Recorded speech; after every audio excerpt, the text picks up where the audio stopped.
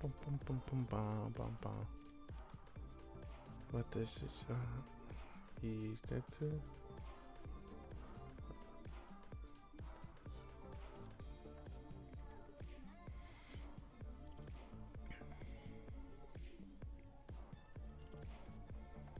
Um.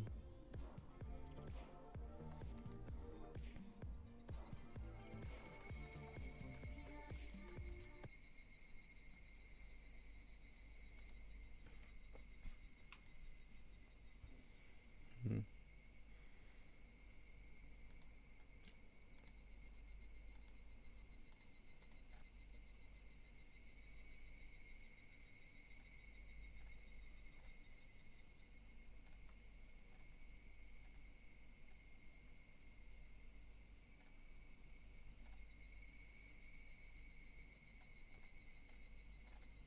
Hmm.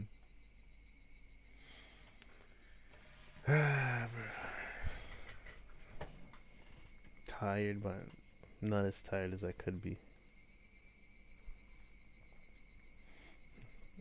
Wish to be more tired.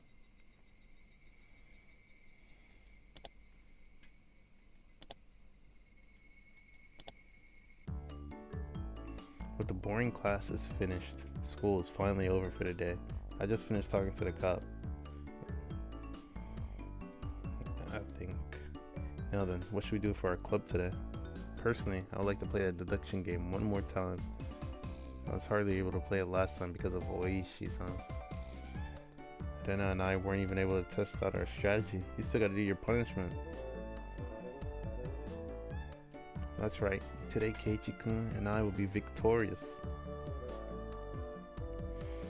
What should we do? We've never played the same game 2 days in a row before. Why not try asking me? Mion looked over her shoulder as we made eye contact. She slowly tapped her palm with her fist as her face suddenly lit up. Oops, I completely forgot. I need to go help my uncle today. Sorry guys, not today. Real convenient. Helping your uncle? Aren't you a little goody two shoes? Sorry, really. I really did forget. Well then, sorry guys. This old man is heading back home now. They got a discard of the body. Oh. Mion left us with that and rushed off to the exit after snatching up her bag. You see, Michan? See, Michan? She sometimes goes to help out at her uncle's shop in town. You mean the toy shop?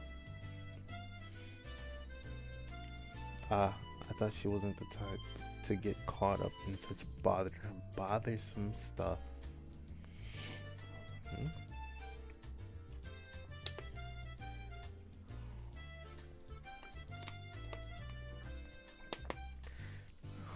She says that she gets paid for it.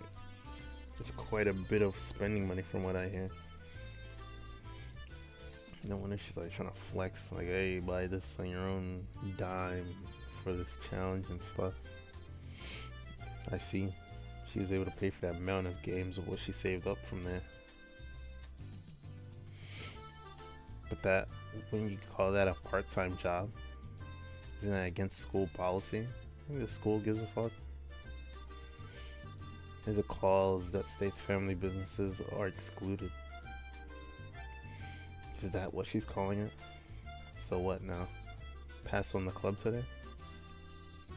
So we're done today, I guess. Want to be fine even without the club president? Let's do this. I opened the club locker and began searching for the deduction game from that ever-growing pile of games. Ah, here it is. The deduction game from yesterday. Wait. A day passed?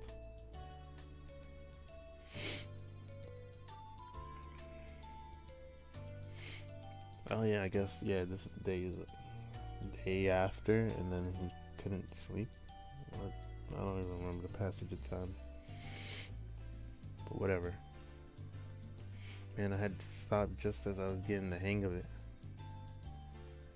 At the very least, I wanted to repay Satoko for what she did during the afternoon break. What did she do? I do not mind, but is that fine for, huh? Is that fine for Hina-san and Rika? If Keiichi-kun wants to so badly, I wouldn't mind playing for a bit. I think it's better if we do it when we have everyone together. When she says it like that, I wanted to go shopping if there wasn't a club meeting today. Going to buy soy sauce and other things. Oh, that's right. I completely forgot. Well, I guess since it's been a while, I should go treasure hunting. What's this now? Everyone's no longer in the mood for club activities. If I kept on trying to push them at her, it may make them realize I had a trick up my sleeve. Ah well, I'll give up this time. Oh man. Vinny blows my nose or something, bro.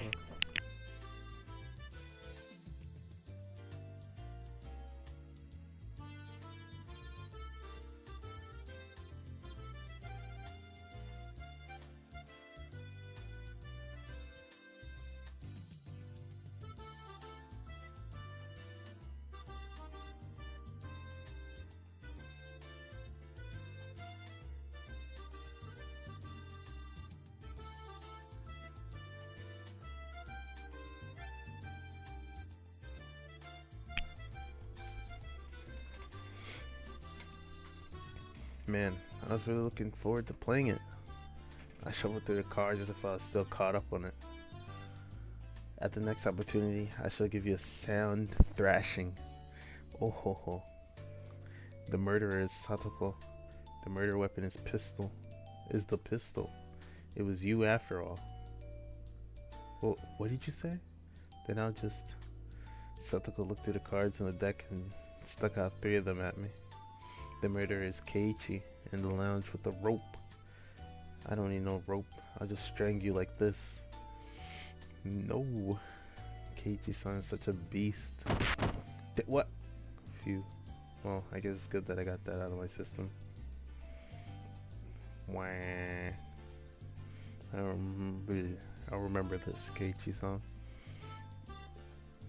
She was used as a plaything for quite a while. How unfortunate. Ahahaha. Cute, cute. Everyone got ready to go back home. I also helped gather up the scattered cards.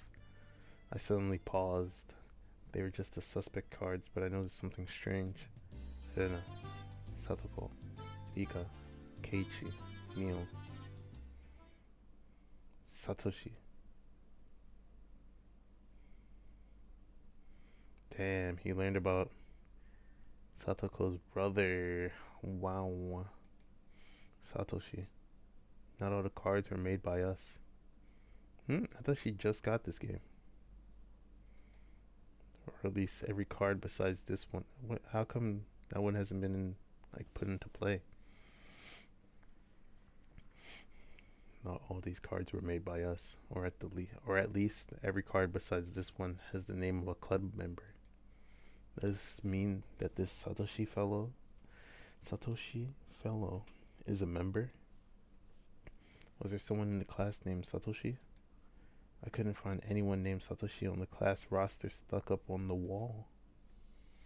Keiichi-kun, let's hurry up. Let's hurry and finish cleaning up. Being rushed by Rena, I finished up quickly. Satoko and Rika-chan had already headed merrily for their lockers, so we were the only ones left in the classroom. Right now, Rena had already gotten her bag and was ready to leave.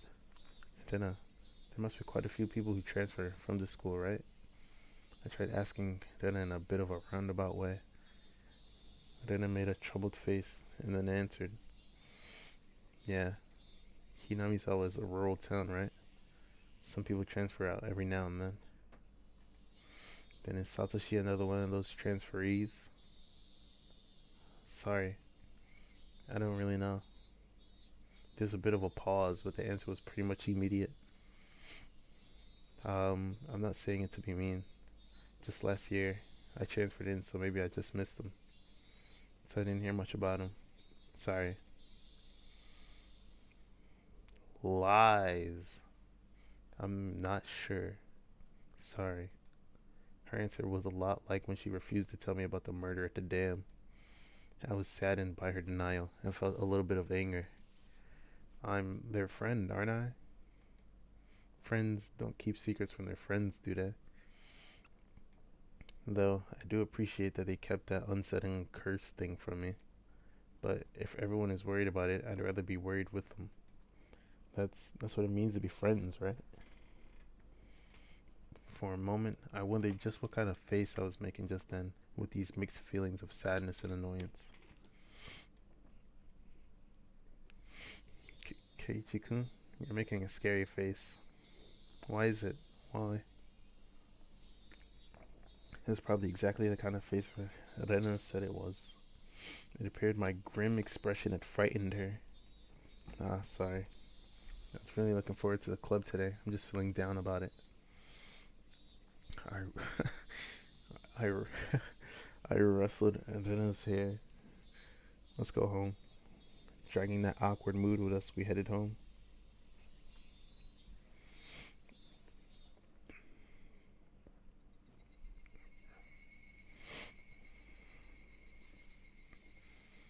I wonder why. Why have I been getting this dumb feeling lately? I didn't know anything. I had nothing to worry about. I was just enjoying my everyday life. My long, outstretched shadow gave no answer to my naive inquiry. Keiichi-kun, are you tired, maybe? Maybe? Rena timidly questioned the reason behind my mood. I'm sure my expression made the situation even more unsettling. You think so? Yeah. You seem to have been a little out of it ever since this morning. Maybe a cold? Physically, I was pretty sure I was in perfect health. It may not seem like it, but I've had perfect attendance since elementary school. And I continued on since I didn't give her an answer. It could be that the fatigue from moving has finally caught up to you. It's completely different from where you used to live, after all. Of course, you've gotten tired, since there's so much you need to get used to and remember. Maybe that's it. Yeah, it has to be. And it was also like that at first, too. I can tell, you know? You know? Now, what I'm wondering is, when shit goes down, is Rena like in her like normal, like current innocent mode when, you know, Labat goes to El Mata, you know? You know, Elbat, La Mata. Or is she like also like geeked out? I wondered if Rena also experienced the slight bit of alienation last year that I was feeling right now. Thinking so, I felt that she was the only one who could understand how I felt. Nah, she was always here. Then she went away for a year and came back or some shit like that. I like to hear about when you first came to Hinamizawa. How was it? Feeling I had been drawn into the conversation, her face suddenly brightened. Ah ha ha ha. It was the same as Keiichi-kun. I didn't know the villagers' names at all. Mi-chan and the rest were all very kind, so I wasn't lonely, but I did still feel a little out of place. Then it told me all the details on when she had moved here. All of her first acquaintances and surprises, worries and good times. So, Satoko got you too? Yeah. There was a thumbtack put on my chair. Poke. Then with that eye, yeah, that really takes me back. When were you invited into the club? The first day? Nah, there wasn't a club at the beginning. It was formed partway through. One day, she said we should stay after and hold a big game tournament. Come to think of it, Mion did say she was the first club president. Now I get it. This is a secret, but Mi-chan used to be really bad at the beginning. She'd never win. Huh? Are you sure that was Mion? Mion? Really? I can't even imagine that. She had to do most of the penalties that she came up with. Ahaha.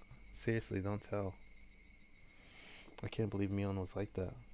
So she gradually transformed into a monster who used any means necessary to win during that time.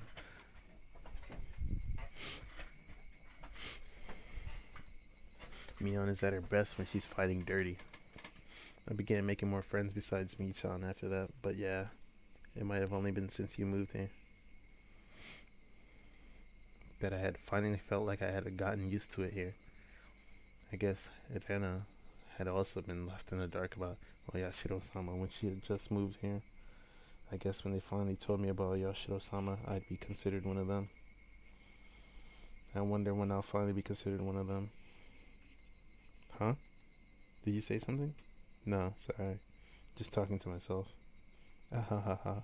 Keiichi-kun, you're silly. And it was poking fun and laughing at me, and I couldn't help but laugh as well. But I suddenly stopped. Then, after making up my mind, I spoke. Hey, Rena, is there something that everybody's keeping from me? Huh? No, not at all. You're lying, aren't you?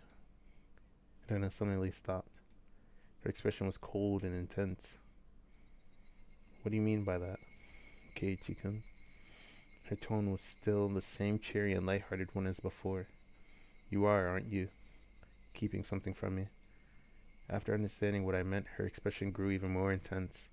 Seeing that face, I regretted saying something so rash, but she came back at me in a way I didn't expect. Well then, Keiichi-kun, aren't you keeping something from us? Oh, brother. Oh, God.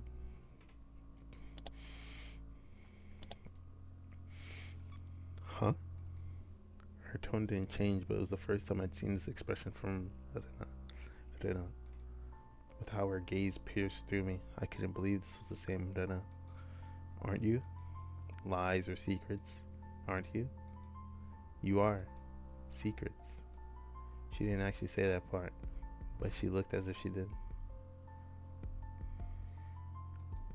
The incident with Tomitake-san and how I felt alienated from the group. Even while having to think about it, there were things I knew that I felt guilty about. But I didn't tell everyone about what happened with Tomitake-san, to be considerate. I was keeping it a secret just the same way they didn't tell me about Yashiro-sama. Then aren't we even? No, I'm not. No lies. Nor secrets. Liar. Her answer was instant and it shook me. Rena stared as if burrowing through me, watching me like a hawk. Why would you say I'm lying? Didn't you say that you were called into the teacher's room yesterday during the club meeting, Keiichi-kun? I know. You didn't go to the teacher's room. I swallowed hard. Clearly it wasn't a bluff. She knew what happened. The teacher said you had a guest, didn't she? But you didn't talk at the entrance. You talked inside of the car near the school gate with some man we don't know. Rena knew everything. She knew that I was called out by Oishi-san and that I heard about the incident with Tomitake-san as well. Did she know all of it? Then you know that I know y'all niggas is lying too. The fuck? And that's why you got this bat to the skull, bro. Exactly. Who was that man? I thought they knew the cop. I don't know him. Why did somebody you don't know have business with you? I want to know that myself. Then what did you talk about? It has nothing to do with you guys. It was a lie. Lies! Bro, she looks so close to her anime counterpart. Then a scream echoed through the trees, sending frightened birds into the air. I couldn't exhale the deep breath I had just taken.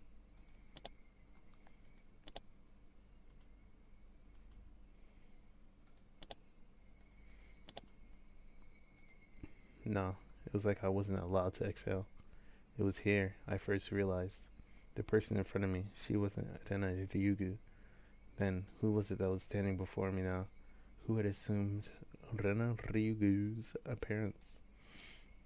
I'd held my breath for so long, I could feel myself suffocating. Right? And then she made a facial expression that Rena normally might have made. It didn't matter that it was Helena's usual smile. It chilled me to the bone. She drew closer to me. I felt her breath against my face.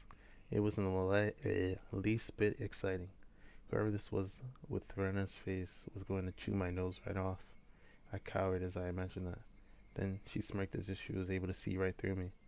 We also have secrets, just like how Keiichi can have secrets. Well, I mean, y'all had secrets first. I'm just saying. Imagine he tells y'all wouldn't open up about y'all shit. Otherwise, you do that before he had secrets to begin with. Deceitful ass motherfuckers. That's why the bat is justice, bro. It was Elena's usual smile, but her eyes were still like that of a hawk's. Is it? To me, her eyes are closed. I know. Bringing her face close enough to mine to almost bump into my nose, she kindly persuaded me. I couldn't nod or shake my head. This person standing in front of me, this person who looked like Elena, frightened me to my core. I was terrified knowing that she could hear the sound of me swallowing nervously. After what felt like an eternity, after a long empty silence, she finally spoke. Let's go. It's getting chilly. It was the Elena again. Smiling at me once more, she started walking as if nothing at all had happened. When I was released from her gaze, my legs gave out from under me and I slumped onto the ground.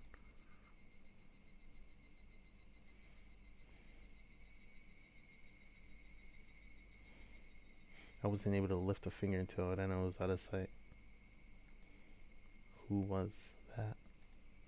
I felt cold. My body was drenched in sweat. I was finally able to form a coherent thought and ask myself once again, who was that person who looked like Ryugu? Ryugu.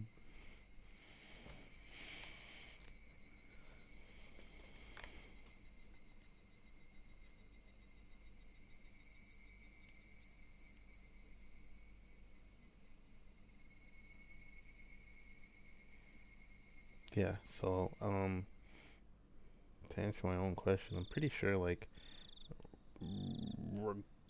there's two timelines where it goes in either Keiichi or Rena's, way.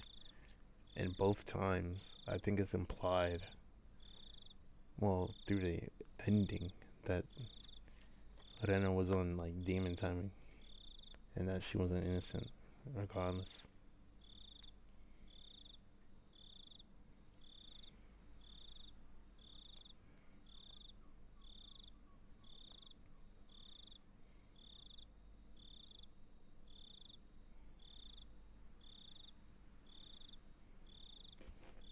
Hmm? I was out of it and couldn't bring myself to do anything until dinner except stare blankly into space. Was I terrified from Rena going off on me? No, that's not right. That was someone else who only looked like Rena. Then, who could it have been? It was a dreadful feeling. Knowing that that was someone else, not Rena. So tomorrow I shouldn't have a problem talking to Rena like I usually do. That thought was strangely comforting. I concluded that I should just calm down and clear my head. Though those thoughts continued swirling around my mind. Finally, I returned to my senses as I heard my mother calling out to me from the bottom of the steps. Keiichi. It's a call from the bookstore. Bookstore? Can't think of why they'd be calling me. I went downstairs and picked up the receiver anyway. My apologies for calling so late at night. It's me, Oishi of the Okinomiya bookshop. Okinomiya bookshop. Oishi-san. Oh, it's Oishi-san. Sorry. Since your parents picked up, I said I was from the bookstore. Puts people off when I say I'm a police officer. Oishi-san was, in his own way, rather courteous. Even so, I didn't want my parents hearing me talk to the police. I brought the cordless phone with me as I dashed Dash back up to my room and on the second floor. Sorry for calling so late. That phone number on the piece of paper you gave me, that phone number on the piece of paper I gave you yesterday was the old number. My apologies. Can you copy down the number I'm about to give you? Yeah. Okay. He gave me the number for his direct line as I wrote it down. I thought that was the end of it, but he began making pointless small talk and it was pretty hard to hang up. So how's it been, my Barasan? Did anything strange happen recently? I see. This was the real reason. He really beat around the bush there. His adult conversational skills left me slack-jawed. Are you from around here, Oishi-san? Yeah, I am. Born and raised in Okinomiya, Mama. Okinomiya. Okinomiya. If he's from around here, he might know. Oishi-san, do you know what this onikakushi, onikakushi thing is about? I believe that's when somebody suddenly vanishes because they've been abducted by a demon. It's a special saying from around here. Okinomiya. Onikakushi. It has the same meaning as spirited away, like everyone else says. Whereas my friends would say they didn't know when I asked, this older man gave me a direct answer. It made me a bit happy that he answered me directly without trying to hide anything. Hinamizawa was, not sure if I should tell you this, my better-san. Don't try to play this off. If you're not going to talk, then I'm not going to tell you anything. No. That's not what I meant. It's just it may make you feel bad. You see, long ago, Hinamizawa was feared as the village where demons reside. Demons? By demons, you mean those pitchfork-carrying things in hell? More like human-eating monsters. They'd go down the villages, snatching people up and gobbling them down. That kind of tale. Demons snatching up people is what this onikakushi really means. They said that the curse and being demoned away happened together. What does that mean? I already knew about the mysterious deaths are happening 5 years in a row, but I didn't know there were people disappearing for those same 5 years. The curse and being demoned away happened together. First time I've heard of that. Is that how it is, my Barasan? That's what I want to know. I heard Rena and Mion. I heard Rena and Mion talking. They said that if it was really Oyashiro-sama's curse, then both the curse and demoning away would happen. Oishi-san began hemming and hawing on the other end of the receiver. Maybe something about that came to mind. My Barasan, do you know the first incident? The murder by dismemberment? Yeah. One of the 6 perpetrators is still on the run, right? Hypothetically. What if he isn't on the run, but he was demoned away? Huh? It was an outrageous hypothesis from Oishi-san. The incident 4 years ago was the particularly ghastly one. The police already knew the perpetrators, so they posted tons of wanted posters with his face on them. They staked out various locations and investigated every possible escape route he had. But after 4 years, there wasn't even a hint of where he might be, unless the police were completely incompetent. Even if it was an outrageous hypothesis, I couldn't simply laugh it off. Then what about the incident the next year, when the man who supported the project and his wife both died in an accident? Well, actually, it was only the husband who died in an accident. That's what I heard. His wife's body never surfaced. Unless we find the body, then it's considered a missing person by law. At the time of the incident, with the river below the cliff being muddy rapids, the police divers had searched every branch off the main stream of the river for dozens of miles, but in the end they weren't able to find her body. But that's just them not being able to find the body. She's still dead, right? Isn't it different from her being demoned away? We cannot say someone is dead without their body. Until a certain number of years pass by law, she's treated as still alive. I'm not sure if it was right to call that being demoned away. The wife is missing. At least that part was reality. How about the 3rd year? The Shinto priest died of illness, and his wife committed suicide. Maibara-san, that's actually the exact same scenario. The wife had supposedly thrown herself into the bottomless marsh deep in the forest around Hinamizawa, meaning it's all circumstantial evidence. They simply found her suicide note in front of the marsh. A diver was able to recover a few remnants, but they weren't able to find the body. The investigative headquarters believed that she had faked her death and was still alive somewhere. I'm not sure if we could call these cases of being demoned away. It's just as if you said, every year one person does go missing. Didn't see it. The incident this year, the woman with Tomitake-san, has gone missing. Then what about the incident with the housewife beaten to death? Who went missing? I believe the perpetrator was caught, right? Yeah, we arrested him. He was just a miscreant with a record of narcotics abuse. He admitted to the crime while being questioned about a different incident. But, well, you see, after he was arrested, a child from the victim's home went missing. Still under investigation as to whether the disappearance had anything to do with the crime. What? That's what it just. But you said you caught him, right? Did he have an accomplice? No idea. It's considered a separate case. Moreover, we can't even check now, because while under investigation, that man, he died in his holding cell. He swallowed the spork and choked to death. It's not known whether it was an accident or suicide. Meaning for the last 5 years, there's always one person who dies and one who goes missing. That's about right. No, actually, I'm surprised as well. I never realized they had that in common. I couldn't believe that this could help lead to the closing of those incidents. It was just something they had in common. Could it be that those demoned away have something in common? Oishi-san mumbled as he seemed to be thinking about it. So I summarized the events. The first year was the damn employee. Second year was the wife of a damn project supporter.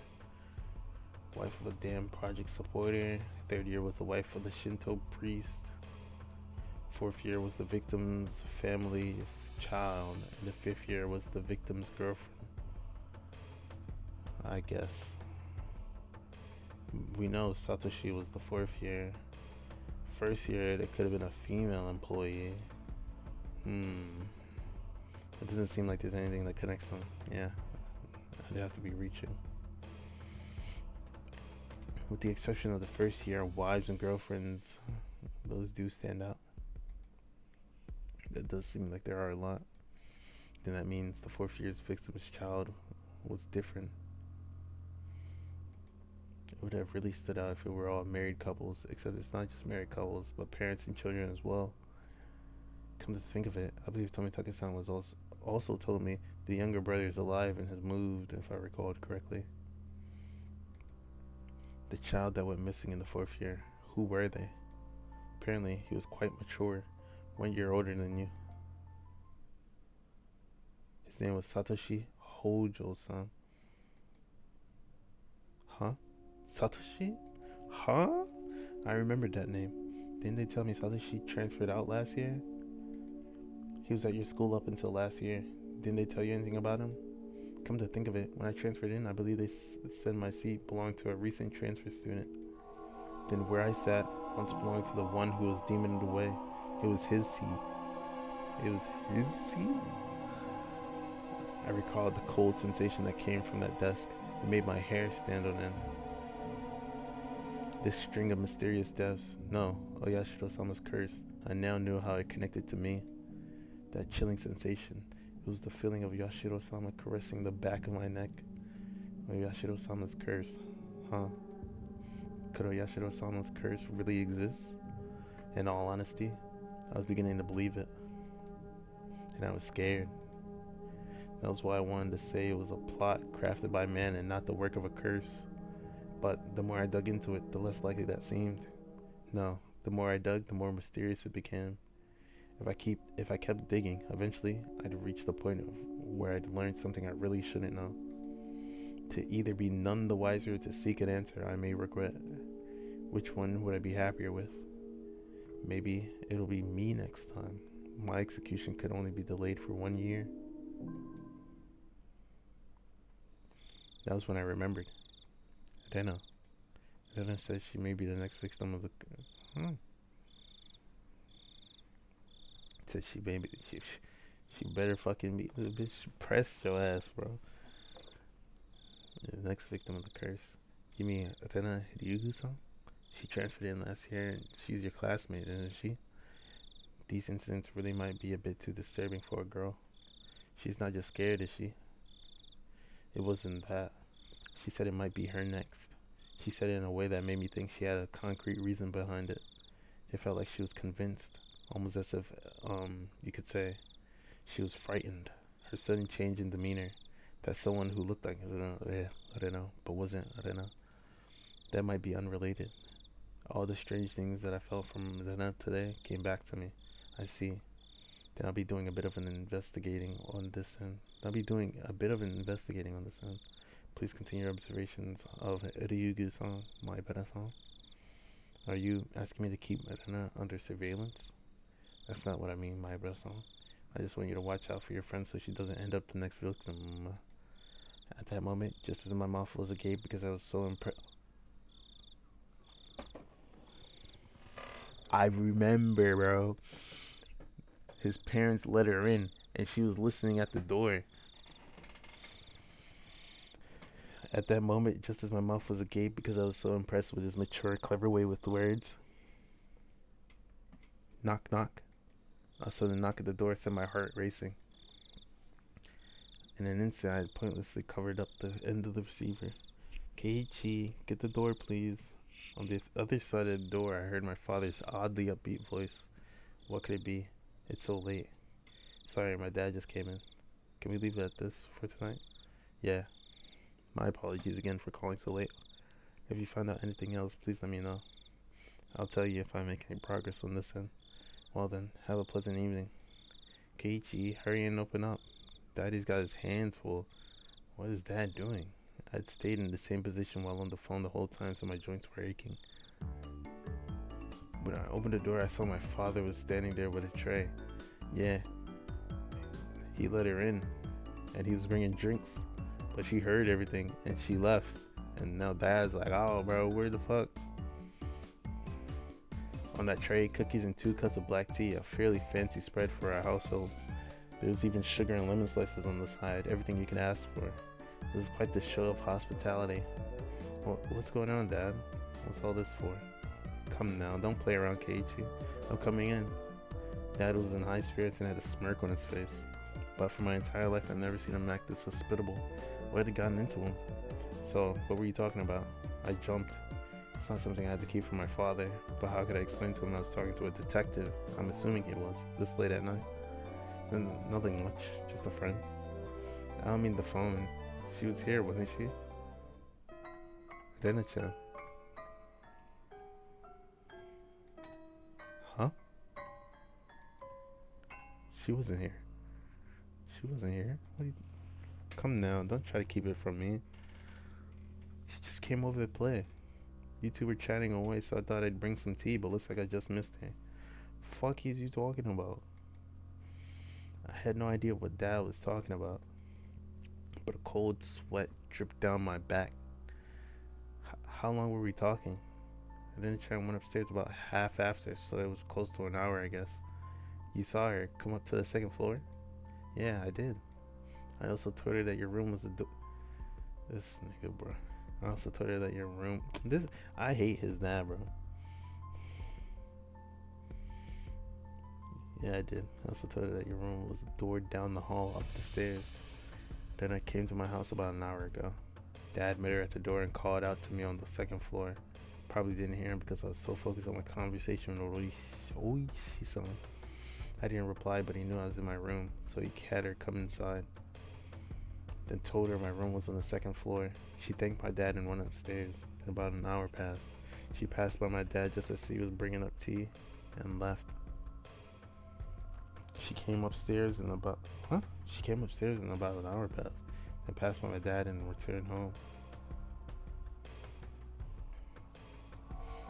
Then after she came upstairs and until she left, where was Rena?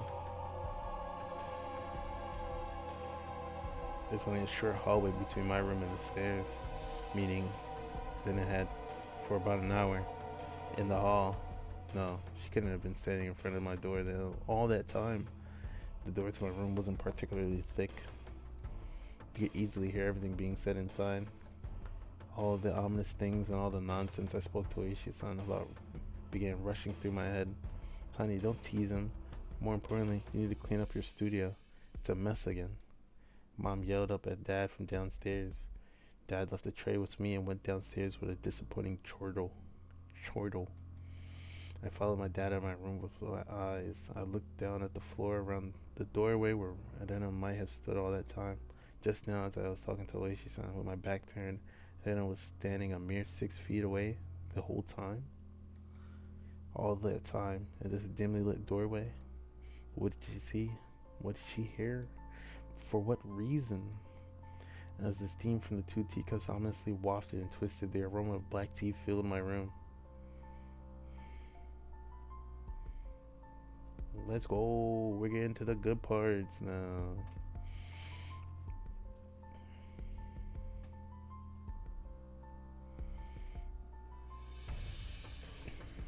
You have received new tips. Notice from the police chief.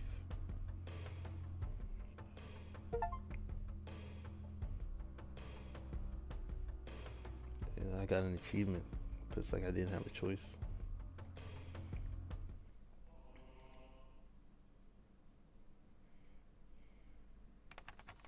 July 1st, 1982. To Departments 1 through 12. Prefectural Police Headquarters, Director General. To the Chief Constable and all facility managers. Regarding cases situated in the Hinamizawa village. Notice. As cases in Shishibone City, Hinamizawa village have been reported by certain sections of mass media and has drawn global attention, which is causing serious repercussions for the local residents. This has become a very serious situation. Protect the livelihood and prosperity of the residents. The following notice has been issued. 1. Designate the following criminal investigations as classified. Okinomiya Station 1982, case number X. Hinamizawa Village housewife murder dated June. Okinomiya Station 1982, case number X. Hinamizawa Village student disappearance dated June. Non-disclosure of information. Okinomiya Station 1979, case number X. Hinamizawa Village site foreman murdered dated June. Shida Station 1980, case number X. Shida Natural Park falling incident dated June. Okinomiya Station 1981, case number X. Hinamizawa Village Shinto's priest's wife's disappearance dated June. Requesting self-restraint from each organization concerning the release of sensitive information. Please see attached reference materials 1, 2, and 3. Management, XX Prefecture, Police Headquarters, Internal Line, Police Affairs Department.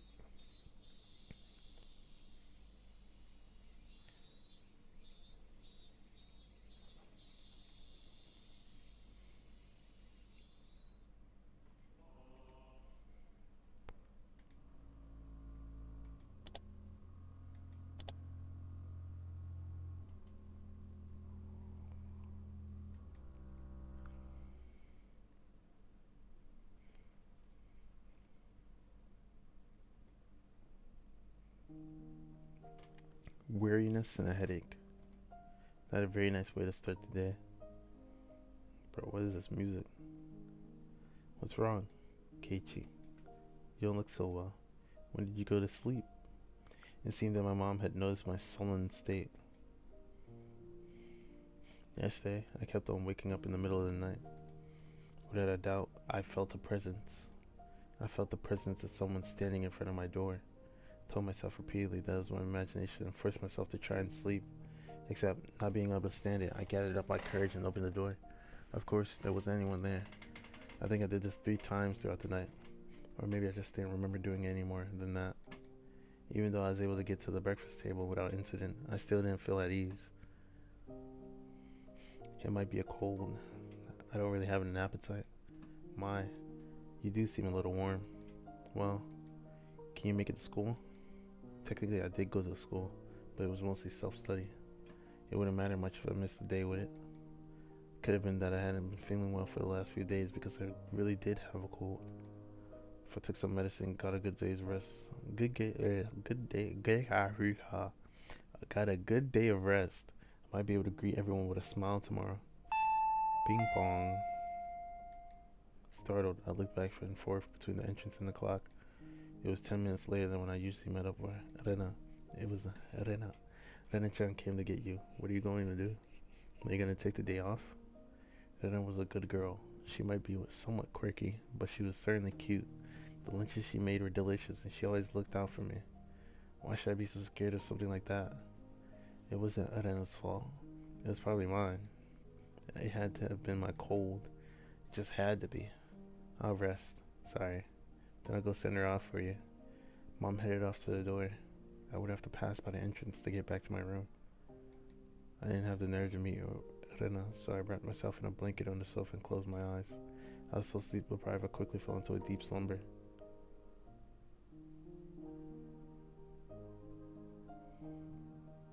I had only intended to lie down for a bit, but it was almost noon when I woke up.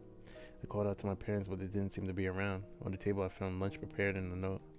Mom and Dad had apparently driven off to somewhere far away. Oh, how convenient, bro. It likely had to do with Dad's work. This happened every so often, so it wasn't that unusual. They'd probably be back sometime after dinner. On the note, it said, "The insurance card is in the cabinet. Take it and go to the hospital." There was also a well-drawn map to the hospital. That's right. I hadn't been there before, so I didn't know exactly where it was. Had a light lunch, although it really was just leftovers from the morning, and just in case, went to the hospital.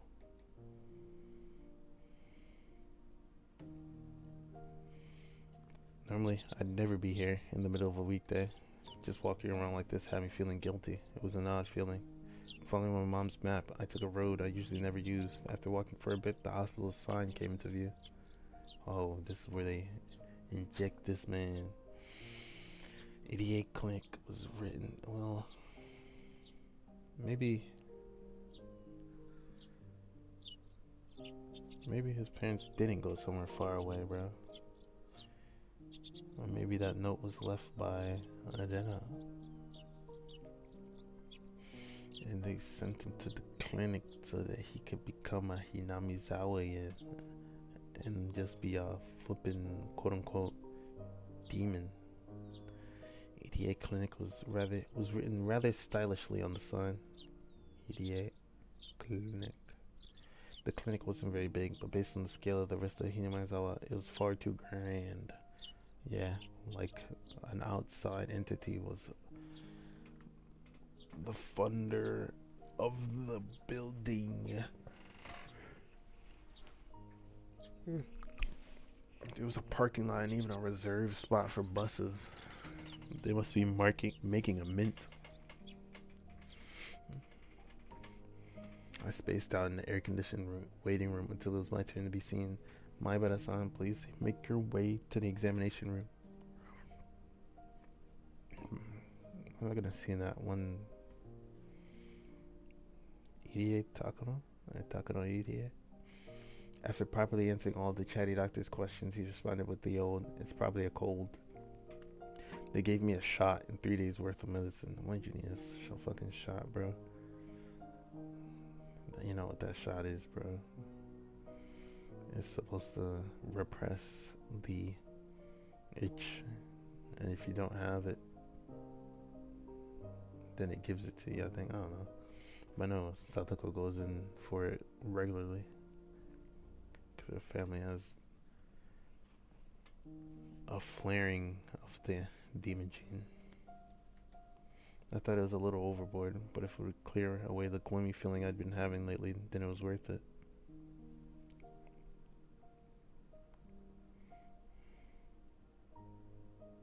I settled the bill and took a quick trip to the washroom. As I was leaving, I overheard a conversation between some elderly people who seemed to be regulars at the clinic.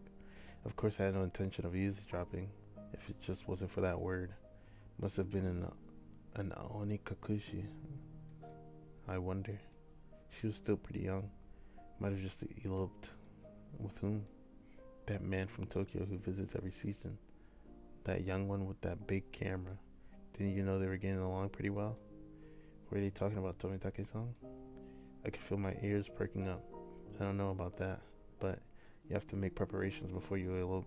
Leave a note or quit their job or something. It's not elopement because they didn't leave a note or a message.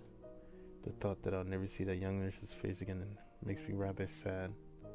Takano-san is an upstanding young woman. She'll be fine wherever she goes. So her name was Takano-san. That woman with Tomitake-san. And she worked at this clinic? Yashiro-sama's shadows following me everywhere I went. I started listening more closely, but they began talking about fishing and it didn't seem like they were going to revisit the topic. I gave up and left. Thus, even though I separated from the daily monotony of school, I wasn't able to escape from Yashiro-sama's shadow. But of course, Yashiro-sama was the guardian deity of this place, of Hinamizawa. As long as I was in Hinamizawa, I wouldn't be able to escape.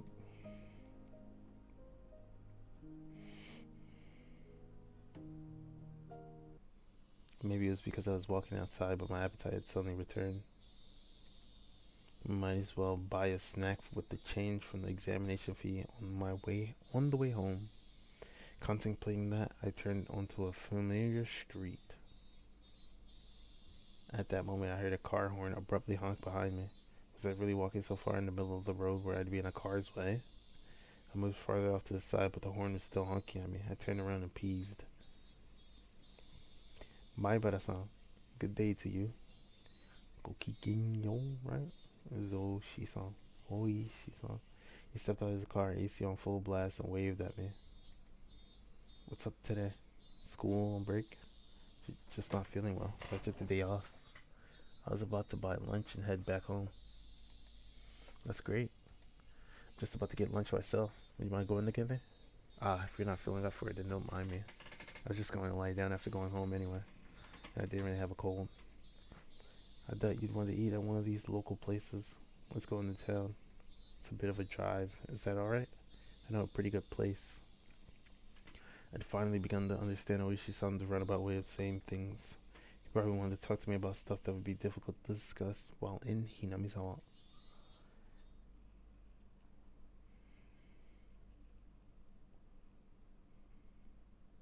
I went with Oishi-san, riding in his frigid car. It was almost as if the bright sunlight outside was a lie. I'm sorry about calling you so late last night. Did your parents get angry at you? No. I recalled Anna, who had been listening to the phone conversation all that time, separated from me by just the door. Even now, in the brightness of the sunlight, the thought still creeped me out. With a big thump that jolted the car, the road connecting to the city changed from dirt to pavement. My head swiveled back with a sudden realization. That's right. This is where Tomitake-san died. They've hit a snag on the investigation regarding Tomitake-san. Oishi-san spoke while peering at me through the corner of his eye. They believed it was caused by hallucinogens, given how he was clawing out his own throat. But a drug that could cause that to happen so suddenly is extremely hard to come by. Bear in mind, of course, the autopsy was done with that premise in mind, but we didn't find any leads. You know that thing you see in comics all the time, where there's a drug that if you put it in them, it doesn't leave any traces. It exists.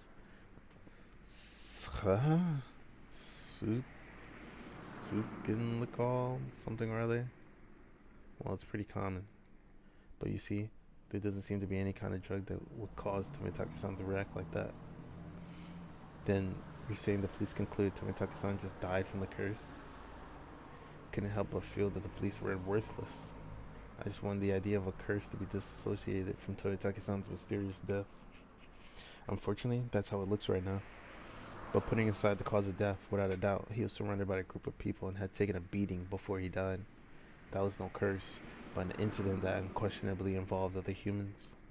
That made me a bit relieved. We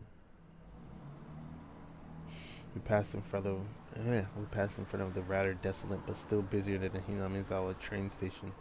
The car pulled into a restaurant parking lot, and I followed Oishi-san into the shop.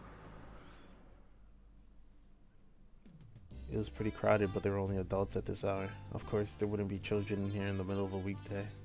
2, please, non-smoking. This way, please. When you're ready to order, please call me over.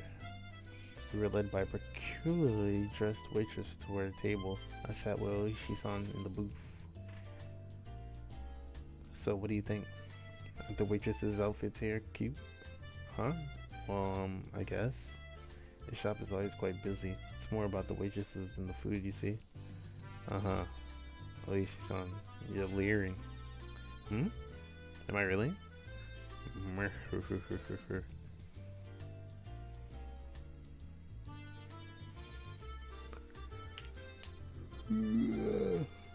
We're regardless of how the witches looked, the food was decent enough. Finishing our meals while talking about some inane topic, Oishi-san's after meal cup of coffee arrived at the table. Yesterday we talked about the Hinamizawa's past, didn't we? Yeah, that it was the village of man-eating demons or something like that. I didn't know much about it myself, so I asked my grandmother about it this morning. Oishi-san took out the notepad that was stuffed into his breast pocket. Turns out that Hinamizawa used to be called Onikafuchi, or Ogre's Abyss. Onikafuchi. That's quite the name. The name is still around. The marsh where the Shinto's priest's wife drowned herself is still called Ogre's Abyss. It's said that the depths of that marsh connect to the realm of demons. Of course, nobody had told me anything about such an ominous marsh. And you see, it appears they were both feared and revered, a respect born of fear. I guess you could say it was kind of a deification, a village of inhuman creatures. Seems the demons were ascending or mountain-dwelling mystics of sorts, taking villagers with incurable illnesses into the Ogre's Abyss and healing them, for example. Even if we are calling them demons, Tengu long-nosed goblins or senin would be a more apt description. They didn't seem like such terrible people, even though they were called demons. But they were still man-eating demons, according to the story my grandma told me. As payment for treating the son's illness, let us eat the mother who brought him here, was apparently how things went. The price of curing her son was herself? That's unsettling. Of course, the mother took her son and ran. Then you see, all the people who lived in Onikafuchi, demons chased them down, rounded them up, and captured them. The entire village, apparently. That's quite a frightening thing to imagine. In the end, it seems both the mother and son were caught and eaten. The end. There's a problem with this story. Both witnesses in the story were eaten, so nobody would be able to tell the tale. Huh? There are plenty of old fables like this. In contrast to the ghastly tale, Oishi-san laughed heartily while sipping his coffee. But well, there are quite a few other tales where the demons from Onikafuchi band together to capture their prey. I recalled that Mion said all the villagers united and fought against the dam construction. I saw similarities with how that part about unification overlapped. Normally, they hunted down a single person, and they chose who it was going to be beforehand. Huh? That caught my attention. Oishi-san also appeared to be pondering what it meant. My grandmother told me that you must never interfere with the demon's hunt. You should just hole up in your house and hide under cover, she said. So what does this all mean? It means you mustn't ever help or protect the prey. As long as you don't disturb the demon's hunt, no harm will fall upon the villagers. Seems there's that kind of rule. Basically, don't help the victims. Pretend you didn't see the atrocities, in other words. What happens if you break the rule? Well, they're man-eating demons after all. Many parts of that tale caught my attention. Parts of the story he told me overlapped with his theory that the perpetrators were all the village families. Even if it wasn't the whole village, it was conceivable that the villagers were hiding under the covers and leaving them to die when there's a group that was on their hunt, wasn't it? I didn't dare speak it. Then, Oishi-san, I guess it looks like it's either the village families or a group of villagers perpetrating the crimes. What do you think, Maibara-san? Excuse me. Another cup of coffee, please. That's what I wanted to know. It seemed that we were both waiting for the other to say that last part. I waited for the waitress to finish pouring coffee before speaking. Last year, I had a nagging feeling when Satoshi-kun disappeared. Oishi-san muttered as he watched the milk swirl around in his coffee. So those friends of Satoshi-san, meeting your group of friends, Maibara-san,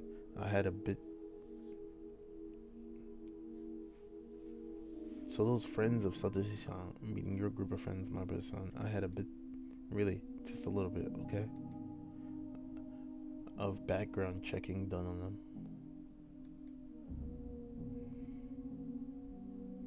If Oishi-san had said this to me before, I would have been furious since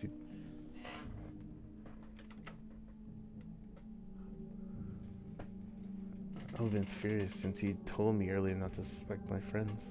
But as I was now, I couldn't. This might sound pretty stupid, my brother-san. If you feel that it's stupid, please say so. I'll just stop. Oishi-san was wearing the most serious expression that I'd ever seen from him. It was as if he was telling me to prepare myself and listen. There were quite a few things I regretted hearing from Oishi-san, but none of them were as threatening as this. A little voice inside me was screaming like an alarm. Stop, Keiichi. This is probably the last one. I took a deep breath and silenced that voice. I would not run from the truth. Please. That was all I could utter. Oishi-san stared into my eyes silently for a few moments. After he was certain I was ready, he began. The victim of the incident in the first year was the overseer. A few weeks prior, he had an altercation with Mion Sonozaki-san. Multiple altercations.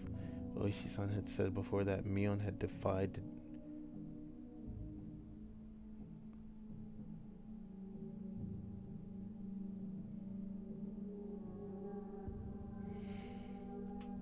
what if Mion was the, quote unquote Mion was the one that was supposed to be demoned away, but instead they just sent her sister, who looks exactly like her, to a different town to prevent it. And since she wasn't truly demoned away, the curse continues.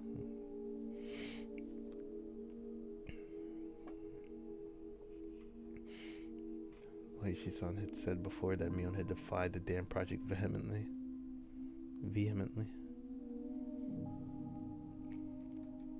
Well, it wasn't hard to imagine how she'd be if she got worked up. In the second year, the married couple who supported the project died in an accident, right? He had a daughter. Her name is Satoko Hojo-san. Huh? Satoko meaning Satoko? Oishi-san told me that my voice was too loud. I realized it as well and quickly quieted down. The Shinto priest and his wife who died in the third year, you see, their daughter is Rika Furude-san. Oh, yeah. I should have made that connection right away. The Shinto priest.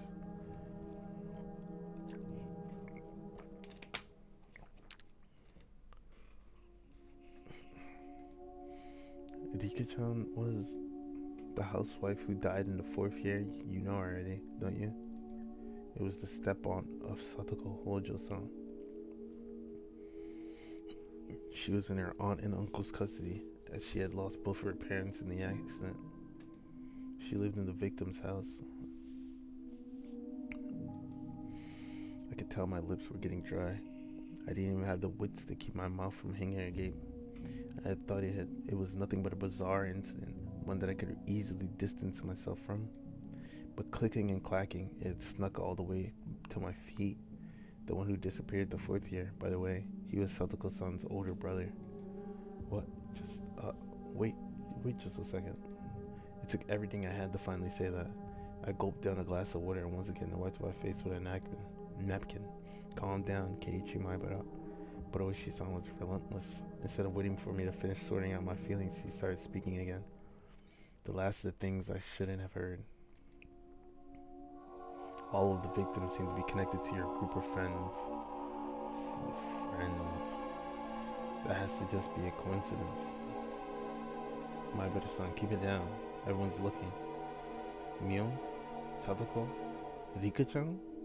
So what if they were connected? You're telling me all of my friends? It couldn't be. It just couldn't be. Oh, Rena is different, isn't she? Rena isn't connected with the victims at all. Rena Ryugu-san was living in a suburb of Ibaraki Prefecture up until last year. Well, it's true she hadn't directly met any of the victims. He said it in a roundabout way. Is he saying she's also connected? Actually, I looked into her. Before Ryugu-san moved away from Yamazawa, she was suspended from school. It seems she went through her school building and broke all of the windows. Rena did that? She broke all the windows at her school? That same silly Rena had? I couldn't even imagine it. It seems that after her 3 day suspension, she didn't return to school. She went to a neurologist and was diagnosed with dysautonomia.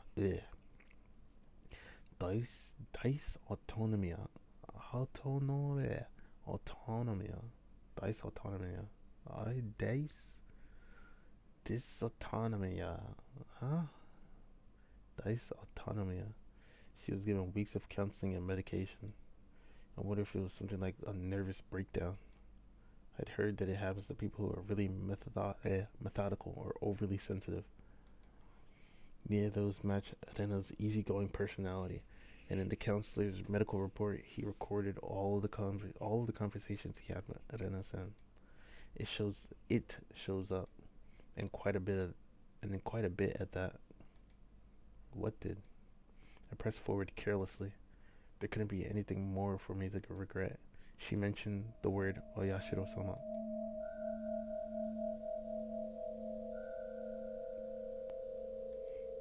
It felt like someone's stone cold hand was caressing my back.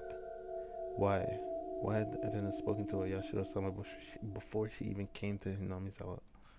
Seems that the Oyashiro-sama she spoke of was like a ghost appearing in her house every night, standing over her pillow, looking down at her. My mind froze. I couldn't process what I was being told. A while after that, she moved to Hinamizawa. Ah, that's right. She's not an outsider. Huh?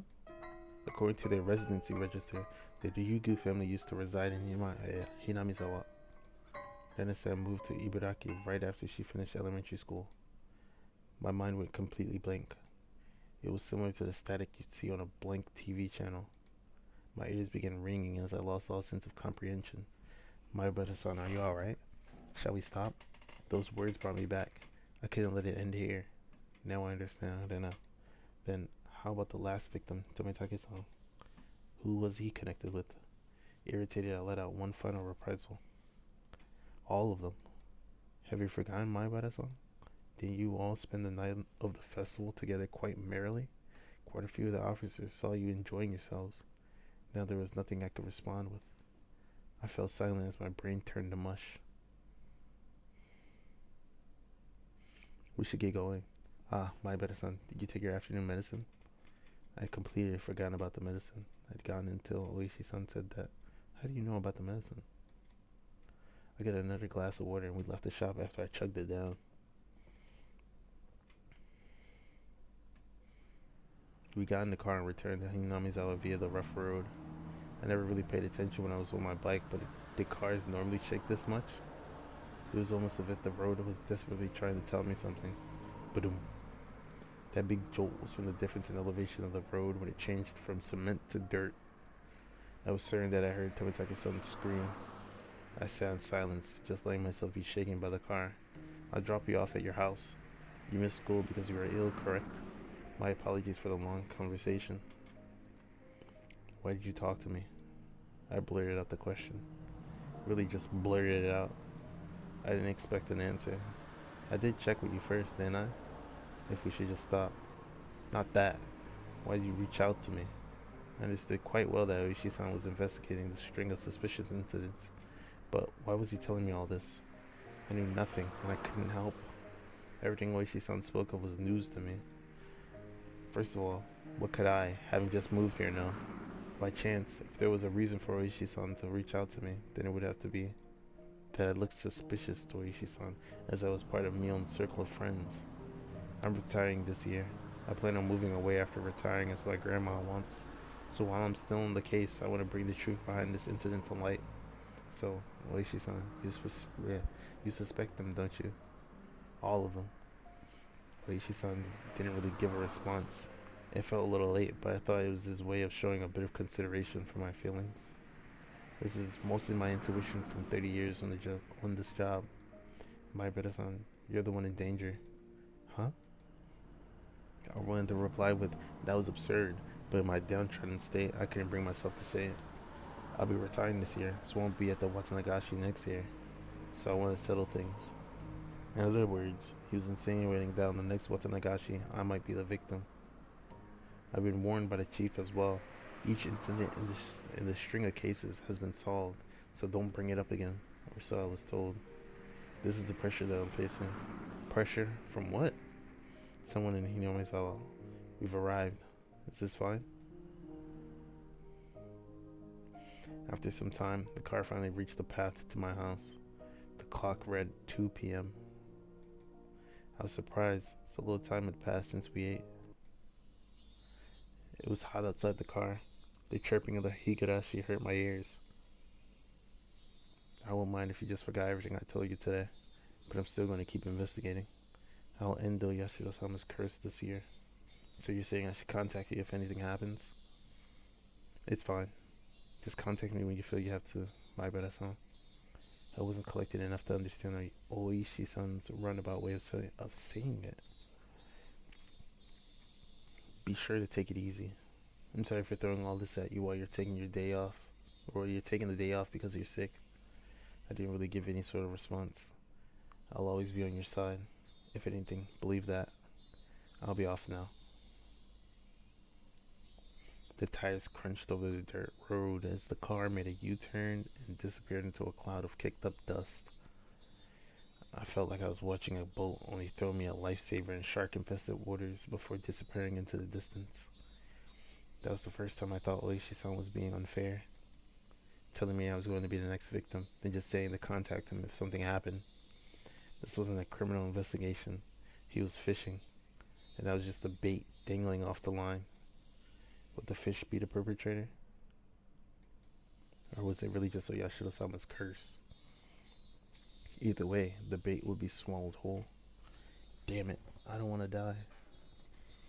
For some time, I could do nothing but stare at the puddle of water left behind by the AC from the car.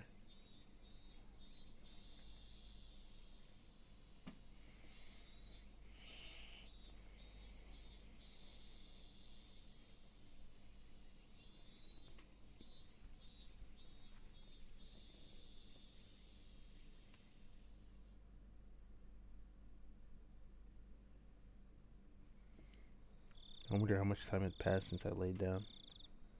It was getting dark outside. My body was soaked in sweat. It would probably be a good idea to change my sheets. At that moment, the phone downstairs rang. It was probably Mom. Mom was quite the worrywart. Maybe she had called many times, but I just didn't notice. Hello, this is the My Brother residence. Oh, he's alive. Hello, this is Mion. How you doing? Is this one of Keiichi's friends? Keiichi's resting now, but shall I put him on? Huh? Is this his dad? Ah, sorry. Idiot. You fell for it. Huh? Kei-chan. After our exchange, we both had a good laugh together. Except I was suspicious of her even as we were laughing. Was everybody really involved in the incidents? The fact that I couldn't say no saddened me. I'm relieved that you seem well. Then I was really worried, you know? And she thought the whole show was about to end, bro.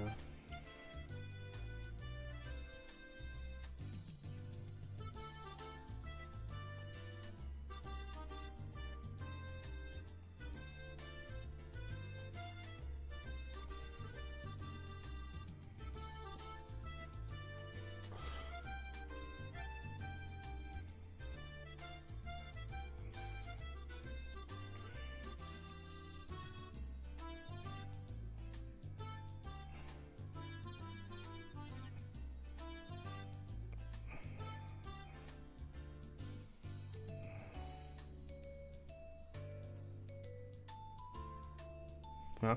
Huh? What? I'm relieved that you seem well. Then I was really worried, you know? Sataka-chan was happy and said you got what you deserved. What? Dika-chan said, how unfortunate he's sick. Looks like everyone's making a big deal out of it. Well, you know, so Kei-chan, is now a bad time to come pay you a visit? A visit? No, it's okay. It's not like I'm dying. My grandma made a ton of mochi, you see. I was told to share them, so I'll bring you some. No, I'm good. Hey, no, he'll catch my cold. Not to worry, both Nana and I are too stupid to catch a cold. Yeah, but you're not too stupid enough to catch 2 swings to la mata. See you. Be there in a bit. She hung up cheerfully. Rena's coming too? That's what it sounded like. I was still concerned about meeting Rena, but I guess if she was with me on, I guess that's how it happened. I heard the doorbell 10 minutes later. How are you feeling? Did you take your medicine and rest? I did just that. Thank goodness, you look well. I was worried.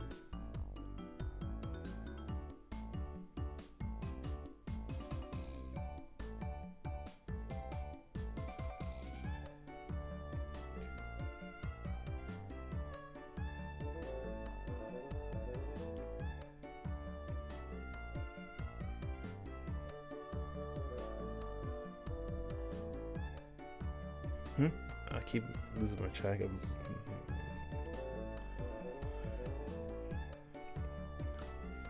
Thank goodness you look well. I was worried. Sorry, I'll be fine by tomorrow. Mion showed a complete lack of concern for someone who's recovering, and then it looked like she was worried about me from the bottom of her heart. It didn't look like there was anything behind those expressions. I thought we might hang out for a bit, but it looks like you're not quite in the condition for it. You don't say. Seeing my face appeared a bit sullen.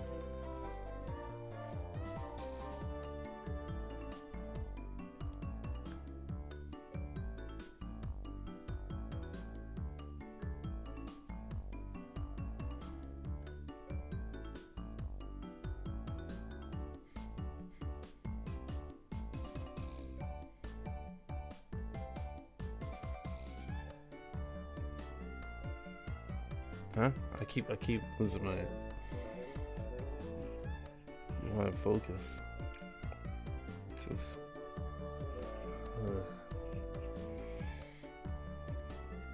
huh? I see my face up here. Then here, Kei chicken. These are the mochi Mi-chan's grandma made.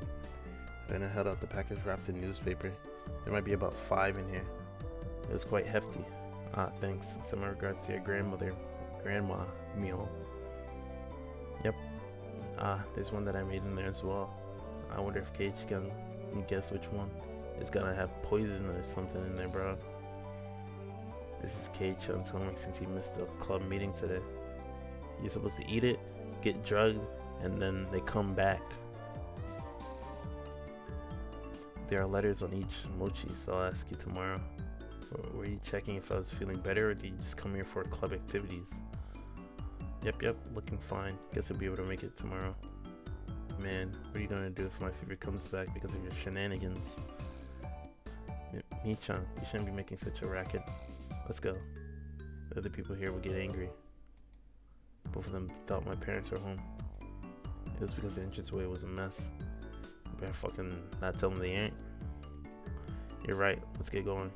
By the way, Kei-chan. Yeah?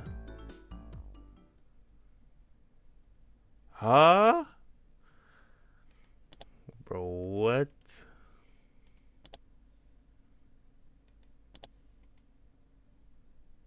What did you eat for lunch? The sudden question startled me, and I went wide-eyed when I saw a meal.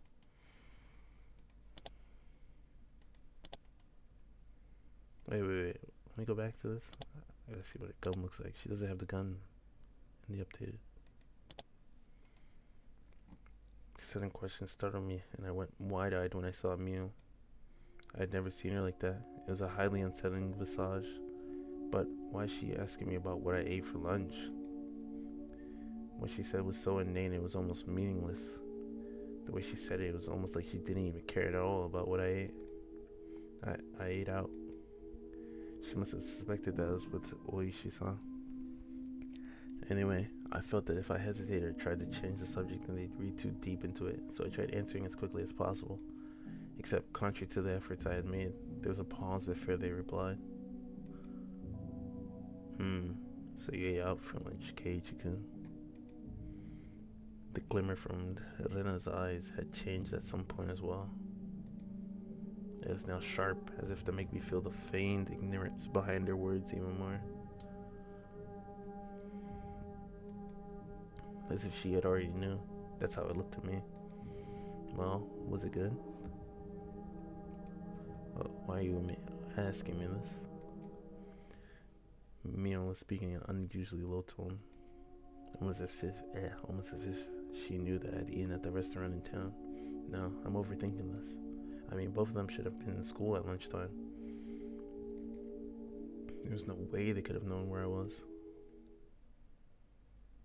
Seems you were with a rather austere-looking older guy. Who was he? Flop. The package with the mochi I was holding slipped out of my hands. I could tell the blood had drained from my face, making me go pale. Oh, Keiji-kun. Who was he? Could he be the person from before? I wonder. I could feel the back of my throat going dry. This is no longer a bluff. They knew everything? How do you know that? It took everything I had to finally force those words from my throat. My knees were shaking. Because there's nothing this old man doesn't know. Mion sneered knowingly, and her laugh seemed to carry on forever. So, Kei-chan, what did you talk about? It seems like you... Huh? Bro.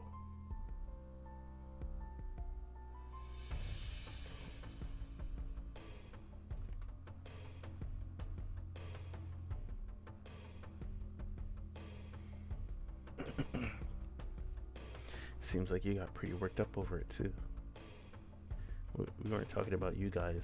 It didn't have anything to do with you or Isn't it a bit strange to hear our names come up, even though nobody asked about that? And his unwavering gaze pierced through my eyes and peered further inside me. I dug my own grave. My heart was throbbing so much it felt like it was going to explode. Well, whatever you're trying to hide, this old man already sees through it all. Remember that. And that's why I'm so glad the ending that y'all niggas is murked, bro. It's like one of my top endings, not gonna lie. I couldn't even shake my head. It took everything I had to stop my teeth from chattering. She never let her gaze break from mine, even as she tilted her head silently. Keiichi-kun, you don't look so good. I think you should lie down. That's true. We should both head back home. As if nothing had happened, they both giggled at each other and started making their way out. I hadn't moved a muscle since I had dropped the package of mochi. As they left, the door slowly closed behind them. All I could do was stare, as if I couldn't move until the door was completely closed. Just as the door was about to close, it opened again, slightly with a sudden creak, setting my heart racing once again. A single eye peered in through that narrow slit, and Mion's hawkish gaze peered at me once again. See you, Kei-chan. Yeah. I'd hate it if you missed your school tomorrow, alright? Thud. The door closed. I wasn't able to move a muscle even after a low laughter died off into the distance, and silence once again enveloped the room. Coming back to my senses, the first thing I did was lock the door. They knew what Oishi-san and I talked about? Why? How? No, that wasn't important. Thinking about it now, all of it could have been overheard from the beginning when Oishi-san met me. Just as Mion said, I couldn't hide anything. Then what were they trying to tell me? That part was obvious. They were warning me not to say anything unnecessary. What did they deem unnecessary?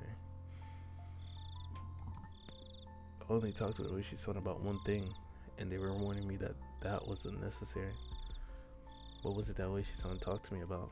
The incidents involving Oyashiro-sama's curse that occurred every year weren't individual cases, but were connected as a whole, as well as the fact that there may be multiple perpetrators hidden within Hinamizawa.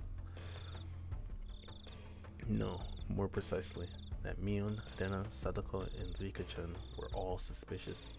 Is that what they were warning me against? What kind of nonsense am I thinking about? I hit my own what the fuck are you talking about nonsense after seeing that shit go down, bro? What? I hit my own face hard enough that it let out a loud slap. If only that would wake me from this nightmare. But for some reason, It felt like I was punching a blanket. It was almost laughably painless. Calm down, Keiichi Maebara. When did I become such a pessimist? Calm down, calm down. Settle down and sort things out. The reason Mio knew I was eating lunch with Oishi-san was probably just because somebody from Hinamizawa just happened to be there at the time. They must have told Mio that I was there. That made the most sense. Plus, come to think of it, she didn't ask me where I ate lunch, did she? She only asked, was it good? They were just curious since I was together with someone not from Hinamizawa. It's not as if they had any ulterior motives. That's it. That has to be it. Thinking about it that way, it was the same with Rena.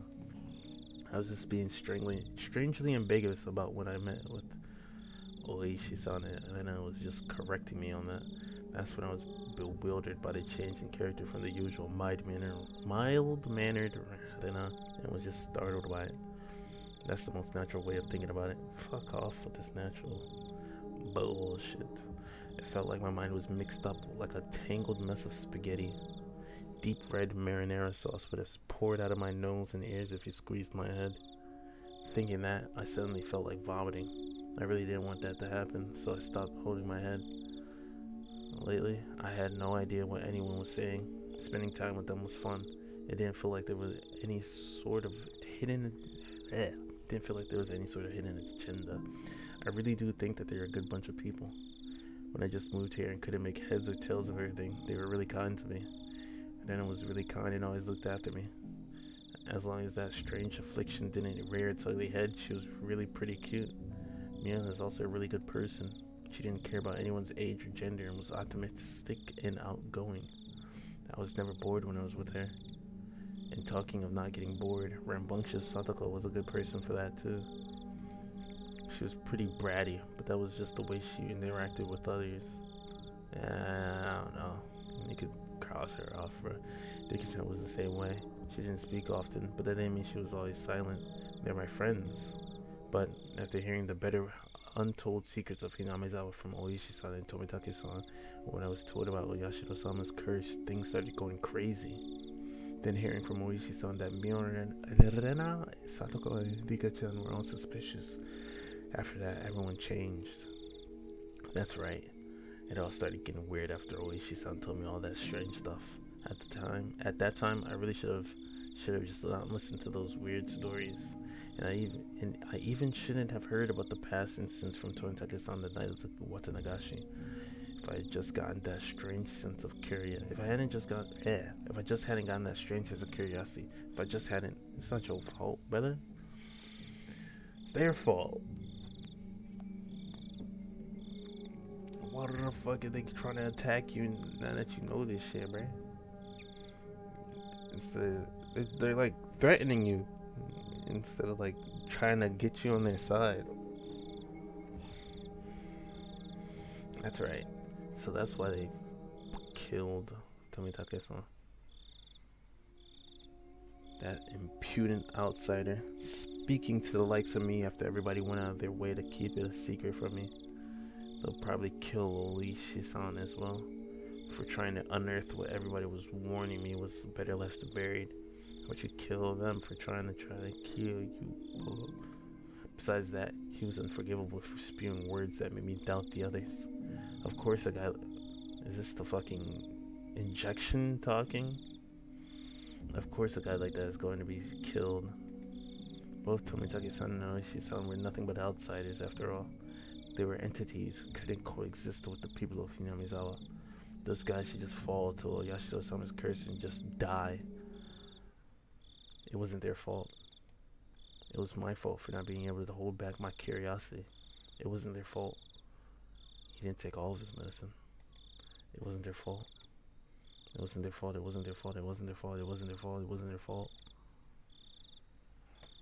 I settled into a daze. It was a lethargic feeling I had just gotten up.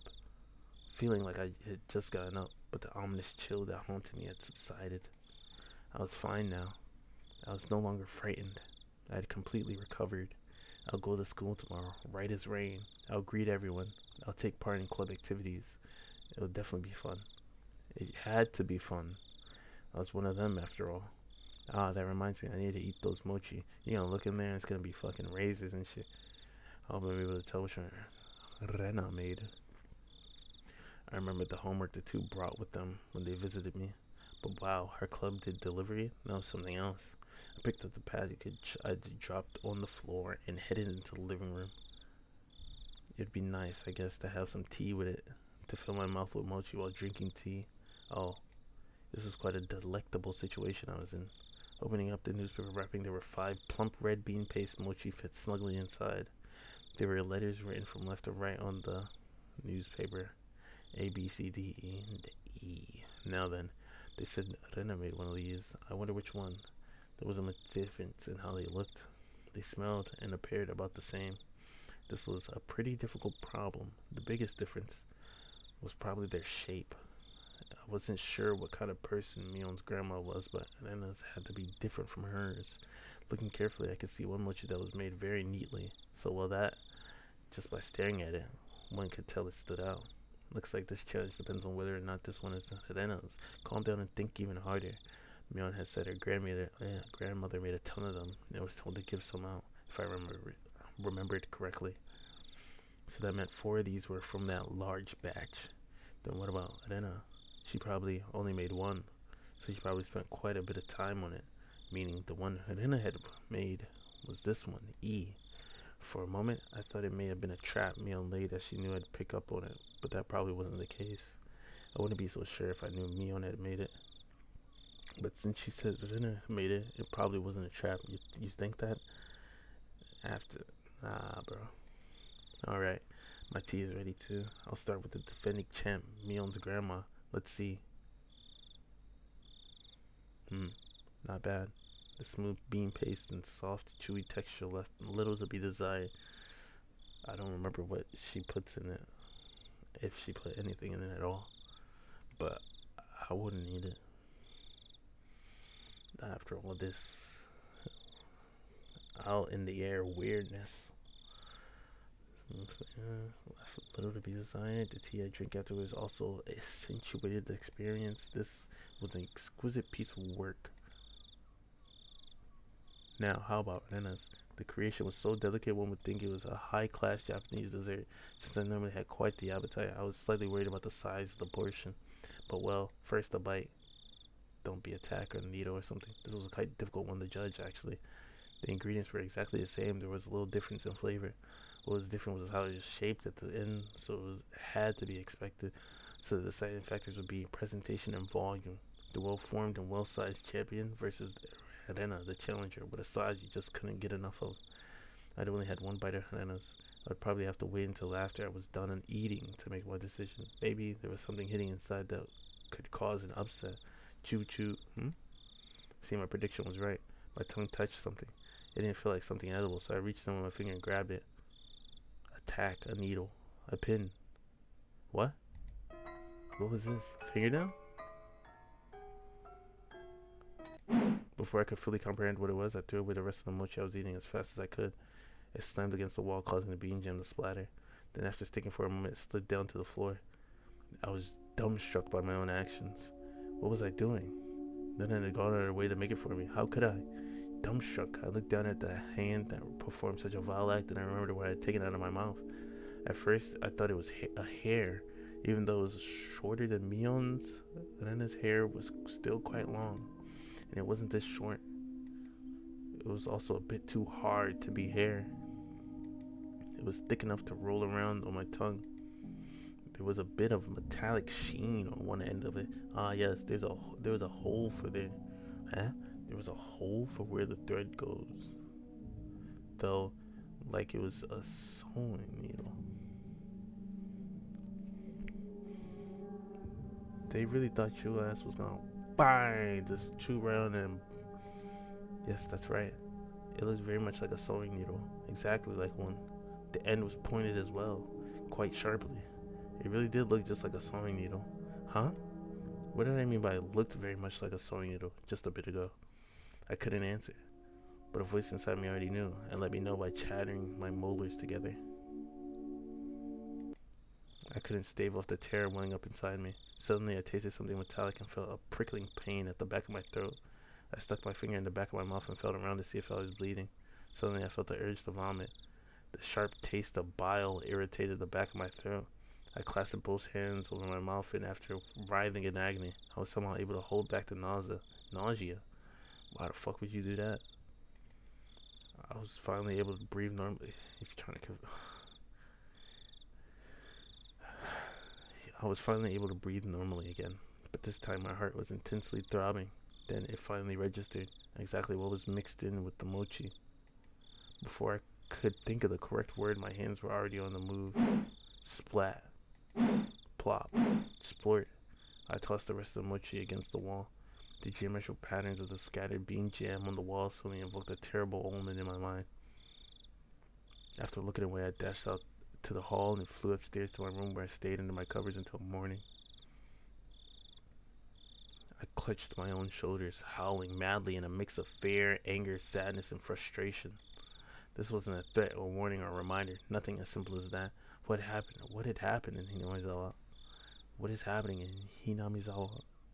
What would happen? I didn't know the answer to any of those questions. Where did I break a taboo? Regardless, now Rena and Mion and others, they considered me an enemy, and they thought I should just die. I won't let you kill me. Let's go!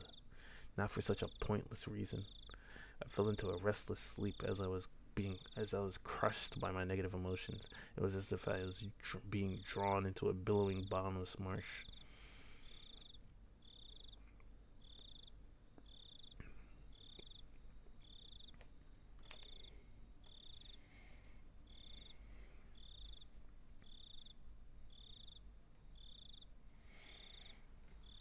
It's like my favorite ending. What's a medicine that makes you commit suicide? Threat.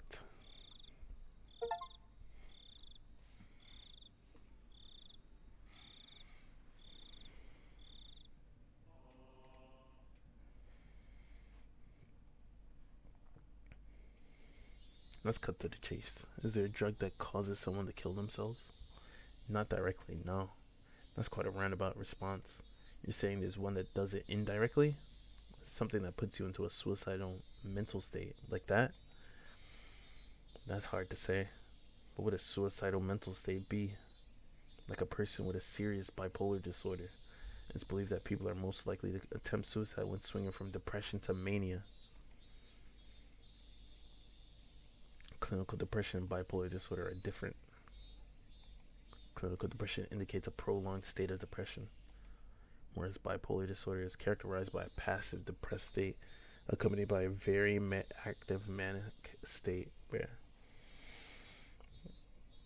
dude, makes me want to go to a doctor. It makes me want to start advocating for, what's the fucking mental health hotline or some shit, bro? I should put that on the stream.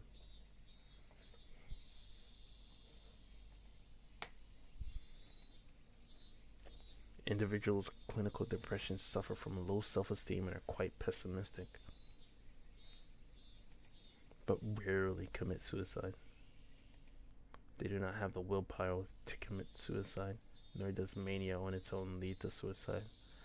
That has an opposite effect, filling the person with confidence and make them feel as though they're walking on air. Thus, they do not commit suicide. That's interesting. Neither state causes suicide, but when the condition changes, they might do so. There's a desire to commit suicide when in a state of depression, but they do not have the willpower to commit such a formidable act. But when they enter mania, they gain a burst of willpower and their body moves as they desire. I see. So it means they gain the willpower to commit suicide. That's how it goes. That's why patients are given sedatives during that time to keep them from acting on their impulses. Then was Tomitake bipolar?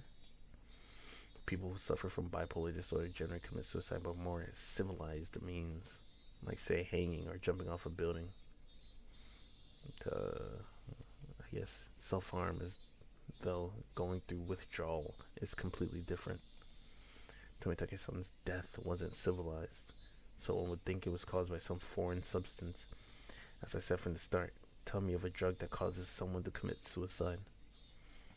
There are reports that methamphetamine overdoses produce a condition that resembles bipolar disorder. It's a stimulant. Barbiturate overdoses are also reported to cause erratic behavior. That's a sleep aid. There were no signs of stimulants. Are there any other possibilities? All I can think of is that it's some sort of illness. Something like Graves' disease, which affects the thyroid and is known to cause symptoms that resemble bipolar disorder. But Graves' disease has many characteristic symptoms of its own. The deceased exhibited none of them. I wonder, is there something that could happen more spontaneously? Something that fits this case and would cause someone to want to commit suicide all of a sudden? Are you familiar with organic mental disorders? In short, it's a condition where the brain is out of whack due to physical injury or illness. It can be caused by drugs, but it can also be caused by physical trauma, encephalitis, a stroke, or even tumors. Basically, even without a drug, one can succumb to an irregular mental state. The deceased was surrounded after being chased, and his life was in danger, right? All that stress could have messed with his brain chemistry. He could have hit his head, and those factors combined might have caused him to mutilate himself. It's a possibility. Could you explain it to me in simpler terms? Why? Basically, he knocked his noggin in the brawl, and that made him go haywire. Nah, ha ha ha ha. Then his lady didn't have any intent to kill. Just smacked him in a bad place when he nicked some change. Huh? The two plump men laughed hoarsely. But of course, it's not like that. Ahem. Undoubtedly. If it was habitual drug use, if it was something mental, the deceased body holds the key. How are things on your end? Oh my goodness, look at the time. I need to get back sooner. Kuma-chan will get angry with me. Yeah. Good luck. Best wishes. Best wishes.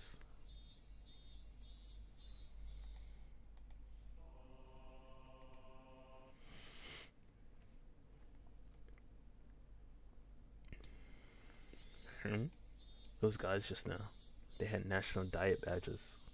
Then his prefectural assembly member and city councilor Solazaki. That's interesting. The prefectural assembly member and city councilor are related. It's dirty, is what it is. Shouting out each other's name during elections. While one is up for election, the other one holds an assembly, and they double up their campaign activities blatantly. I don't know much about this stuff, but isn't that against the rules of the election? As long as they have no prior consultation, there are no restrictions on their political activities. Kumichan, the investigation division is going to be pretty tough for you. You should at least brush up on election policies. I'm not suited for the intelligence division, 'cause I'm dumb. Hehehe.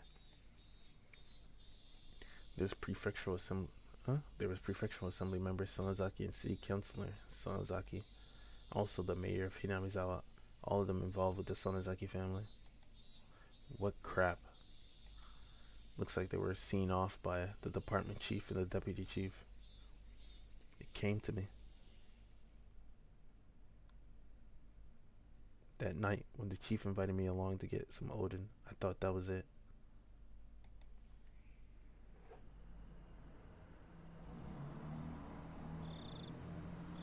You may have a lot of connections, so you might have heard something. Did you? Nope, not a thing. Ma'am, I'll take a tofu fritter and fish cake. A counselor barked at me and the police chief said, oh my, is that so? Ma'am, I'll take another bowl.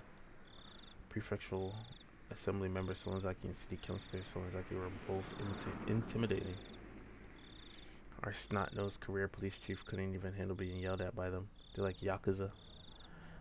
A petition with your name came up regarding how the investigation of Hinamizawa incident is being handled. Goodness me? I've not the faintest. No need to play dumb. Just reopening the past cases regarding Hinamizawa, aren't you? I've already got my hands full with Tomizaki's death, actually. Nah ha ha ha. Really? If that's true, then there's no problem. There's a period of silence. While we were silent, we made headway on our food and drink.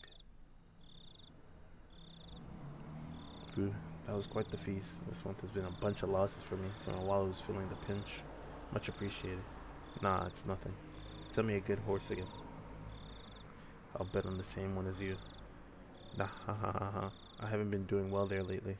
I haven't been able to read the horses at all. taxi. I'm going by train. The police chief is taking a taxi. I have my own car, but it'd be rash to drive it home.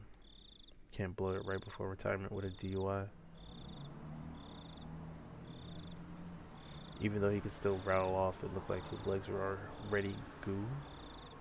Um, it looked like his legs were already goo. Pushing him into the cab, I gave the driver the police chief's address. Well, see you again tomorrow. Happy New Year. Happy New Year. Oishi-san. Yeah, yeah. The past incidents have all been closed. Stop lumping them all together. Those villagers half believe it's really a curse. Well, I'm not convinced. You're gonna be retiring next year, aren't you? Or are you gonna pay off your mortgage with your pension and move up to Hokkaido with your mom? Mother pines to return to the land of her birth. It's the least I can do. And the pension, well, it'll let me enjoy myself in Susukino. Nah, ha ha ha ha. The police chief may issue a special retirement salary raise, he says. A public servant's pension is calculated based on their monthly salary. So if you were to get a raise right before retirement, your bonus 2 years salary would be inflated, and you'd get a heavy surplus of funds. That tends to be how it's done around here. Of course, it's not a custom that's thought of highly. I wonder why, because it's coming out of the fucking taxpayer's pocket. The difference between the bonus and the pension is quite a bit. I'd expect nothing less exemplary from our egghead chief.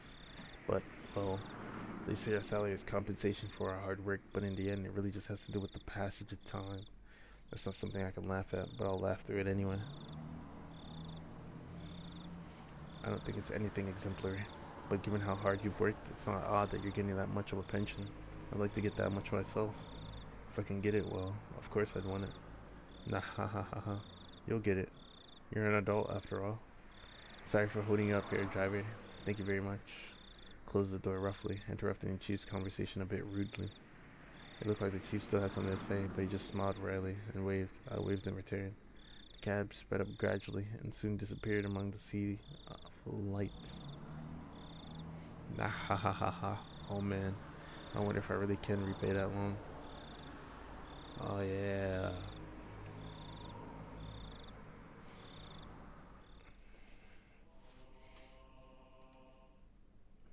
What does he have a loan for? I don't remember.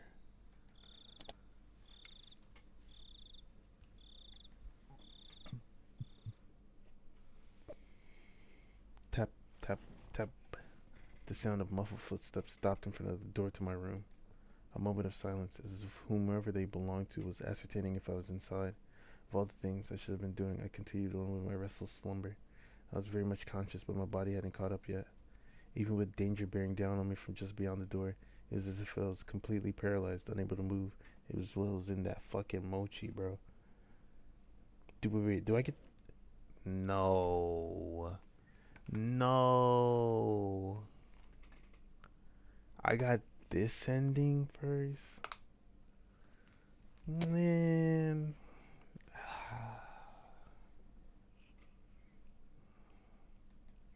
Without a doubt, this was sheer terror. Please, just leave. Hey, why is my body awake yet? If they came into our room right now, then...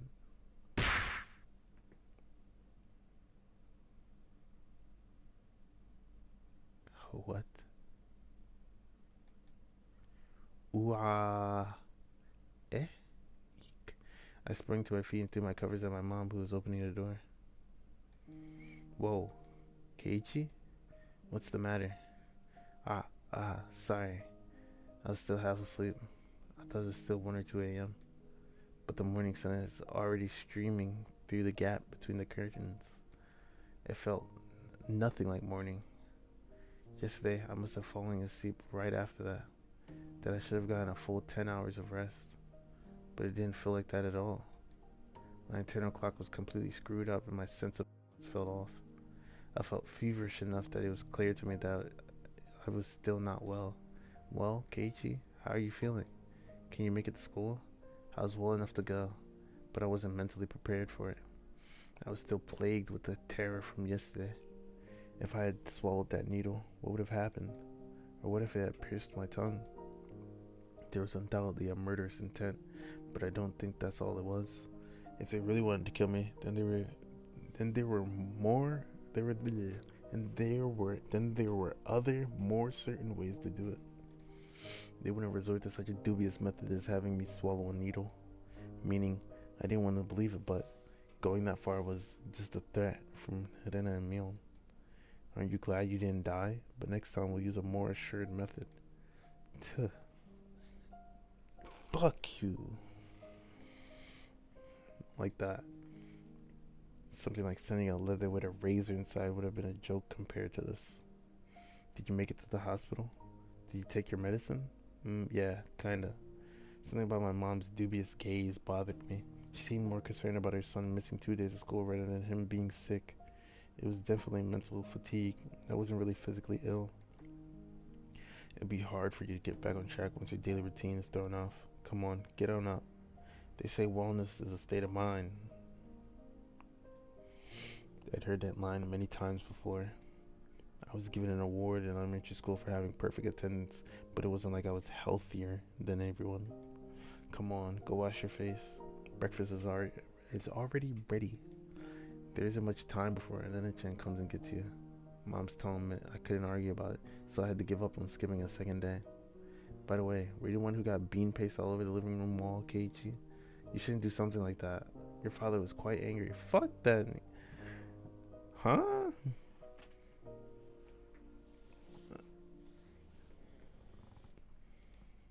I didn't feel particularly guilty for doing it, so I didn't have much of a reaction. Also, Mom didn't question me any further about it. She headed back downstairs after she was certain I was getting up. I didn't see the fucking sewing needle on the ground.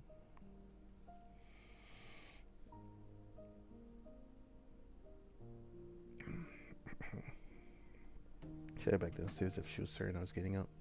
What Beyonce said as she left yesterday. I'd hate it if you missed school tomorrow. Came back and dwelled in the back of my head. What did she mean by that? I didn't even have to really think about it. She was saying, don't be absent. Taking that a bit further, it was the same as her saying I should just go about living my life as if nothing happened. If I showed any signs of acting unusual, it would probably result in them making their move. For example, maybe I shouldn't pay attention to someone like Oishi-san enticing me with something unusual. Meaning, if I didn't watch my mouth or did anything differently from the norm, in effect, it would end up flagging myself as someone who is not wanted.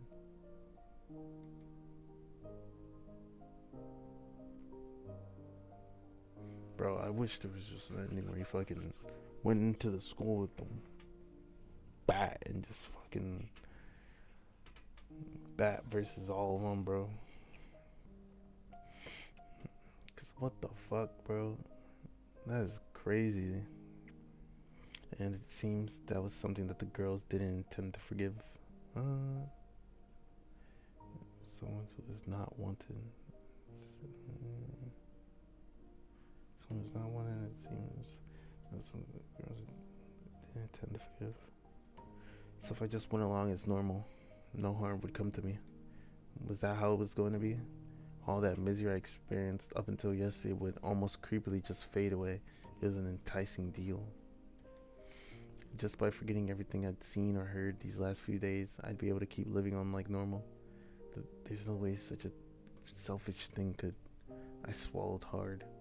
I once again deliberated on the idea that I had just rejected. I once again deliberated on the idea that I just rejected. Mion was probably a good person that her friends had heart. Stop calling these people good people, bro.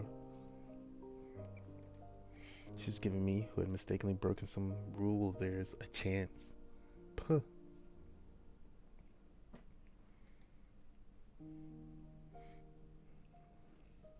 Was what I did really something so unforgivable? But Mion had given me another chance. And you give her a home run to the earlobe, bro.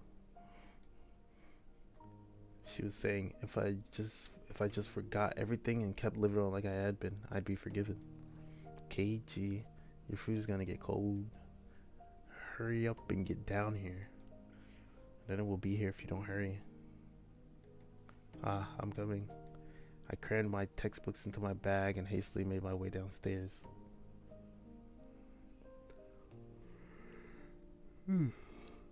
I picked up my somewhat bland breakfast. It seemed that I didn't have much time. It was already past when I usually met up for Adana. Given yesterday's events, she'd probably be here in the next 5 minutes. I needed to be ready to head to school by then. I had to forget everything that had happened the past 2 days. Forget it all and return to my normal life. Do not forget this shit, bro. For this to be normal, I'll have to be where I normally meet up with Elena. Today of all days, the rise was dry and hard to get down. Ping pong. I jumped at the ceiling and dropped my chopsticks. That chime signaled that I had arrived.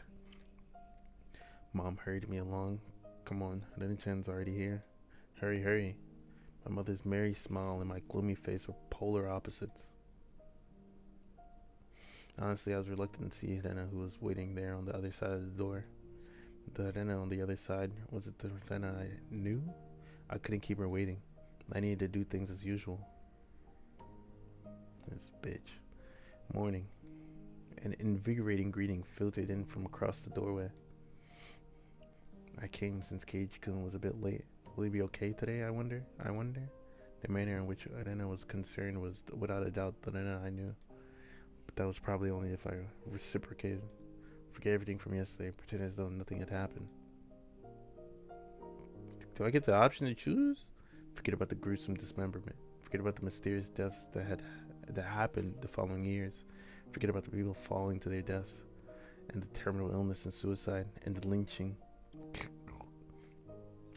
and the disappearances. Forget it. Forget all of it. Forget that these niggas try to put a fucking sewing needle down your throat, bro. What? Forget that. Elena and Mio was scary, of course. Forget it all.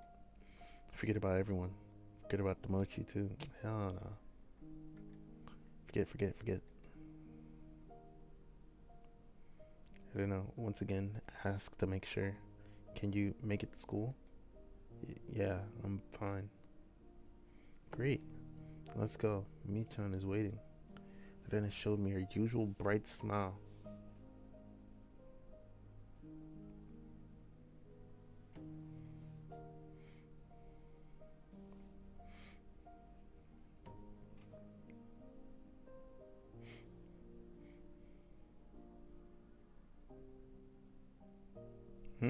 I couldn't find any hint of deceit in her expression. My nervousness dissipated, giving way to relief. I thought she was gonna go into her mode, but you see, Satoko-chan was so insistent she could do it. As we were walking, then they talked about a lot of different stuff, more so than usual. Then Satoko-chan is clumsy, so she failed no matter how many times she tried. How she was so cute. Everything Helena talked about was just silly nonsense. I just replied every so often and laughed from time to time. It was a rather laid-back conversation.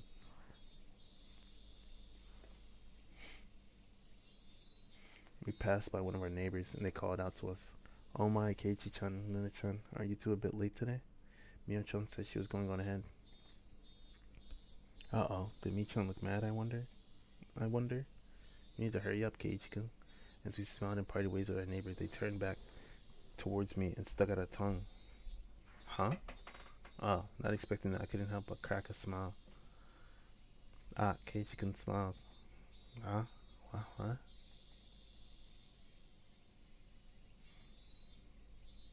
Then I stopped and stared at me. I was thinking that you still hadn't recovered from your cold since you seemed down this morning. Fucking. Huh? So you seemed down this morning, Keiichi-kun, but now you seem fine. Fine. With a grin, she gently poked my cheek. It was a bright, sincere smile. Hey, Keiichi Maibara, how can you still doubt Rena after she shows you a smile like that? What?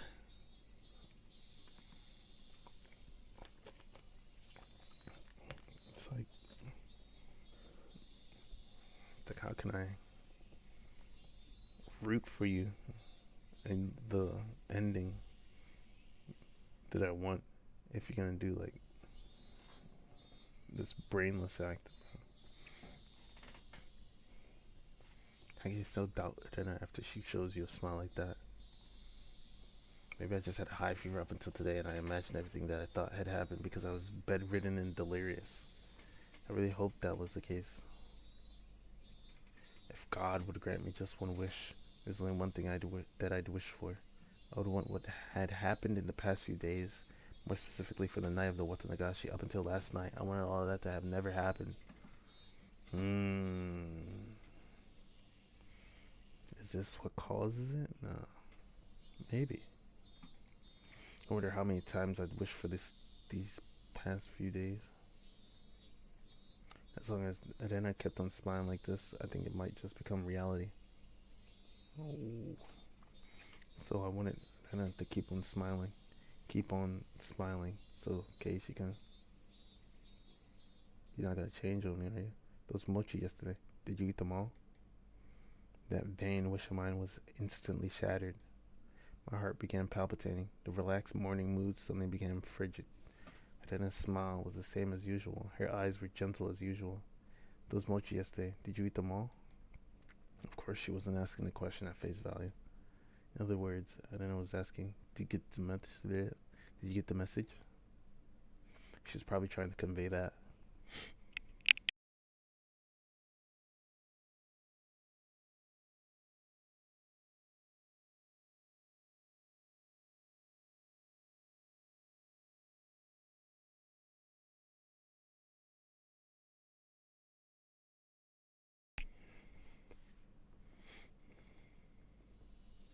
Keiichi-kun? I was reluctant to give an answer. Then I stopped walking and stared deeply into my eyes. Just be like, what mochi are you talking about? Ah, don't hesitate, Keiichi Maibara. Rena was acting the same as always, wasn't she? Just say, I don't know what the fuck you're talking about. I need to respond in my usual way. Naturally, of course. But both my throat and my mouth, both my throat and mouth had gone dry, and my lips were stuck together. Hurry and answer, Keiichi. Not that much time had passed. I could still keep the conversation going naturally. I had to say something quickly. Did? And I playfully mimicked what I said when I finally squeaked something out. Rena's reaction was still normal. It seems that there wasn't as long of a pause as I had thought. Somehow I finally squeaked out the rest. The delicious. However, my strained efforts neither sullied nor brightened Rena's expression. For a moment, I panicked, thinking I'd replied incorrectly. But after a few moments, Rena broke into her usual soft smile and giggled with a joyful voice that seemed to echo through the air. Being strung along by that laugh, I couldn't help but laugh as well. I see. So did you eat all of them, I wonder? I wonder. My timid smile froze again. To make it without swallowing the sewing needle? Was that what she was saying? If I had swallowed it, then I wouldn't be here. Nah, I couldn't finish all. I couldn't finish all of them. There's still some left. I was scared out of my wits, but that's how I played it. Huh? What about the homework to see if you could tell which one Rena made? Ha ha ha! That homework, was it due today? Yeah, it's due today. Mi-chan will get angry. It's probably a penalty game ready for you. They both laughed at each other again.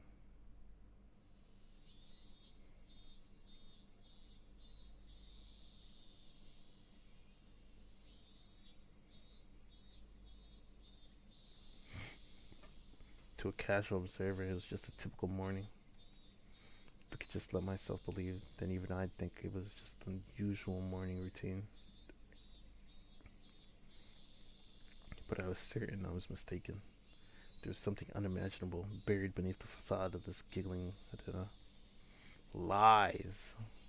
I recalled that unexpected piercing voice that I could hardly believe came from Arena's mouth. The moment that image crossed my mind, I felt a cold sweat trickle down my back. Was it only at that particular time that something evil had possessed Arena? No, that was wrong. That was still Rena. Oishi-san told me, didn't he? Actually, I looked into her. Before Ryuga-san moved away to Hinamizawa, she was suspended from school. It seems she went through her school building and broke all of the windows. Then I had a disorder that normal people didn't. No matter how pleasantly she smiled, the fact would not change. That fact would not change. But I couldn't even imagine how she looked as she broke all the glass throughout the school. One thing I knew was that it wasn't something spur of the moment. If it was some sudden outburst of anger, then maybe she'd break a pane or two. But she broke all of the windows all throughout her school. Just imagine going through your own school, breaking the windows with a bat. Yeah, I was not expecting that. Swinging full force at each pane of glass, one after another, paying no heed to the flying shards. Your classmates aghast, unable to move from the sudden turn of events. I wonder where she could have found the most windows lined up in a row. Probably the hallway. Walk, wind up. Walk, wind up. It was difficult for me to connect that horrifying image with the Helena smiling at me right now. But I just had to imagine it. Impossible, because it was unimaginable. That naive way of thinking no longer worked. The unpleasant, piercing sound of shattered glass, the crunching noise as Helena chuds across the broken shards, walking towards me. Helena's classmates going pale as they forget to even breathe. I wondered what they did as Helena came closer, breaking windows along her path. Did they earnestly try to bring her to her senses by saying something? Or did they just jump at her, trying to stop her savagery? Or did they run to the staff room after being directed there by the teachers? Probably none of those. In the face of that blood-curdling sight, other than a busting window after window, undoubtedly, all they could do was silently clear a path for her. Dumbfounded, just clearing the path for Helena to continue. It was far too violent an act for them to seek refuge by looking the other way. That's not to say they were looking the other way. They were doing the only thing they could to protect themselves.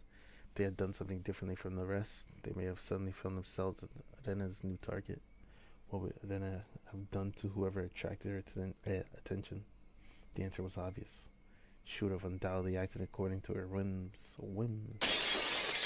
Meaning I would, be the next window. Arena staring into my eyes, shards of glass crunching and crackling underfoot as she drew closer. I was also drawn into her eyes, paralyzed.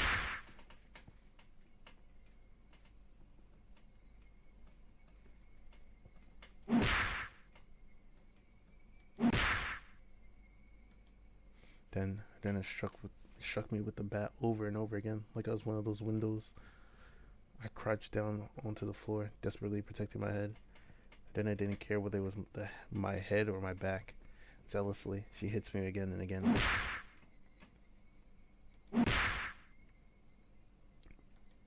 What kind of expression was she making as she was doing this over and over again? I peered up to see.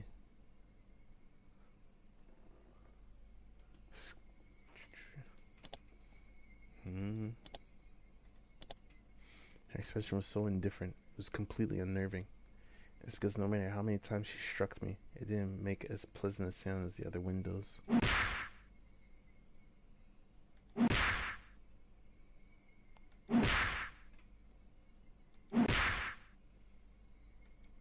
She struck me continuously, over and over again. The sound that I wanted didn't come out. Our classmates standing around didn't try to stop her. They didn't want to be the next window. Somebody save me, turning a blind eye unless we're hanging out. But of course, everyone in class scrambled to obtain the highest standardized test scores. They'd gain nothing from saving a cram school tryhard like me. Eventually, there would be a faint sound, similar to when you crack open a walnut, and some sort of reddish-black spray would shoot out. Anyway, it wasn't that Arena momentarily lost herself in anger. After forcing myself to breathe and calming down my heart, I recalled what Oishi-san told me. And in the counselor's medical report, he recorded all the conversations he had with Arena-san. It shows up, and quite a bit at that. What does? She mentioned the word Oyashiro-sama. Following that, Then I was suspended and had regular examinations at the hospital. Then, as Elena was undergoing counseling, she said it over and over. Oyashiro-sama. It seems that the Oyashiro-sama she spoke of was like a ghost appearing in her house every night, standing over her pillow, looking down at her. That was only a piece of their conversation, so I still couldn't see the big picture. It was by no means a happy little conversation. Then what Elena did, was she saying that ghastly incident was a result of her being possessed by Oyashiro-sama? Up until now, I didn't want to believe in Oyashiro-sama's curse. That's why I wanted to say the mysterious deaths every year happened because of some sort of conspiracy. Every time I talked with Oishi-san, I was more certain that the deaths were the work of men and not of some curse. Except, if it was people perpetrating the incidents, my friends were somehow deeply connected. If I refused to believe that the curse was real, then I would have to believe those who acted the kindest to me were deeply involved in the incidents. Why? How? For what reason? Was Rena? Was everybody? It was much more painful and troublesome than accepting that it was just Oyashiro's curse. In the aftermath, Rena had admitted to her doctor that it was because she was possessed by Oyashiro-sama. I felt a strange sense of relief from that. So that's how it was. There wasn't a second side to Rena. She did that because she was possessed by something strange like Oyashiro-sama. It wasn't Rena's fault. Oyashiro-sama was the one to blame. I knew this was all backwards. Refusing to believe there was a curse, I wanted there to be a human perpetrator. Now that my close friends were the ones under suspicion, I changed my beliefs at my own convenience, seeing it was Oyashiro-sama's curse to blame, which was the better choice, accepting that Oyashiro-sama's curse exists, or that Rena and the rest of them were deeply involved in the string of mysterious deaths. I didn't want to think about it. If I just didn't think about it, I'd be able to continue the same as always. I wanted to believe that, but that was no longer possible. I'd received their message. It was pathetic of me to try and bend the meaning to my own convenience. Regardless of my opponent being a human or curse, I won't let it kill me. As if I would just bend over and give in for no good reason at all. That's what I'm saying. Keiichi-kun, you've been making a really weird face. Why, I wonder. Inhaling sharply upon hearing Helena's voice, I came back to my senses. Before I'd realized it, we were already at the entrance. Shaking my head a few times, I exercised all those terrifying thoughts. No matter how you looked at it, there's no way Elena could have done such terrible things. It was like I was trying to placate myself.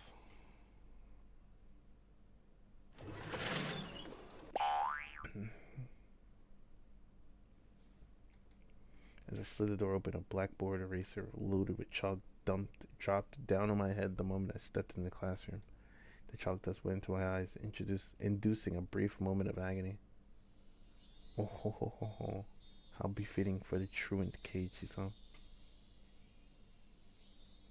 Good morning to both of you, Keiichi and Elena.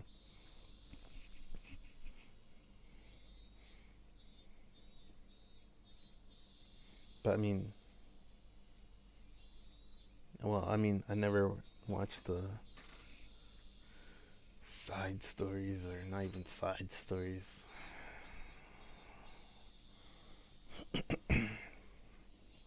Only watched the main. Good morning to both of you, Keiichi and Haruna. Good morning, Satoko-chan. Pika-chan. Not quite in the mood for it. I didn't really react to Satoko's trap. Satoko braced herself as I passed by, expecting me to attack her. She seemed a bit disappointed as I simply walked by silently. What is this?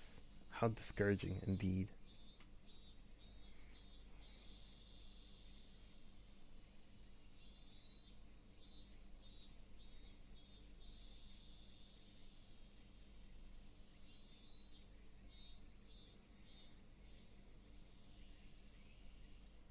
Keiichi doesn't seem back to his usual self yet.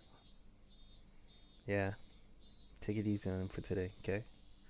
Suddenly there's a slap down on my shoulder. It hurt a bit.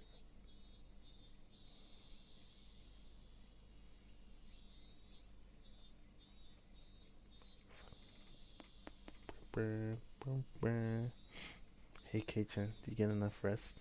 It was Mion. My mind was full with the stuff about Nena, but Mion was also a party of interest. Remember Keiichi? That hawkish gaze from yesterday. Yeah, morning.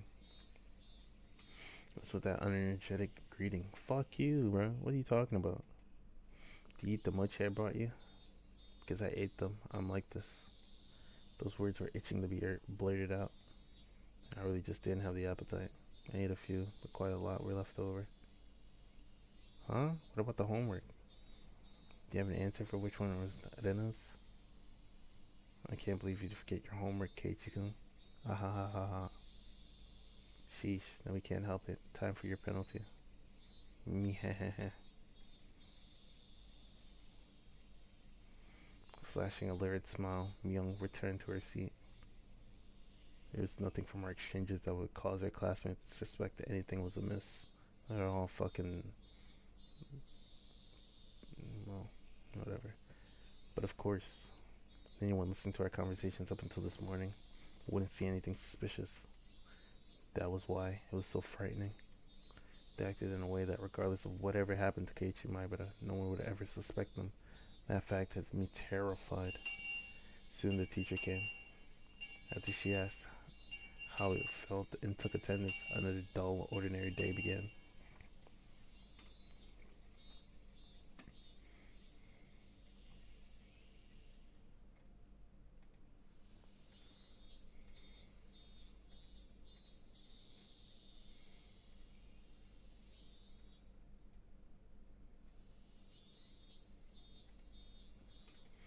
This free study period was a convenient time to consider where I stood. Chumi. I gently closed my eyes and pondered the ridiculous position I was in right now. First of all, what I shouldn't forget was how dangerous of a situation I was in. Yep, I'd fallen out of favor with them.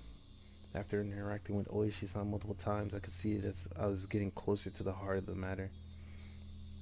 The warning yesterday with the mochi was a good indicator of that. No, calling it a warning was just my habit of understating things.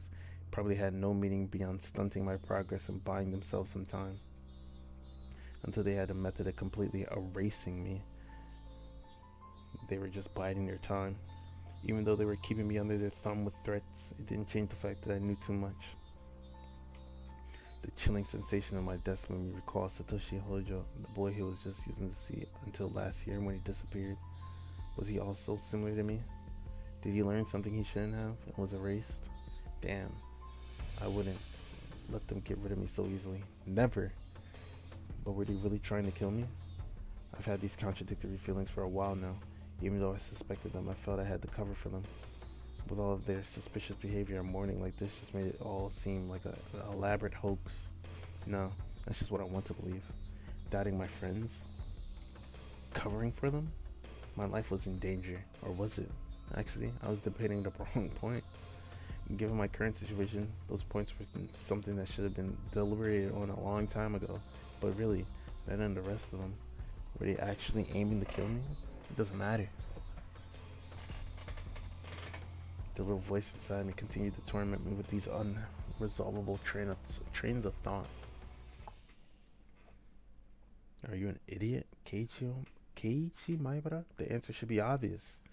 But maybe that sewing needle might have been just an accident, right? No. How could you screw up and drop a sewing needle into a piece of mochi? The benefit of the doubt can only go so far. Both Helena and Mion had acted and behaved suspiciously, but maybe it was all some sort of misunderstanding. What kind of misunderstanding? It wasn't just suspicious, it was outright ludicrous, right? Helena just corrected me for lying, and Mion only asked me about what I had for lunch. Helena was standing outside our door eavesdropping for a good hour, you know. She was probably just waiting for my phone call to end. For a whole hour outside your room? And is it normal to go home afterwards without saying anything? You heard from Oishi-san, didn't you? About what? Oh man. Here we go. Now I'm supposed to feel like this pure innocent soul. This Keiichi. I guess, bro. I guess.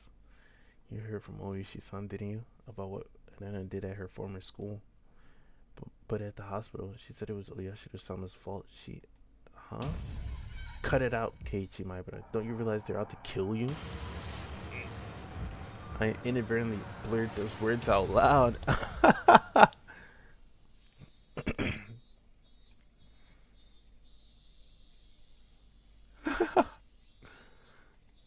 Hearing myself say that so directly left me dumbfounded for a few moments. Afterwards, I had to look around to check if anyone else had heard it. My little soliloquy cut a little too close to the truth. Even though I could feel the murderous intent from Nana and the others, part of me somewhere was still trying to deny that. This late in the game, such hesitation could be fatal. I knew that, but I was just your average student, a man living his normal, ordinary life. Do you think I could suddenly believe that my friends who had been happily laughing together with me up until last Sunday now intended to kill me? Right? You're too soft, Keiichi.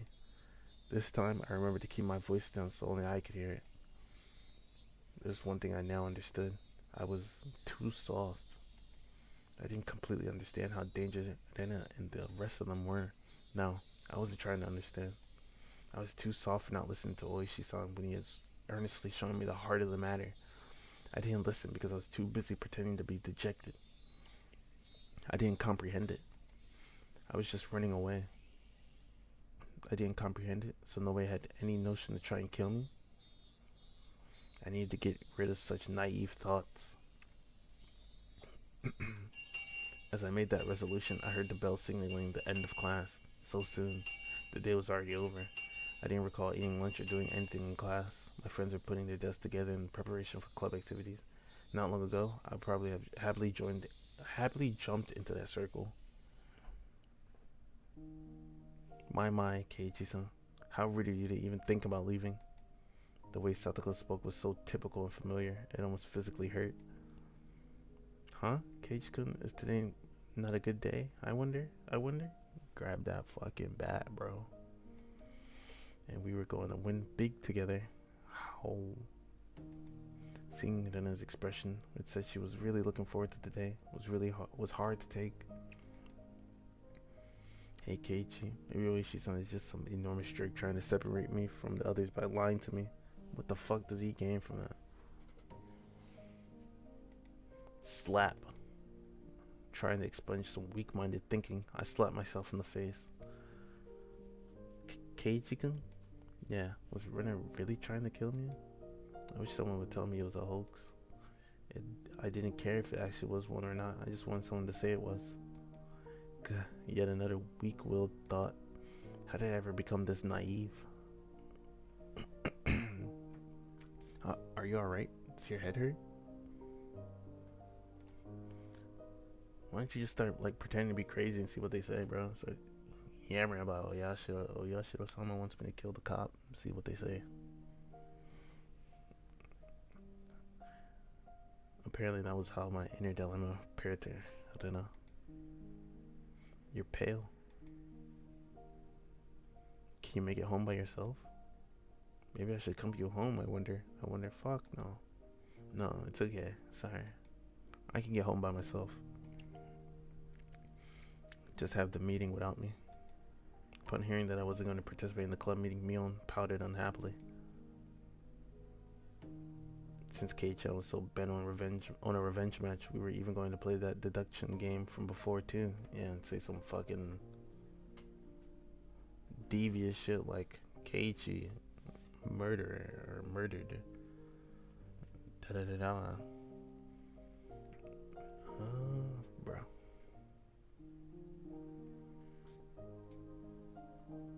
From before that deduction game from before too. Keiichi-san doesn't have the burning desire for a rematch. How pathetic. I wouldn't fall for some dumb taunt. Without even a real retort, I just grabbed my bag and was about to get up. Someone's hand perched itself gently on my head. Get the fuck away from me. You didn't help me too, bro. You went through this shit 1,000 times, bro. More than 1,000 fucking times. And you were gonna let me get fucking killed? Motherfucker. What?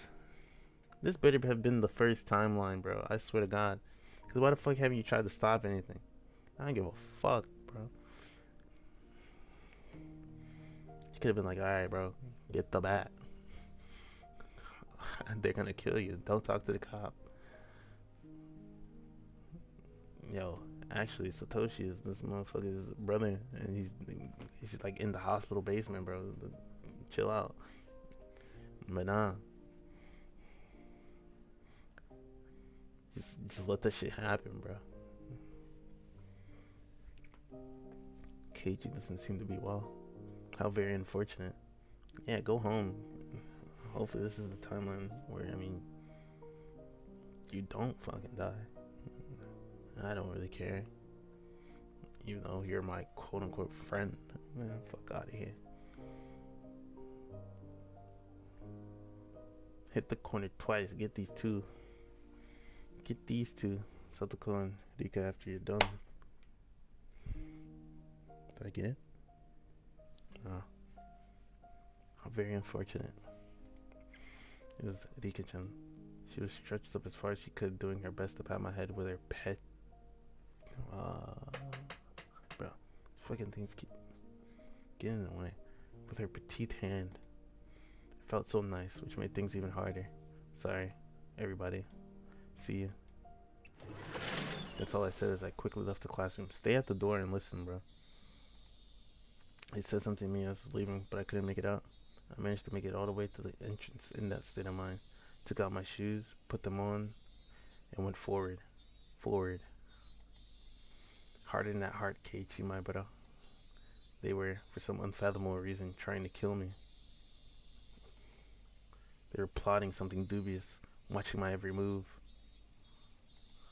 But I couldn't hate them. What? You had to spin back. Because weren't they my friend? Huh? Hell no. Part of me lamented my naivety, while another part lamented the fact that I had lost something important by lamenting over it in the first place. I felt like my consciousness was being ripped out of my body. This is what Yashiro-sama's curse was like. That it was just too harsh. Hey, Yashiro-sama, I was wrong for not believing in your curse, but I believed in it now. Completely. Your curse does exist. So seriously, give me a break. I beg you. Come on. Man, fuck a curse.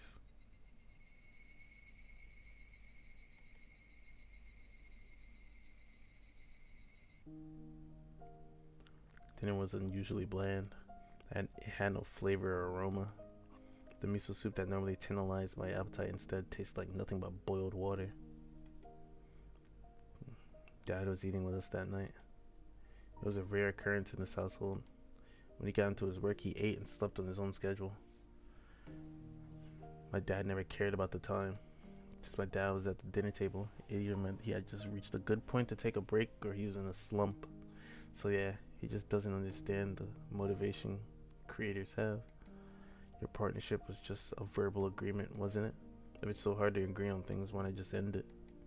I feel like it's an industry with a lot of back scratching, but when it gets in the way of business, I wasn't able to pick out much of my mom and dad's conversation, but I could tell it wasn't a very pleasant topic.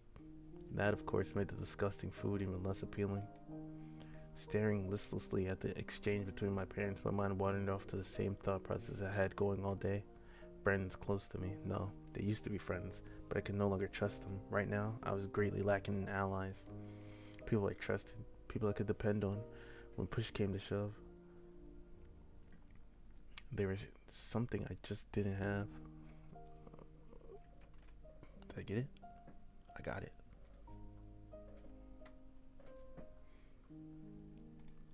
Having just one ally would have been incredibly reassuring in the currently hopeless situation I was in. I put down my chopsticks and looked over at my parents, who were still talking about work. The first course of action that came to mind was to tell my parents everything. Currently, there wasn't a single person from Hinamizawa I could trust 100%. That meant the only people I could trust were my parents, and if you tell them, the motherfucker, they're gonna get taken out. So maybe,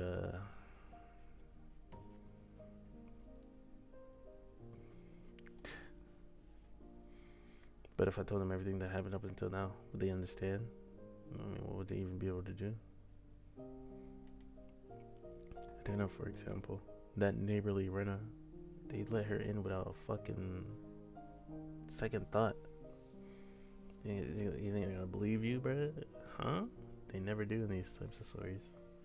Then neighborly lieutenant, who was so diligent in looking after me, came to get me every day, and sometimes brought over a share of what she made. How could I explain that she wanted to kill me? No matter how I explained, it would probably be difficult for anybody to comprehend. My somewhat eccentric dad wouldn't understand, and my high-strung mom would probably drag me off to a psychiatrist in the blink of an eye. Sadly, that was the amount of trust that existed in our relationship. Even if they did come to understand, what could they possibly do? Unless they could uncover the truth, they wouldn't be able to protect me. No, by informing them of these unnecessary things, I'd be putting my parents in danger as well. Considering that the victims in past incidents were often married couples, I couldn't even joke about it. For the entire Maibara family to have an accident or to just vanish into thin air, it was easily possible in Hinamizawa. What was important here was that knowing something unnecessary put you in danger. The most unsettling question was, how did they know what I The most unsettling question was, how did they know that I knew? As long as they didn't know, my parents might not fall victim. That was one way to think about it, I guess. At least it was like that in my case. After I found out, things started becoming odd. In other words, it meant the following. As long as my parents didn't know anything, nothing would happen to them. As long as my parents were here, this house would be a safe haven for them. I knew these were just assumptions based on conjecture on top of conjecture. Wanting this house to be a safe haven, that was the pinnacle of my weak-willed method of thinking. I had to concede that it was not completely safe. It was only safer than the outside. I knew that I couldn't rely on my parents. No, I couldn't risk getting my parents involved. Then the only person who could be my ally would be Oishi-san. Oishi-san. Him and him alone. He was the only person who understood the situation I was in. He didn't care so much about my safety, but he was without a doubt passionate about solving this case. It was a bit frustrating. Oishi-san was basically the whole reason I was in this mess. Now to get out of it, I had to rely on him. Meaning it was all going according to his devices. It was just my job to look appetizing while bobbing in the waves as bait. Then when the fish started gathering around, Oishi-san would pull up the big haul. It was slightly infuriating, but even I thought that was the best course of action. So then, what should I do? Patience was the first rule of fishing. Just keep waiting until the fish actually bites. But it wasn't simply bait. There were lots of ways for me to struggle before being devoured.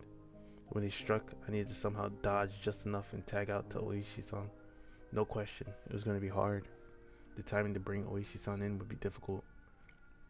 He was in the city, not Hinamizawa. So if I phoned him in the moment of need, it would take him about 30 minutes to reach me. So I need to run away for those 30 minutes.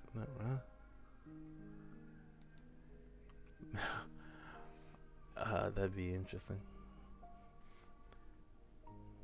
For example, if we set up a rendezvous point for dire situations or something. What if in the bad ending he's like, Oishi-san, look, they tried to kill me. They opened the fucking lunch basket or whatever she brings over, and it's fucking actually sandwiches. Anyway, I just have to hide out there until Oishi-san arrived. Okay, I can almost see it now. I was still being chased around in the dark by boogeymen, but now I knew which way to go. I would never have imagined this would be so reassuring. Oh yeah, it'd probably be best if I had a concealed weapon for when things got rough. Typically, that would call for a switchblade, but that wasn't too reassuring for combat. Also, since it was recognized as a weapon by the public, that also wasn't good. Really, when the time comes, a long weapon like a bat would work in my favor. I remember there was a metal bat at school.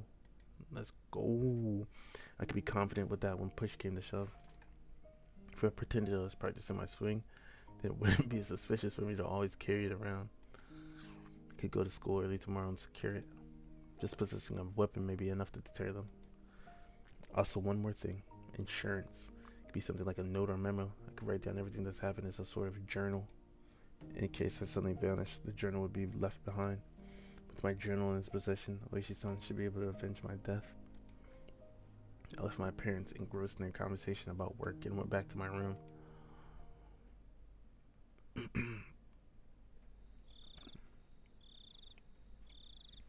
tore out a piece of paper from a notebook and made my way to my desk. Last time I wrote a journal was for summer homework in elementary school. In the off chance something bad happened, the police could use my diary as a lead, so I should only write down the facts. How should I start? Jotted down my thoughts as they came. I, Keiichi Maibara, am in fear for my life. It made me laugh nervously. It was a line that showed up often in detective stories. I never even dreamed that I would be in the type of situation where I'd write it myself. I do not know why they are after my life. And then the others were suspicious, but I had no proof. And that's why I couldn't write anything more. I laughed wryly at myself for writing such a passage draped in mystery. Would the police be able to get the hint from reading this enigmatic passage? I could only pray that they would. What I prayed for the most, though, was that this journal never needed to play its part. Here I laughed nervously. It was too simple, so I wrote down one more line I just thought of. The only thing I do know is that it has to do with Oyashiro-sama's curse. The only thing I do know is that it has to do with Oyashiro-sama's curse. Was that too much? Probably shouldn't write more than that. If I wrote any more, then it would seem like I was just delusional. In order to appear to the reader that the person who had written this was of sound mind, I chose not to write anything else at that point. I just needed to add more as I learned more about the truth. Folded the paper and thought about a place to hide it.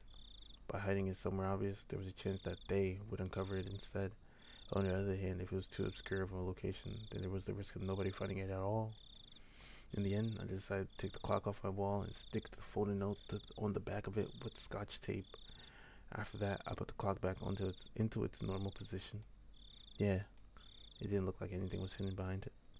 Now I needed to set it up such that if anything happens to me, my parents could find it. I looked at it from countless different angles until I was satisfied, and I made my way downstairs.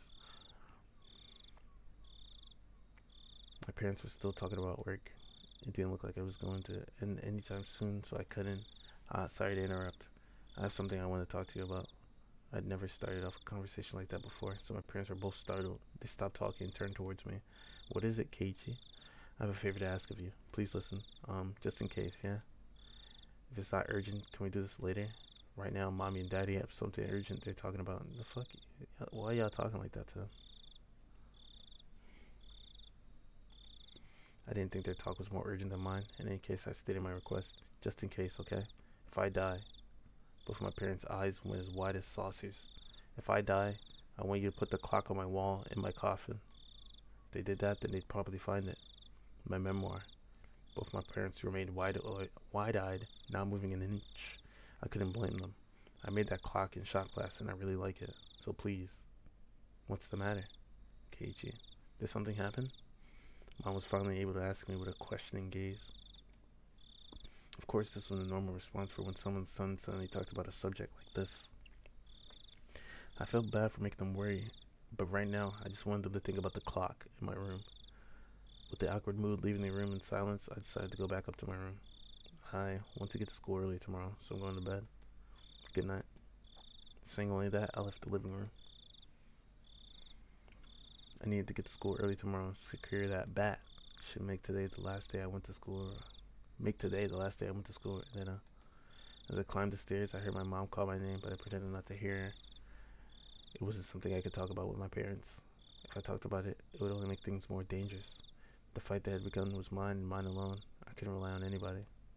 I wouldn't be killed, not when I still knew nothing.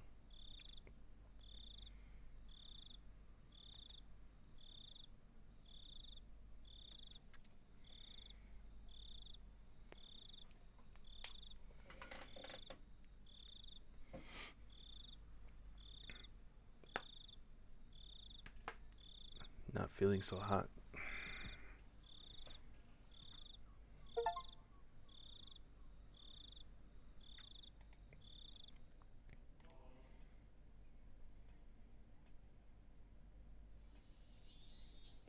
Keiichi's been feeling down lately. Maybe he's in a bad mood. What? I wonder. Maybe he's on his period. Nichan, that's gross. Yuck, yuck, yuck, yuck, yuck. What do you think? Don't know. Could be that Keiichi, maybe. I don't know. That day, Keiichi was not. car talking to some tubby middle-aged guy, right? Yeah, no mistake. That Oishi, he probably fed him something fishy. He was so serious. Keiichi-kun's face was so pale. You see, you might not know this, but he's actually the messenger of Oyashiro-sama. Huh? What do you mean? Whenever he shows up, someone is demoned away. No lie. Oh, is that so? The year before last when Rika-chan's mom drowned, right?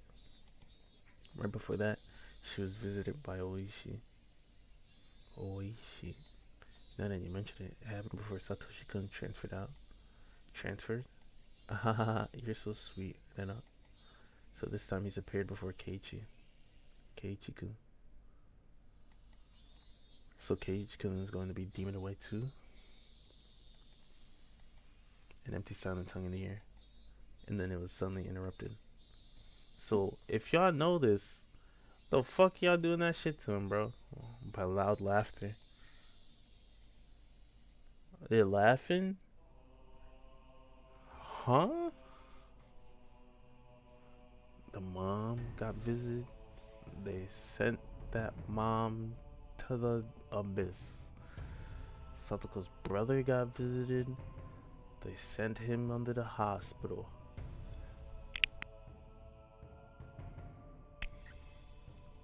Keiichi-kun got visited. So now he has to get demoned away.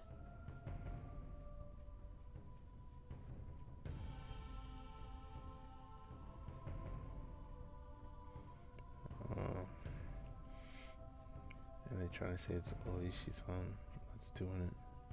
When it's them.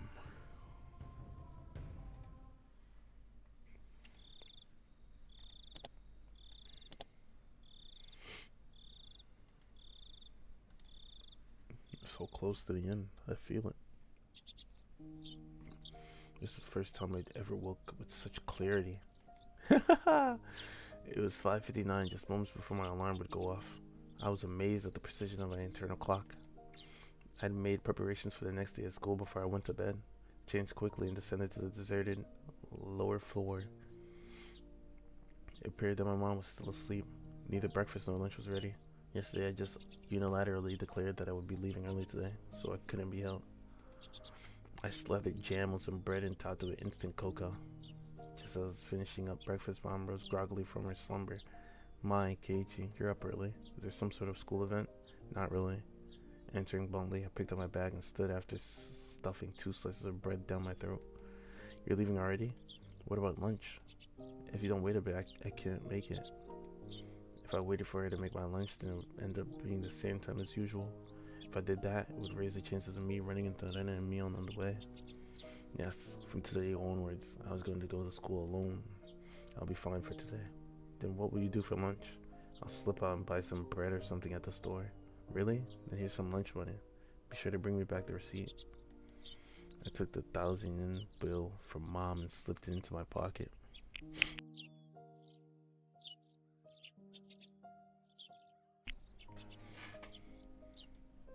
It's pretty early. Suna Chan up this early as well? Fuck no. No, just me. Did you tell Rena-chan that you're leaving early? No, don't tell her that I did either. I have no reason to tell her every little detail, no do I? Finding it difficult answering the onslaught of questions, I made an annoyed face. Tell Rena that I went ahead when she comes. Hey, Keiichi. Wait. It's not that I didn't trust my parents. I just couldn't rely on them. Yeah, no doubt. They couldn't help me. I could only hope that they didn't get involved. It was safer that way. My mom's annoying voice was cut off by the slam of the door. For the first time since I moved here, I headed down the road to school alone.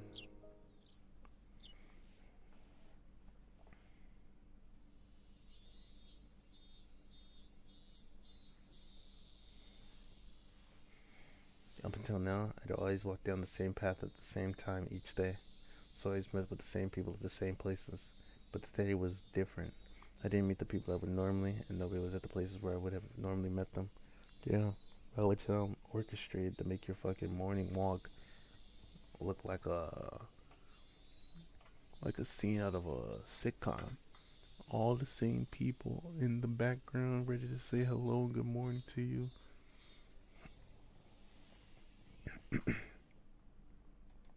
Of course, and then I was in the spot where we usually met. There wasn't anyone at the spot where we would have met up with Meal. The length of the trees, shadows, the morning air, and the brightness of the sun. It was a completely different type of morning from what I was used to. Without a doubt, it felt strange. It left me with the impression that I had destroyed the illusion Hinamizawa had set up for me before he had enough time to prepare all the props needed to deceive me. My, Keiichi-kun, you're so early today. Is everyone meeting early this morning? The person who called out to me was someone we always passed by as they were taking a walk along the edge of the fields. The name was, I forgot. Of course, this wasn't the spot where we usually passed each other. I woke up early today, so I thought it would be a good change of pace. That's all. I threw out a random excuse. What about Ren-chan and Mion-chan? Are you by yourself today? Well, yeah. I was being asked the same type of questions my mom was asking, so I answered them in the same uninteresting, vague manner. It wasn't funny being asked where Rena was each time I passed by someone. Yeah, where's your handler at? But maybe it was to be expected. It was because for so long we were always together so amicably. Even I felt that if I let my guard down, we could still be friends. Stop it, Keiichi. Don't think about that anymore. You spent all day yesterday thinking about how dangerous it was to go soft, didn't you? Beep beep beep. Huh? Car horn blared from out of nowhere. Even though I was walking lost in thought, that horn was way too close. A mechanical behemoth barreled at me from behind, catching me completely off guard. By the time I turned around, the van's hulking chassis was almost on top of me. I'd seen plenty of cars veer to the opposite shoulder to avoid pedestrians, but this car was doing the opposite. It felt like it felt like there was somebody on the opposite shoulder and the van was swerving in my direction to avoid them. That blissfully ignorant train of thought delayed me from realizing something much, much more important. That large mass was hurtling right at me. Was it going to hit me? The inside of my head instantly flooded with a painfully cold liquid. In that moment, the scene before me, no, time itself had frozen. In the silence of that frozen moment, I compared the van so close that I had no way to dodge it, and my body, the upper half, twisted awkwardly in order to look behind me. There was no way I could dive out of the way in my current position. If I lost focus now, this moment would unpause, and I would probably be plowed over, caught in this silly pose. Got it. Got another one. Bend my upper body over towards the paddy by the side of the road. If I bent far enough, I'd get away with just being hit by the side view mirror. As soon as the thought crossed my mind, the temporal stasis was shattered by the deafening sound of the van. The side mirror struck my shoulder, sending me spinning off through the air like a top, locked in my contorted position. Splash! Sent tumbling through the air, I crashed into the muddy paddy by the side of the road. My entire body was soiled and drenched, but the choice I had made in that instant was unmistakably for the best. I was covered in mud, but when the alternative was being hit by the car, it was the closest I could be to being unscathed. Rising out from the patio, I had enough of me to glare over at the stopped van and yell profanities at the driver. I'm not sure if he was able to see me, but the van sped off suddenly. Wait, damn it. This was what they call a hit and run, wasn't it? I couldn't help but continue yelling out profanity. The disgrace from being covered in mud hurt me more than any physical wounds. I slogged through the muddy paddy and made my way back onto the road. This is a crime, goddammit. Shit, I'll track you down and sue you. If I go looking for a van, I'm sure to find it in this little village. The path I was on had rice paddies on either side, and it had become so narrow that one car could barely fit through.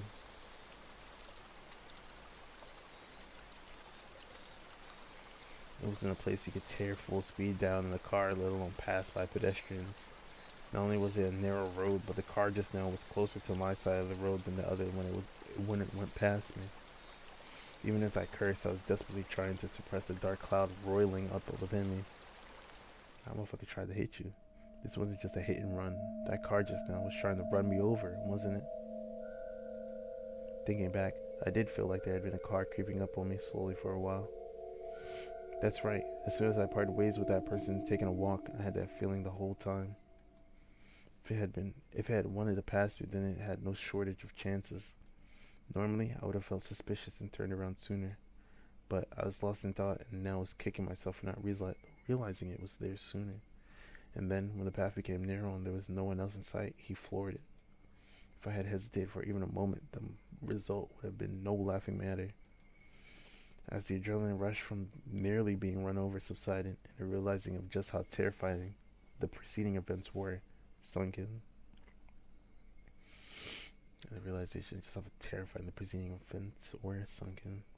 there was no doubt about it. That van was intentionally trying to hit me.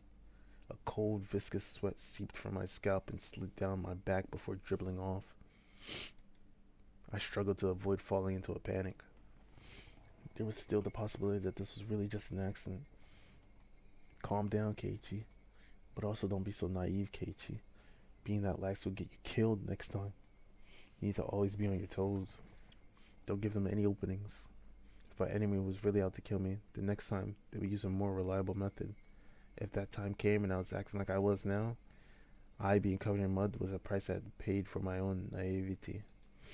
Covered in mud, but without injury. Not even a sprain. I guess this is what you could call the silver lining. I began walking again, this time cautiously. I wouldn't even show a hint of carelessness. I had suspected only Rodena and the others up until now. No, it was because I had suspected them that I believed there were no other enemies. Oishi-san had said so, didn't he? There was the possibility that all the families of the village were involved. Was I really mired so deeply in the situation that I had no choice but to try and carry on as usual? Wouldn't it be safest just to hold myself up in the house? You need to bat first, though. But the moment I abandoned my regular routine, everyone around me would have been theirs as well. That was just too horrifying of a thought. I recalled the tales Oichi-san told me when Hinorizawa was still called Onikafuchi. A frightening tale of an entire village of demons hunting their prey, surrounding them, and eating them alive. One must not interfere with the demons. One must pretend not to see it. The enemy were numerous, all the village families. The villagers, with their unwavering faith in the curse, would do nothing to help me. The strong, sudden flash of sunshine made me slightly dizzy. I had no idea what was going on anymore. When I suspected it was the work of man, I would catch a glimpse of Oyashiro-sama's curse. And when I suspected it was Oyashiro-sama's curse, someone would poke their head out. What was coincidence? What was intentional? Who was my enemy? Who was just a bystander? No, what I really truly wanted to know was, how did I end up with the proverbial bullseye painted on my back? Eventually an answer in a form I could understand will appear. I don't care when that will happen, because until then, I cannot die. That alone fueled my resolve to fight and will keep me alive.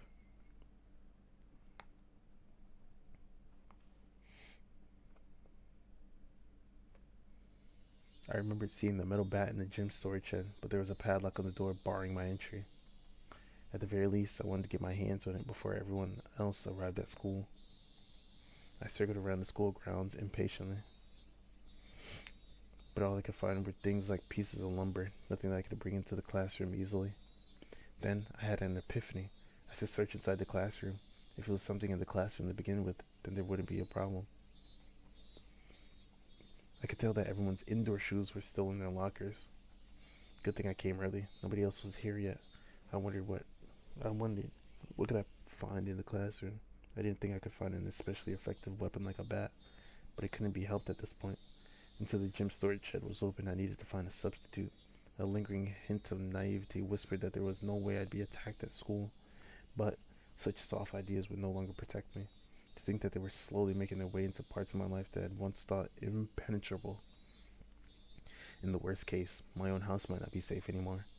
That was an incredibly frightening thought, but I believe that not considering the worst case scenario would have been even more frightening. Anyways, I will survive. So long as I lived, then I will definitely be able to escape this labyrinth of nonsense. Definitely.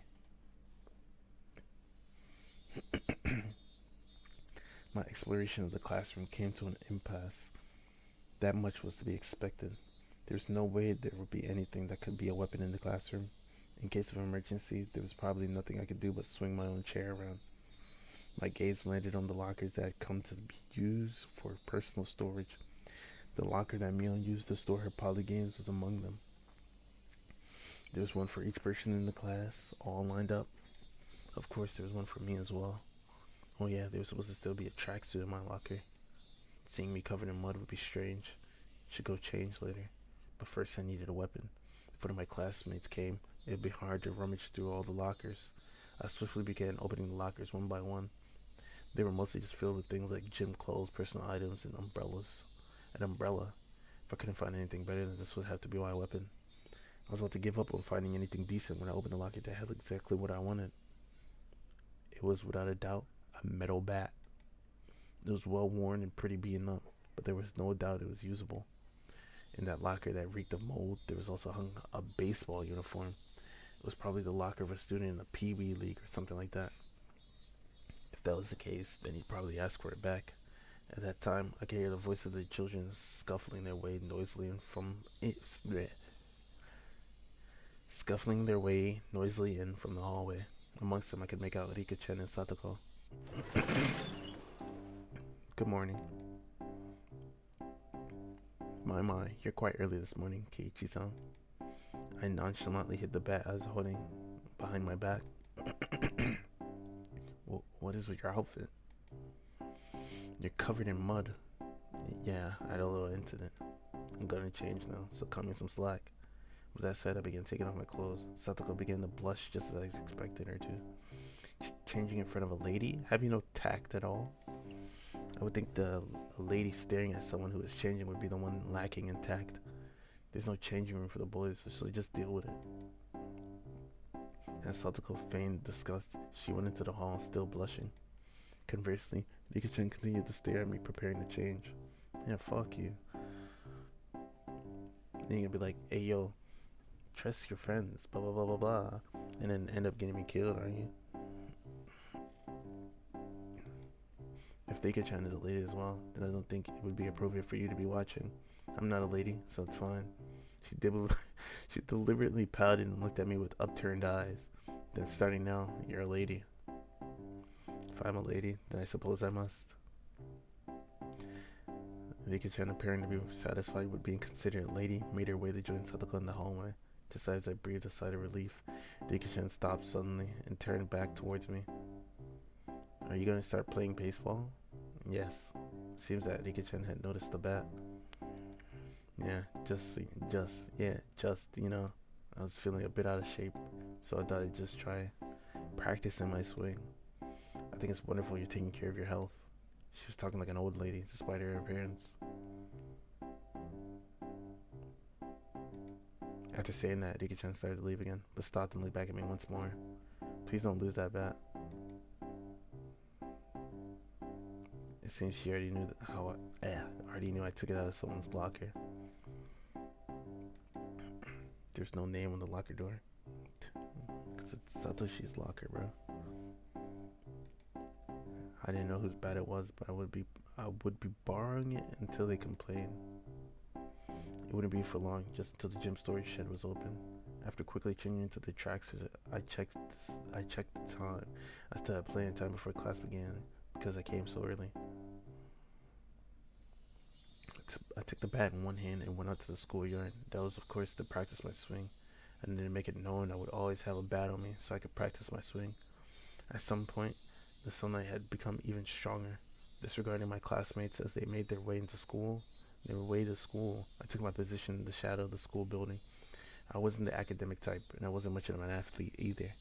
I might get muscle pain if I just suddenly started swinging. I should at least start out with some warm-ups. I doubt anyone would think I was doing something out of the ordinary, which was the exact opposite of my actual mental state.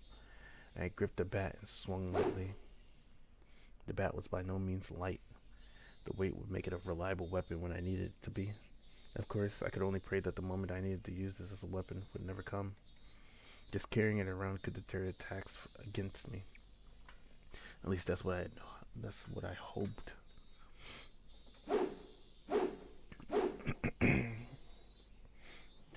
Huh? Fuck you mean, huh? Kei-chan? What are you doing?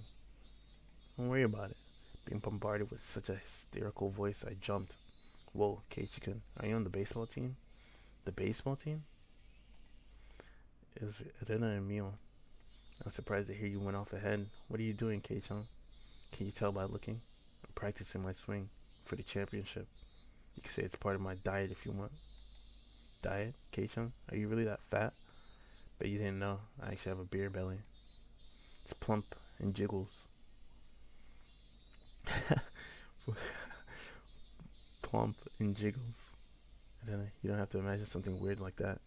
To disrupt Edna from imagining something that vulgar, I ruffled her hair messily. Well then, hope you make it to regionals at least. This old man will cheer you on. This old man can go. Brah! Bruh. Regionally speaking, it seems that Oshima High is pretty strong. They say their southpaw Kameda-kun is amazing. Good luck. Seems they've made me out as some kind of local prodigy, but oh well. Well, if I really did make it to the championship, it would be in a cinch. After all, I'd be the pitcher and catcher. I'd pitch the ball, then run past that ball I just threw, and change over to being the catcher in a burst of super incredible explosive speed. I laughed dryly at the ludicrous image. Coming back to my senses, I smashed the bat against the ground. Damn it. What am I laughing at?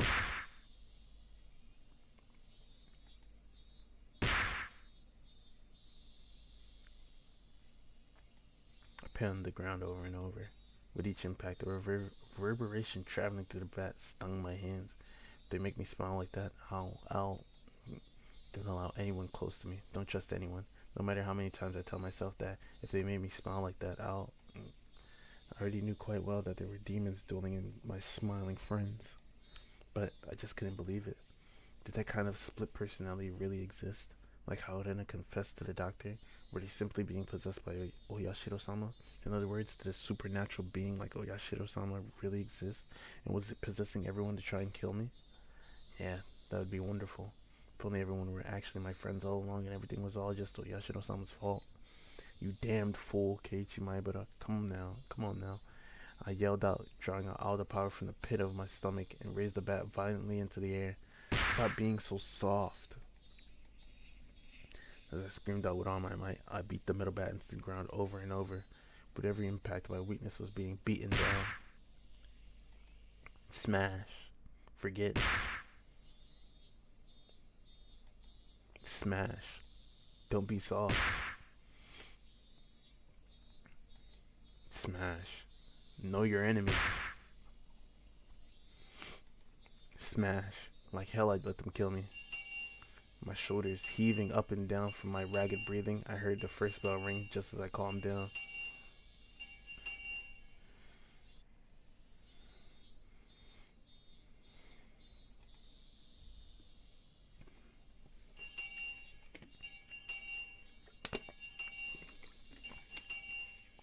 I gasped with a sudden realization. That was the final bell. As I felt all the tension draining from me, I let out a deep breath. My mind was in a muddled state for much of the entire day. I didn't feel like I was awake, but it didn't feel like I was asleep either. I couldn't say it felt especially comfortable, but I felt a kind of relief that the sanctity of the school part of my daily life had yet to be violated. That the sanctity of the school part of my daily life had yet to be violated. How long would I have to keep on living like this? I could only grit my teeth and bear with it as living hell slowly gnawed away at me. Keiichi-kun, come on. It's club time. Club time. The sound of Rena's voice brought me back to my senses. Come on, Keiichi-kun. Stop spacing out. Bring your desk. Everyone was moving their desks together as usual. Nah, fuck that. That's right, it was happy fun club time. But I had no intention of taking part. I haphazardly stuffed the contents of my desk into my bag as I prepared to go home. It was a weak-handed gesture to avoid having to actually say, I'll be going home now. What's this, Kei-chung? You planning on going home right away again? Mion sounded quite disappointed. I'm just not in the mood. Can you just let me be for a while? The tone of the words that spilled from my mouth matched Mion's disapproving glare. It felt like the air in the room had dried out. Satoko looked like she was about to say something, but perhaps dissuaded by the mood, she swallowed her words and stayed silent. Nobody said a thing. I took that to mean that I could leave if I wanted, but the collective gaze before them, like the tiny pins used to mount an insect in a display, held me in place. And it was the one who cut through the heavy mood. Cage, you just didn't like playing with girls, I guess. Fuck, huh? I, are you, are y'all niggas okay? What the fuck are you talking about? What?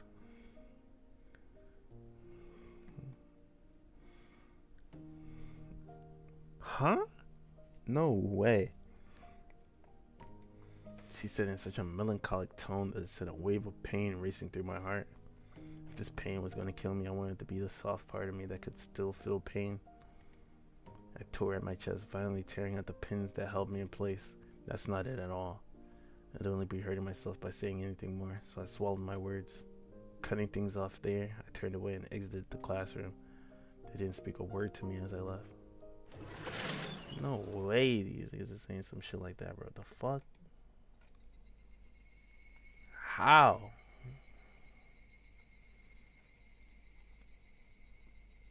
How? It's a long, dull trip back home, but I didn't lose focus. You still got the back. Let's go. I firmly squeezed the grip of the bat, which was already soggy from sweat. Realizing that, I wiped it down with my sleeve. If something were to happen, I wouldn't want it to be slippery. Since this morning, I'd become especially sensitive to the presence of cars. Even while walking, my ears prickled up and sought out threatening sounds and presences that could be closing in. And that was why I could hear it. Without a doubt, there were footsteps. These footsteps had matched up perfectly with mine for a while now. From what I could sense, it was just one person, but I had no intention of being careless. Did they intend to follow me like that car this morning until we were in a good location to assault me? Then it wasn't a good idea to keep walking like this. I stopped walking and looked back. The wooded path crowded with trees responded with silence as if there was nobody there to begin with. But I wouldn't be fooled. I was certain footsteps were following me. It just as I stopped, the footsteps stopped as well, meaning the person following me wanted to keep their distance. That was, without question, proof that I was their target. I held my breath, waiting for that presence to panic and start moving again. The trees rustled with the sound of the wind. The higurashi also joined in the dissonant chorus, trying to throw my focus into disarray. Had 5 minutes passed, or had I been like this for a whole 30 minutes? It was so hard to breathe that I might have suffocated. It seemed I would be the first one to panic. Without a doubt, he was lurking in the shade of that tree with bated breath. Then I'd make the first move. I fixed my grip on the bat. I raised it up to my shoulder to be ready to swing it at any time. Hey, I know you're there. With all my might, I screamed at whoever was hiding in the shade of the trees, but the presence in the shade didn't budge. Till the moment I found them, they had no intention of revealing themselves.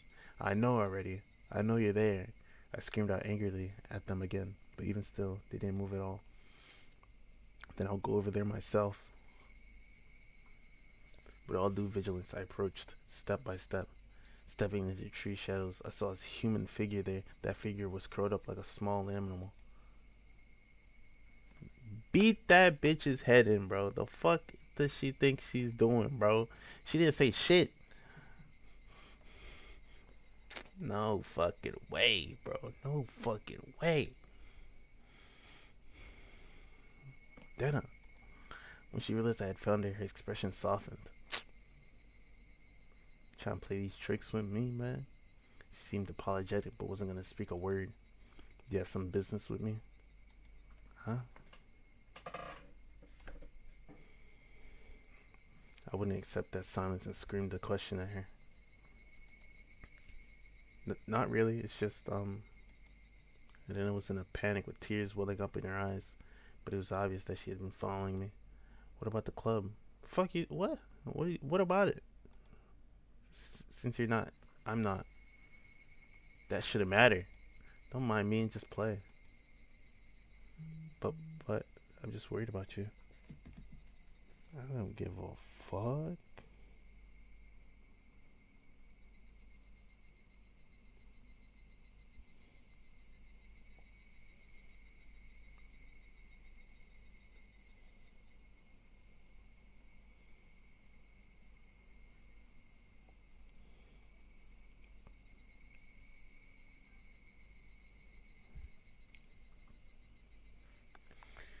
Phew.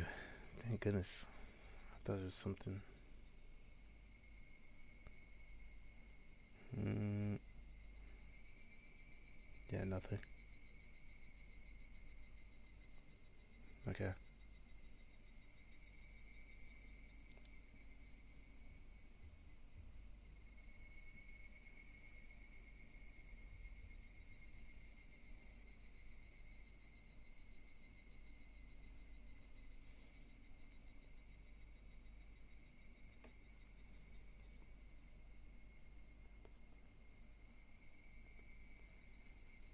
Bro, what the?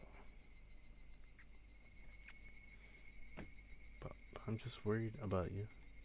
Thinking about how you've been acting up until now, it was hard to imagine that my behavior could have been perceived as strange. So then I was concerned, had a quick glance. That's how it would seem.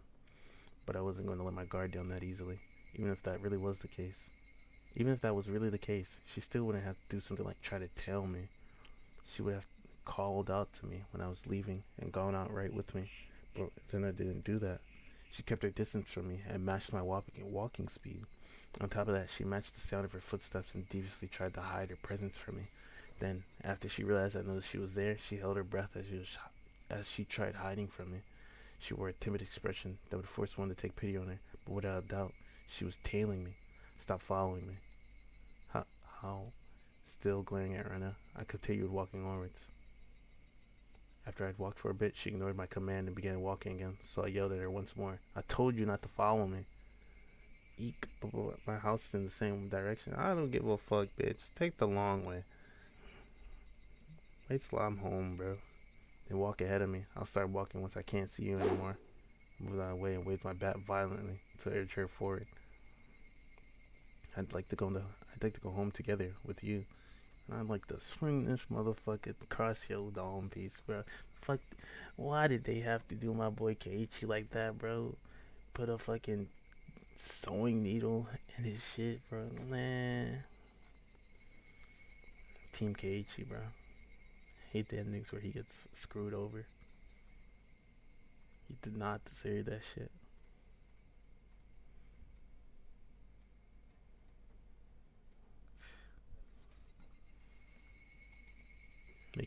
Making a pitiful expression, she meekly squeaked out the words in a voice that she knew would cut into my heart.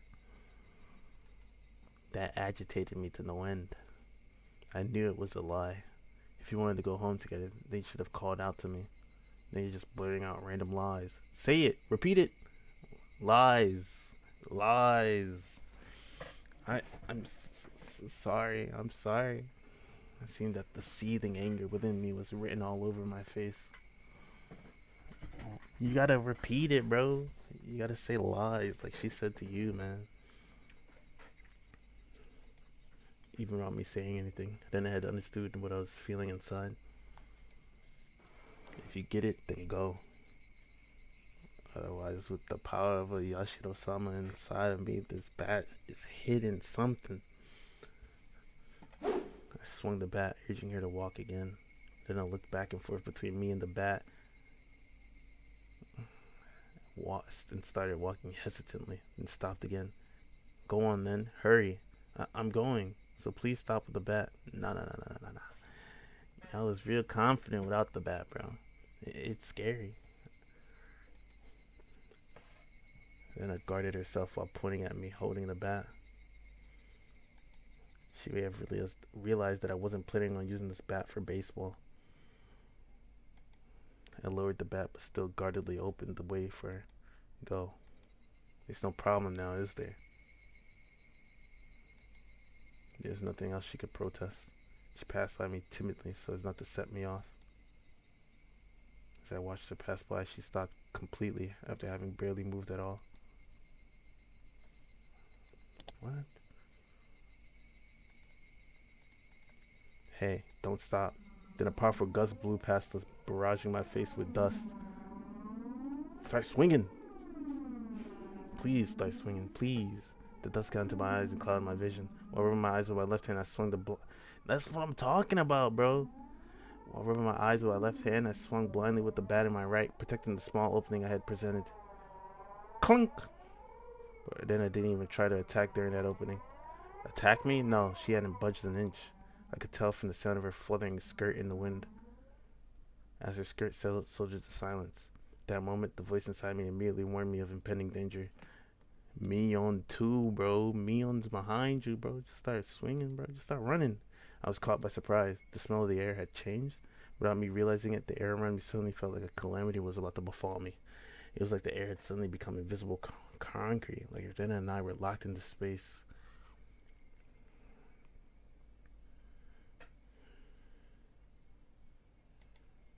And I didn't move an inch. And unable to move, I stared at her back. Was that the curse? What?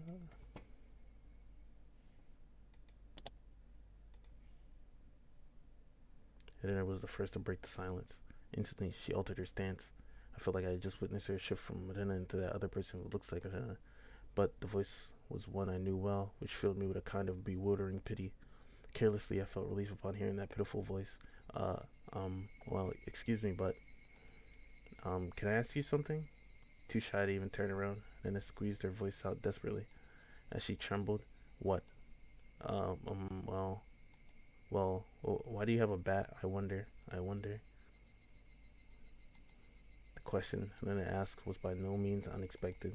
I can carry whatever I want, but you didn't have one up until today. Why so suddenly? It's alright if I decide to do something suddenly, isn't it? Isn't it? Is it strange that I have a bat? Because Keiichi, you're not the kind of person to play baseball. What the y'all niggas didn't know me till last year. What are you talking about? Till a couple of months ago. It's weird. I can tell what kind of answer she was looking for, and I was getting tired of answering her. I just suddenly got the urge to play baseball. Is that so weird? It's weird. She answered instantly, and that annoyed me slightly. I just suddenly wanted to play baseball, and I wanted to practice my swing. So I'm carrying around a bat. What's strange about that? Strange. Weird. Definitely. Why is Keiichi also? Your ramblings are annoying me. Is it that strange for me to have an interest in sports? Tried to sound a bit more threatening to end the conversation. Until my suspicions about Renner were cleared, I had no obligation to answer her questions. I'm sorry. I'm sorry. Don't get so angry. Then I still didn't turn around and spit out words of apology one after the next. Just one last thing. Tell me one last thing. I don't feel like talking anymore. Hurry up and go. I yelled loudly at her, causing her to flinch like she had been struck. Seeing her in such a pathetic state caused my heart to ache sorely. But even though she was afraid, she stubbornly kept herself from moving. Before I was able to turn her again, then I asked her a final question. Why is that bat the same too? So they did try to do this shit to Satoshi. I thought Satoshi just like felt like he felt trapped. His annoying ass little sister, his fucking abusive parents, or not even parents, like uncle and aunt. So he bashed one of them up, fucking left. It's like I can't stand this shit. But I guess he felt threatened by them too. Why? Why is that bat the same too? What does she mean by the bat was the same? I had no idea what she was talking about. What are you saying? Why? Why is even the bat the same? I don't understand what you mean at all. Say it clearly. Even still, Detta didn't turn around. After inhaling deeply, she screamed. Why is even the bat the same as Satoshi-kun's? Satoshi being, huh? Upon hearing that name out of the blue, I became dumbfounded for a brief moment. By Satoshi, did she mean the student who transferred out last year? No, that couldn't be. Then I had tried to cover it up by saying, oh, well, it doesn't necessarily have to mean that he felt threatened by them. It can mean he had the same train of thought, but in his own unique situation.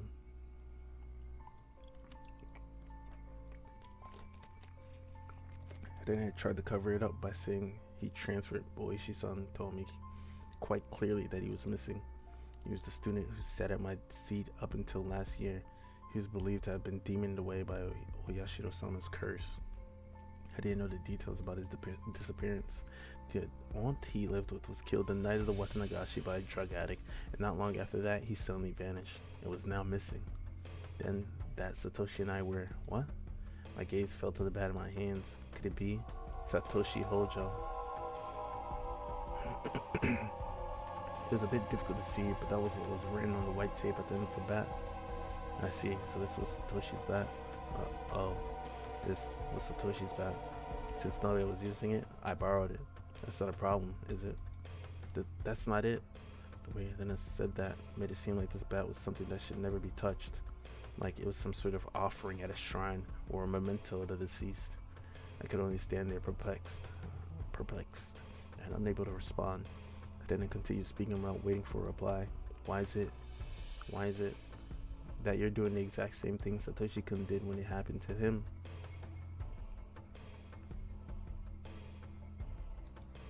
And then it was talking about more than just the bat belonging to Satoshi. It was the same with Satoshi-kun. He joined the baseball team, but he didn't really like baseball. What does that have to do with me? Satoshi-kun also suddenly started walking around with a bat one day. I mean, y'all niggas also put a fucking sewing needle in his, like, mochi? Like, wait, what? He joined the team, but he wasn't the type to play sports. What about it? I closed my mouth before I could say that out loud. Listen carefully, Keiichi. Then it's trying to tell us something important. Satoshi-kun also one day came to school all by himself all of a sudden, just like Keiichi-kun. Then one day, he suddenly started practicing his swing, just like Keiichi-kun. Then one day, he suddenly began carrying the bat around with him, just like Keiichi-kun. Then one day, he suddenly disappeared. Then one day, he suddenly what? Then I had swallowed the words. Then a sudden silence brought a hush back to the surrounding area. It was then that I could finally digest the content of the entire conversation. Now y'all niggas want to be like open about this shit, bro? The fuck? Huh? Y'all had to put a needle in his mochi, threaten him, bro. All for what? When you could have did this from the beginning. Like, not even the beginning though, like the beginning of the end.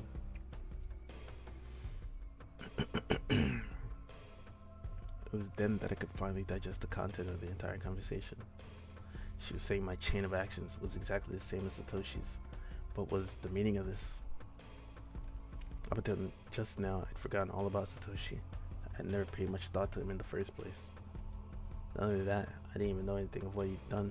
My actions today should have been my own creation after all the planning I'd done, but they had been the exact same as Satoshi's. Then Satoshi, no. More importantly, but Satoshi and I acted the same, and there was a really good possibility that what had happened after, and there was a really good possibility that what happened after would be the same. Then that day, what happened to Satoshi? Then I knew. She knew what became of Satoshi. No, forget about what happened to a guy in the past. Then I knew what was gonna happen to me, and to me. Then Satoshi, what happened to him? With that, I grabbed Rena's shoulders violently and forcibly turned her around to face me, and her face is all fucking glum and blum. As I faced her, I felt a jolt travel through my entire body. Stabbed. I told you, Keiichi-kun. It was that person that I didn't know. At least it definitely wasn't the Rena Ryugu I'd been talking to up until now. The voice just now didn't have a trace of the trembling of her or emotion that it had before. The amount of regret I felt for turning her around so carelessly was unsurpassed. That gaze that pierced like a cold needle, the smile on her face that invoked an image of having been carved out by a knife. Chills went down my spine. My mind froze under a layer of rhyme. Huh?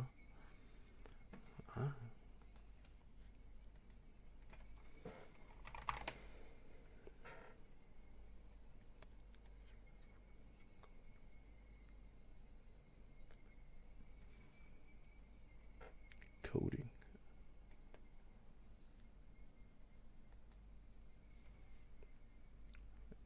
Layer of rhyme. Both of Rena's eyes pierced through mine, leaving me unable to look away, as if to remind me of the fear from that time before. Then I brought her face close to mine, so close that I could feel her breath. Bro. Her face had filled my entire field of vision. Then her sharply shaped lips grew even sharper. I gotta cough.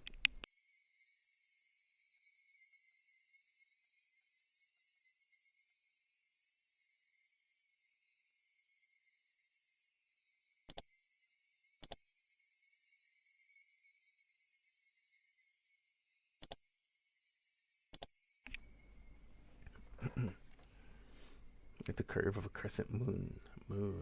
She grinned. I told you, Keiichi-kun.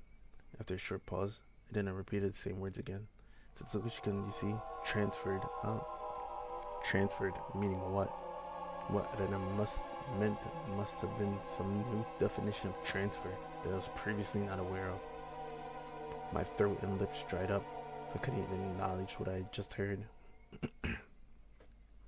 All I could do was swallow down my own saliva. It would seem that Rena saw it as a nod. She pulled her gaze back and spryly stepped back 2-3 paces. As she did, my legs gave out and I fell to my knees pathetically. Bro, what the fuck? She just swung while she was turned around.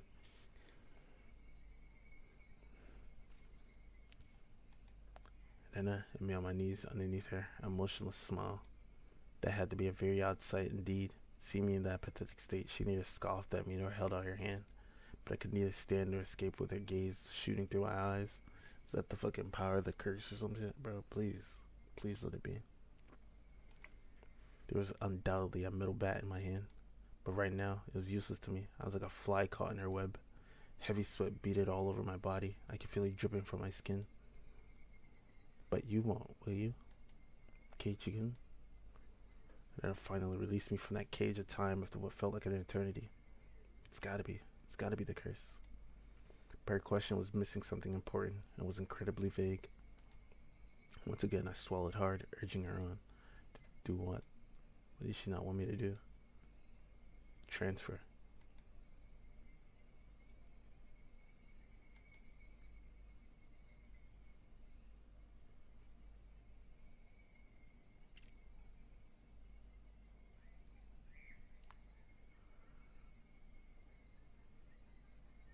It's the end of the chapter? Oh no. Satoshi and I had what? All my well-planned actions throughout the day turned out to have been nothing more than a reenactment of what Satoshi had done. Satoshi, had he really been in the same situation as I was now? The friends he had gotten along with had changed suddenly, and for no reason, at least none that I had noticed, planned to kill him.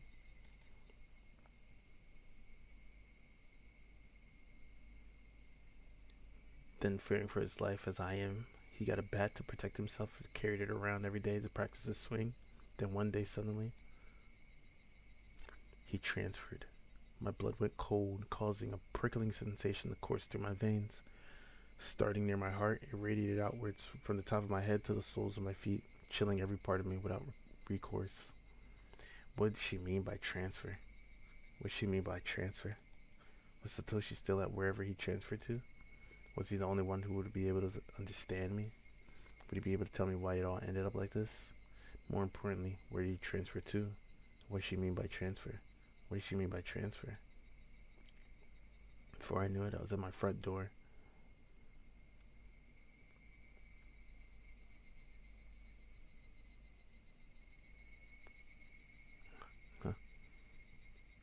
Before I knew it, I was at my front door. The frigid knob was hard to turn. Was there nobody home? It wasn't that odd of an occurrence. Now I want to buy a bat.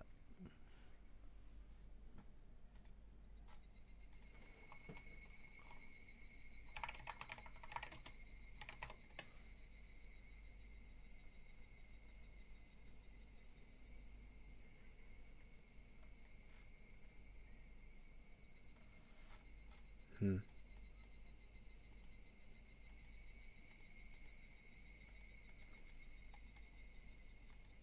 think that, you think Paranoia Agent and Higurashi would have their own, like, bat merchandise?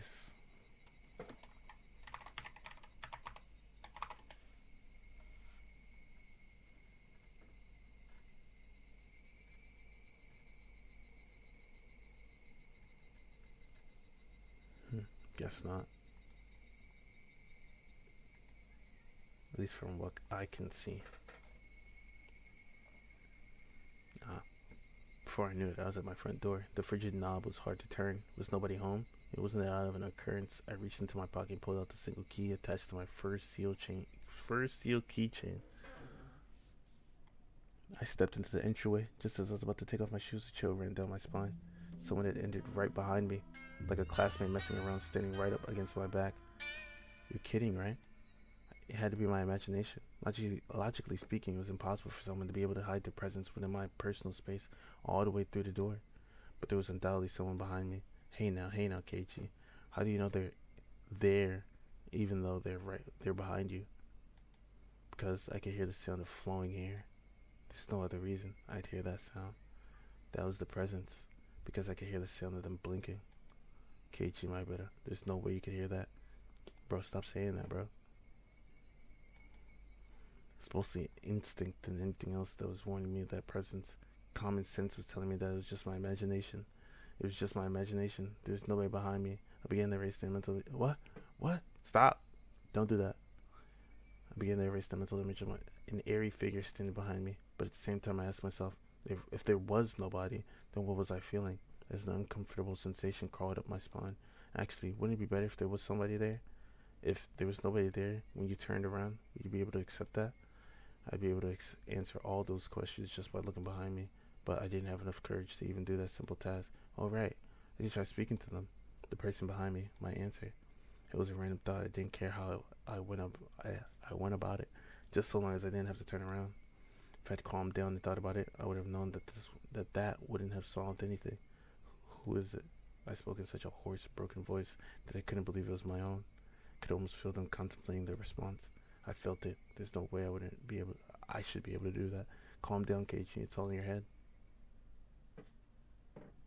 At that time, I was certain I heard it. This fucking...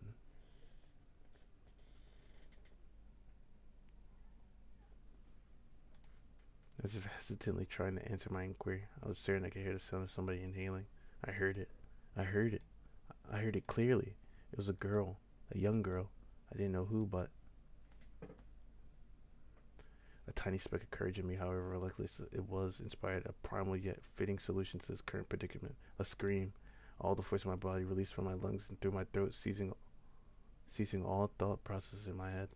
Suppressing all of my thoughts and emotions, I began to collapse like a house of cards, somehow managing to twist my body and look back as I did so. It was definitely there. Right there. Somebody was there. Until the moment I turned around, until I brought the area behind me into my field of vision, they were definitely there. Falling face up, my eyes traced the remnants of the presence suspended in this empty space. It couldn't be. They were invisible. They looked like they weren't there. But were they actually still standing there? As I screamed, all the emotions I was holding back burst free in a violent wave. However, I was decidedly calm as my emotional dam collapsed. The turbulent wave of pent-up emotions was skillfully diverted into a torrent of aggression. That emotion was definitely required to extricate myself from the bizarre situation happening right in front of me. In my state of heightened lucidity, I entrusted my body to the fury. The metal bat held firm in my right hand as if drawn there by a magnet. A mid-level sweep would be the hardest attack to dodge. I remembered reading something like that from a book about swordsmanship or something. Rah! I brandished my will to fight. The after image of that amalgamation of metal flashed as it swung from left to right, beating against the entryway. Let's go! The bat slammed into the right wall, the tip rebounding violently. Oh, bro. I forgot he only has one bat swing or contact sound.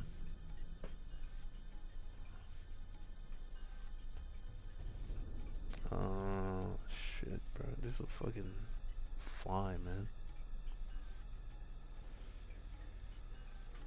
Mosquito or something.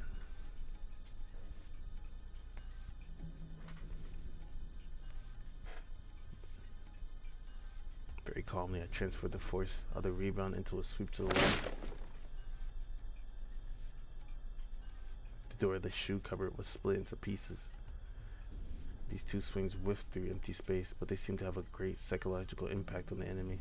I could feel the panic emanating from that space. The attack wasn't the only thing required. I extracted the back from the cupboard it was embedded in and it screamed as I spun my entire body around in a large arc. Rah! My scream shook the air, imbuing my ferocious swing with even more destructive power. Crack. Without mercy or restraint, my violent strike with certainly fatal force behind it shattered the top of the cupboard. None of my attacks struck the enemy, but my ferocity had certainly seemed to impact them. Breathing heavily, my entire body soaked in sweat, the invisible enemy there, but not there, dispersed. When I was certain that the enemy had retreated, I locked the front door and latched the chain.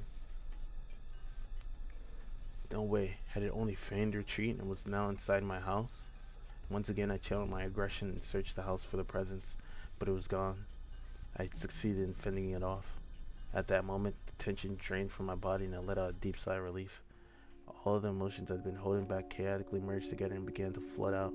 A hodgepodge of fear, accomplishment, and disbelief all mixed together and began to flow through my body. Unable to deal with each individual feeling, I beat them all back with the strongest exhaustion. Even in this moment, I remained composed. After checking that all the doors throughout the house were locked, I went up to my room on the second floor and closed the curtains. I straightened my back and tilted my head back a little. After clearing my mind of all of my idle thoughts, I managed to calm down even more. What was that at the front door? There was definitely something there. Thinking about it, maybe it was just an apparition. I jumped up in my confused state, but I didn't really think that was the case. Calm down, Keiichi, my brother. Compose yourself. But no matter how calmly I thought about it, what just happened wasn't a figment of my imagination. It was obviously a supernatural phenomenon, and without a doubt, something was behind me. It wasn't some sort of illusion I saw amidst my confusion and disorientation. Proof? I had just one piece. When I asked who is it? They inhaled as if they were about to answer. That sound had clearly reached my ears. The situation I was in right now was still unclear. Either I'd been possessed by the supernatural phenomenon known as Oyashiro-sama's curse, or this was a ruse by the villagers who believed in it and were imitating it. Either way, their motives were unclear. The roundabout way it had been done was also still a mystery. If it was perpetrated by humans, the enemies admitting that it was Elena and the rest of them doing it, but it would be solvable. Oishi-san and the rest of the police would surely arrest my enemy. But if it was a manifestation of Oyashiro-sama's curse, I wonder what would happen. I wonder if there's a cure for that, for what I have, bro. Tripping over everything.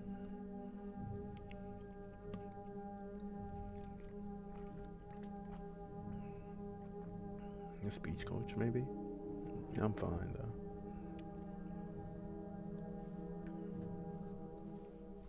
But if it was a manifestation of Oyashiro-sama's curse, I wondered what would happen.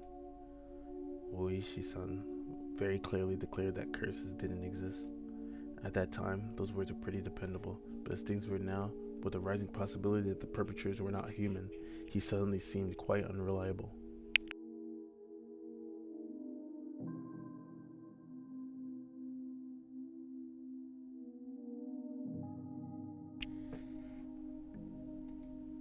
If I told Oishi-san this was the work of Oyashiro-sama's curse, what would happen? I couldn't imagine his reaction, but it would go without question that a void would expand rapidly between myself and Oishi-san. With me having so few allies to begin with, and not being able to confidently declare whether or not this was a curse or not, there's no merit to doing that. I'd better keep the facts of what just happened at the doorway to myself. It'd be better if I didn't add what happened here to the memo behind the clock. There was still the ever so slight possibility that I was actually confused when I thought I was composed and I was just going berserk in entryway. How wonderful would that be if that was really what happened? I would be able to refute Oyashiro-sama's curse, but if I denied Oyashiro-sama's curse, then that would mean admitting that Eren and the rest were the perpetrators. If I said that Eren and the rest weren't the perpetrators, then that would mean believing in Oyashiro-sama's curse. By denying both of those, I would be admitting that I myself was losing it. The three options from which I couldn't choose became a trilemma of sorts. They mixed together and formed a whirlpool in my mind, making my head spin. Once again, I straightened myself and leaned my head back slightly to cool myself down. Calm down, Keiichi. Accept what has actually happened as reality. Stop thinking of anything more than that. But I couldn't help but think of it. How wonderful it would be if it turned out I was delirious and everything up until now was a figment of my imagination. Life is not that fucking kind, or not even kind, but like franticable. I don't know the word I want to. Fantasies like that don't happen in reality. Huh? Did I go back? Something and anything more than that, but I couldn't help it. How wonderful it'd be if it turned out I was delirious and everything up until now was a figment of my imagination. Oh yeah, should have some as Kurtz wouldn't exist, and I would still be the best. I would still be bestest friend, bestest buddies with Irina and the rest. I would have to be crazy. That was the first time in my life I'd ever wished for such a thing.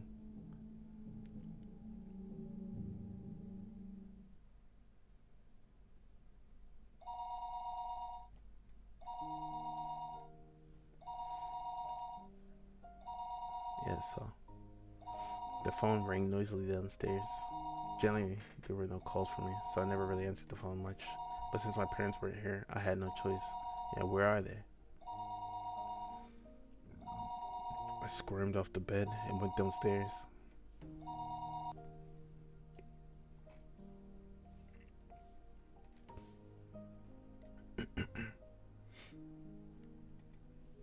Hello, this is the Maibara residence.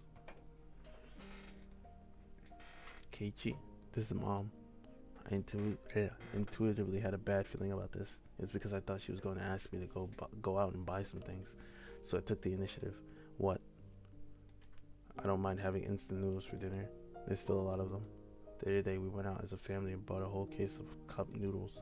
I wanted to get a bunch of different kinds actually, but they refused since the individual packs were expensive. So instead I got a whole case of the mega-sized pork bone and ginger flavored ones I liked. But my parents don't like strong flavors and didn't touch any of them, so the cupboards were still full of them. So you see, there really isn't a need to go shopping, right? Keiichi, I'm not asking you to go shopping. Both mommy and daddy have to go to Tokyo right now because of work. What work do you do? Huh? Right now? This was really abrupt.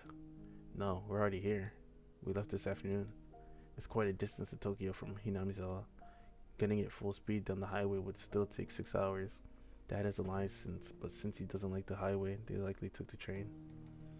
It would have taken longer. I'm thinking you might understand since you heard us speaking last night, but it has to do with Daddy's contract. Right now, things aren't going so smoothly. Y'all got pull on his career? Yo, villagers or something, bro. Now that she mentioned it, I did remember that they talked all that time about how his job prospects weren't looking so good. Daddy's really sensitive about things like this. If we leave things as they are, it will affect his work. Part of my father's particular fragile artistic personality, his emotions changed as easily as the fall sky. You could also just say he couldn't take criticism. But something like that can be done over the phone. Keiichi, it's your father's job, so can you support him a bit, please? Anyway, it's just faster to talk about it in person, so there wouldn't be any misunderstandings. As their son, there was nothing more I could say once they started talking about work. So, we'll be back tomorrow night. Keiichi, will you be fine on your own? It's not like I'll die or anything. Yeah.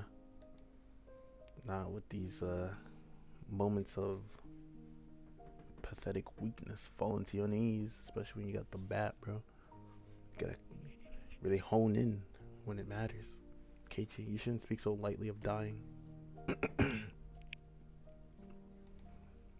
If there's something troubling you, just talk to us.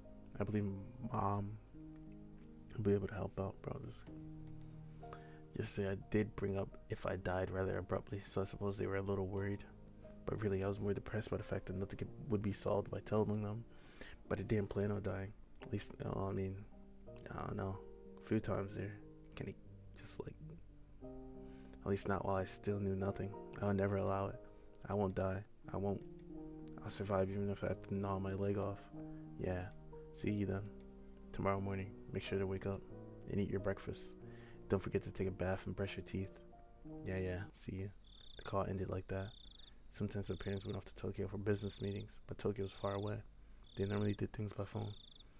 Times they did go to were normally planned out in advance. It never happened just suddenly. I can't say that those circumstances didn't feel strange or rather unnatural. Anyway, I only needed to recognize the reality of the situation, that tonight I was the only one in the house, that when my parents came back from work, I'd be gone, missing, vanished. Looking back on the series of events of the previous 5 years involving Yashiro-sama's curse, it wouldn't seem that strange at all. Come to think of it, it was getting pretty late. I didn't think it was good that the only light on the whole house was from my room on the second floor. It was the same as broadcasting to the enemy that my parents were gone. This was like chance. First, I ran to the living room, flicked on the lights, and turned on the TV to a reassuring volume. Next was the study. I similarly turned on the lights and some music. With this, from the outside, it would look like my parents were here. Once again, I went through the house, checking to see if there was anything left unlocked. When I saw the veranda and the laundry still hanging out there, I went pale. That would have made it too obvious. I need to take it down. I snatched in the laundry haphazardly and erased all traces that my mother wasn't there. It should be fine now. Ah, the garage. They hadn't gone all the way to Tokyo by car, but they had gone up to Okinomiya Station.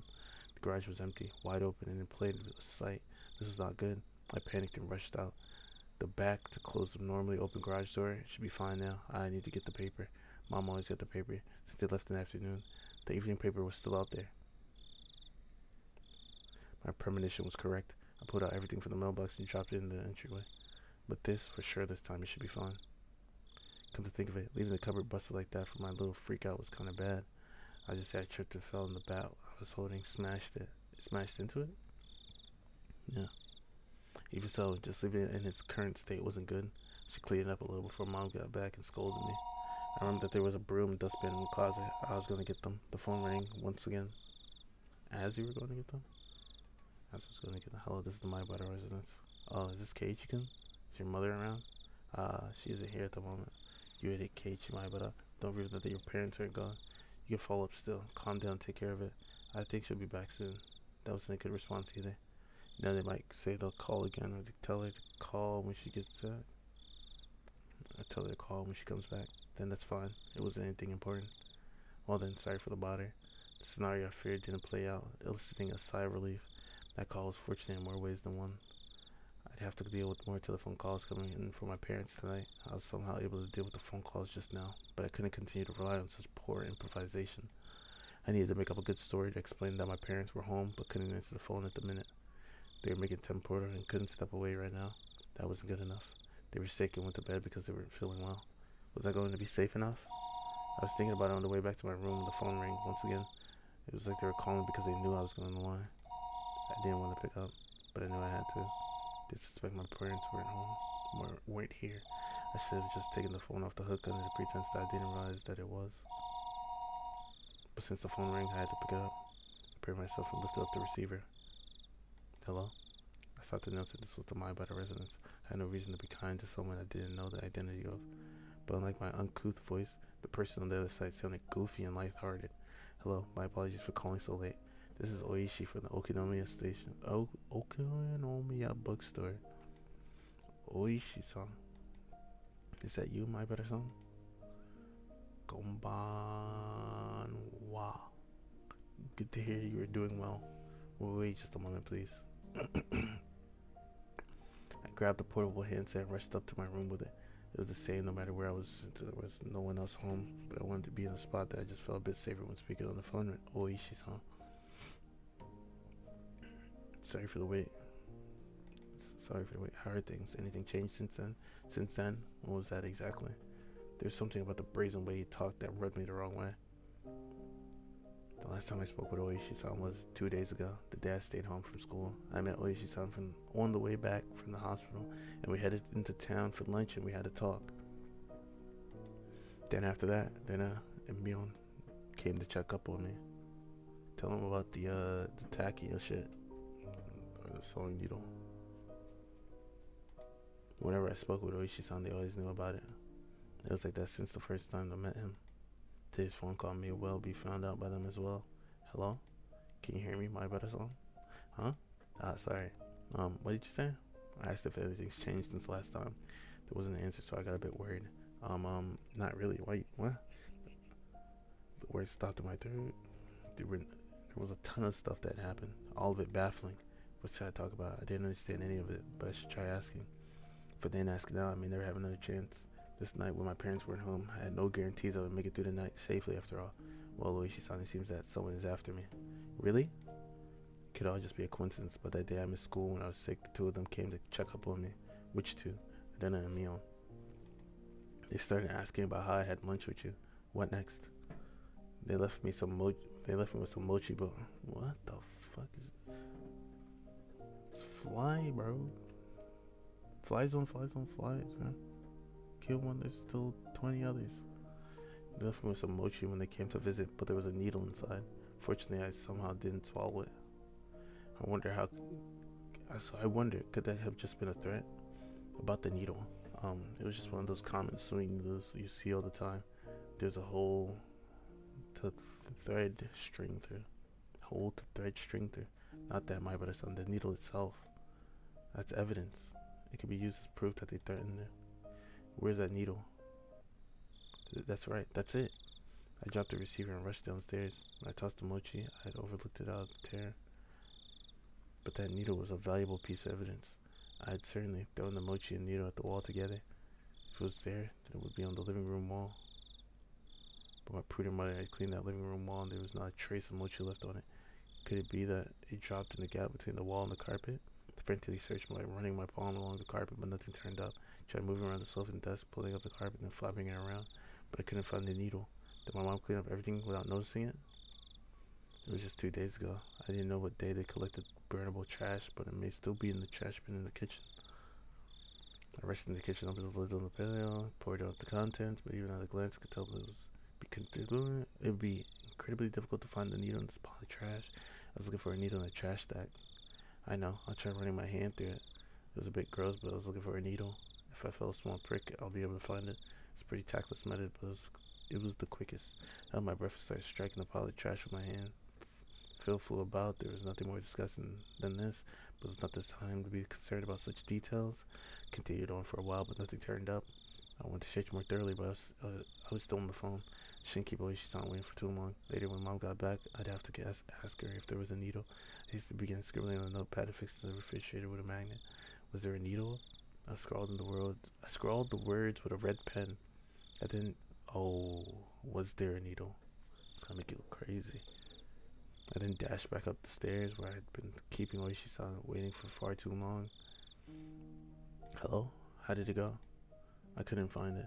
I was really overwhelmed back then, and I see. It'd be great if you could find it. Keep it safe. That's right, the needle wasn't on the incident. I had to tell them about this morning with the hit and run. Also, Oishi-san, that isn't all. Actually, this morning, that van was definitely aiming for me. I could say that without question due to the circumstances at that time. Did you see the license plate? I could search for it from here. Damn. I just flipped out yelling at him back then, but I didn't look at the plate. What failures on my part with the needle and the plate number. Now you're making it seem like you're just going crazy.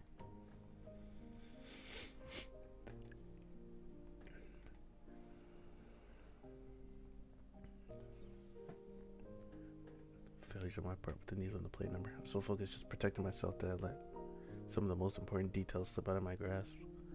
I punched my pillow and noted how worthless I was. I'm sorry. I don't know much more than that. It was a white van. Nothing to fret about my brother-san. Anyone would be shaken up after being hit. I guess all this really isn't a coincidence, is it? Oishi-san started to hem and haw over on the other end. I could imagine him folding his arms. Also, Rena is acting strange. How so? What Rena said on the way back home? On the way home today? Asking why I was so much like Satoshi-kun.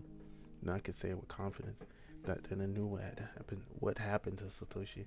She knew that there was more to it than him just simply disappearing. Rena knows. She knows something regarding what happened to Satoshi, the kid who was demoned away last year. What would that be exactly? Rena said that was the same as Satoshi. She said something to the effect that the way things are going, I'll end up with the same fate as Satoshi. Fate, he said. Exactly what kind of fate did she say would befall you? Transferring out, she said. Transferring out? Rena said Satoshi transferred out. So given how things are going with me, I'll transfer out too. Oishi let out a stern sigh and then grumbled loudly. My brother-san, that was probably some sort of threat, or maybe some type of warning. I thought so too. At that point, I started to think, Would it be prudent to sum up everything that had happened up until now as the machinations of some human perpetrator? Other than the theory of it being Rena and the others, I was left with Oyashiro-sama's curse actually existing as the only other explanation. Of course, I couldn't tell that to Oishi-san, except Rena's strange behavior could be proof of either scenarios.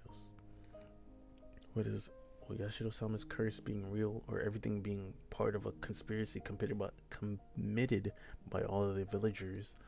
Rena was involved. Rena had to know something. Rena was suspicious. What exactly was Rena? I couldn't help but think she was somehow involved with the prior string of mysterious deaths. I seem to recall that Oishi-san had admitted that he had dug into Rena's past a little. He was probably just downplaying it when he said a little, meaning he had actually dug pretty deep, most likely. I wanted to hear about Rena. I wanted to know what happened at her previous school, among other things that were still unknown to me. And if Rena was somebody I should suspect, no, not that. I wanted to know the truth. Tonight, I was alone in this huge house. Even though I said I couldn't count on them, I had lost the security I felt I had just by my parents being around. It wasn't like this house was some sort of fortress or castle.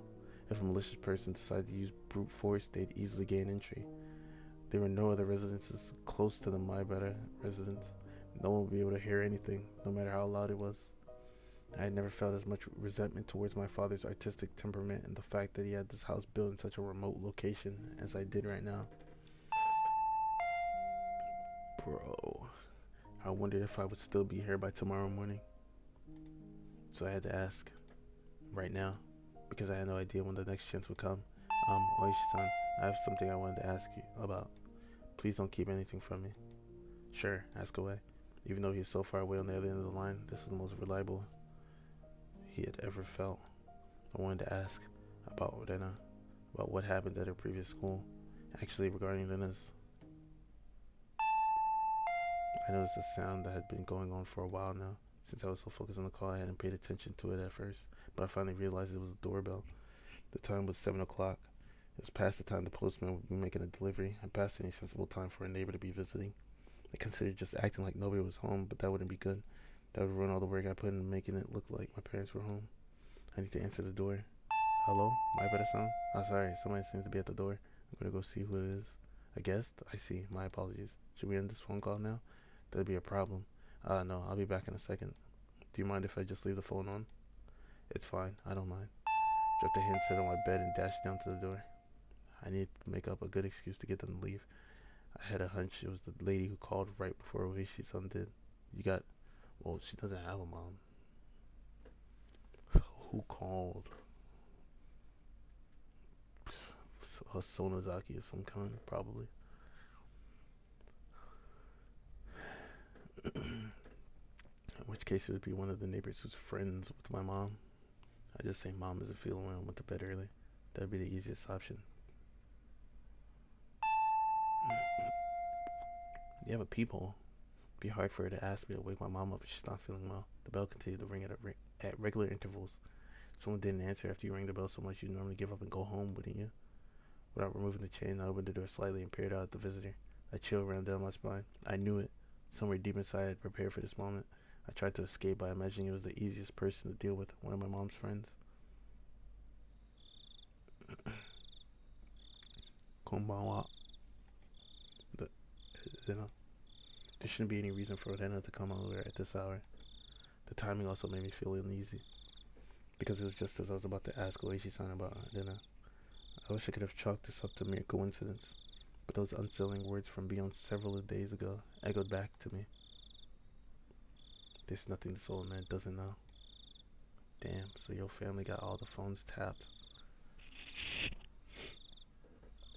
Are you alone, Rena? Yeah. Seems that Mion wasn't with her, but that didn't change the situation at all. Why'd you come here? Hey, Keiichi-kun, I'd like you to open the door so we can talk. Can I come inside? I wonder. It was true that speaking through a chain door wasn't the right way to talk to a classmate. But at my house, the chain has to be on at night. Don't worry about it. Then it can't be helped, I guess. Rena pouted rather sadly, but she kept smiling at least, and her effort to keep that smile up was quite pitiful. Even though she was tugging at my heartstrings, I didn't lower my guard. As long as I stayed like this, even if it made my heart ache, my life wasn't in danger. But I really feared more than the possibility that hoodlums would assault me if I removed the chain. I was trusting enough to remove the chain and having my friendship betrayed. As long as the chain wasn't unlatched, even if it made my heart ache, I wouldn't have to deal with being betrayed by Elena. Since it didn't seem like I'd removed the chain from her silent urging, she appeared to give up on trying to get into the entranceway. Have you eaten? Have you eaten yet, Keiichi-kun? No, I haven't eaten. Since my mom wasn't there, dinner wouldn't be ready no matter how long I waited. I laid down when I got home, was waking up by the phone, and didn't have a chance to eat since I used up all that time talking. I was going to have cup noodles in any case. I could just eat one whenever I wanted to. No, not yet. What about it? Ha ha ha ha ha. Then good. Look here. I brought a bunch of dishes. And this is where you gotta wonder. In this ending, are they actually dishes? Or in both endings, are they tools? Brought a bunch of dishes, and I had on a stack of boxes wrapped in a cloth. If I could use your kitchen, I can heat up the miso soup and other stuff. It's fine, you don't need to do all that. But there's a lot of tofu and vegetables in it. Does Keiichi not like that kind of stuff? Like that type of stuff? I wonder. There's no way I wouldn't like that. I love miso soup with lots of ingredients. White radish, carrots, burdock root, and potatoes. Dense and fibrous root vegetables. Yeah, that miso soup looks incredible. I also brought rice, so if you microwave it, you can eat it really quickly. Without a doubt, rice needs miso soup. Stuffing rice down your gullet, sipping miso soup in between ravenous bites. Oh yes, how wonderful it is to be born Japanese. Also, I made some more pickles. I made sansai pickles this time. Before I moved here to Hinamisawa, I scoffed at the mountain vegetables called sansai. But I was captivated by their charm the first time I tried them. Such a deep yet light flavor. The vegetables from the supermarket were tasteless and bland compared to these. If you had to describe them, then they were the vegetables for the uninitiated. To become an expert such as myself, you first had to partake of sansai. It was common knowledge around here that the Ryugu family's traditional pickles were wonderfully delicious. To go into her house and you see some fucking pickled eyes. No matter what kind of pickles they were. They'd go so well with that fluffy white rice. And also, but wait, there's more. So delicious. It just seems so delicious. Farewell to my unhealthy self who said he'd make do with cup noodles. Elena appeared to be in good spirits and she was offering such a delicious sounding dinner. The stress evaporated from my gut and hunger reared its voracious head. Don't unlock the door, bro. At the same time, my weariness of Elena suddenly dwindled. Do I get to make a decision or am I just... I gotta look at the Steam page, bro. It like online it says sound novel. Then it did say she was alone. It shouldn't be a problem letting her inside, though the possibility that I was laced with poison still hadn't been ruled out. At that moment, a cold chill ran down my spine once again. I couldn't understand why such a sensation had occurred just then. But the voice inside me was sounding the alarm. This happy Elena speaking of this charming dinner was dependent on one premise. And that premise was that tonight dinner hadn't been made at my house, meaning it was under the assumption that my mom, who should be making it, wasn't here. At any normal household, 7 o'clock would be around the middle of dinner time. If my mom were here, we'd be eating dinner around this time as well. The fact that she brought over the makings of a meal at this time was inherently strange. Unless she knew. I don't know. Did she know that my parents weren't home? But there's also the chance that this was a bluff. I had turned on the lights and a bunch of other stuff to make it seem like my parents were here. There's a chance that I was unsure if my parents were home, but I had to wonder. The laundry, the garage, the evening paper, there were plenty of signs of them being hastily tidied up. It was hard to say that, and I didn't have a chance to determine if my parents were here or not. But there was no reason for me to confess that right now. I should try holding on to the fact that I should try holding on to that fact as long as I could.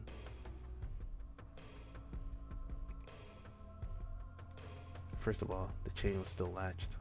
As long as I didn't take it off, Rena wouldn't be able to do anything to me.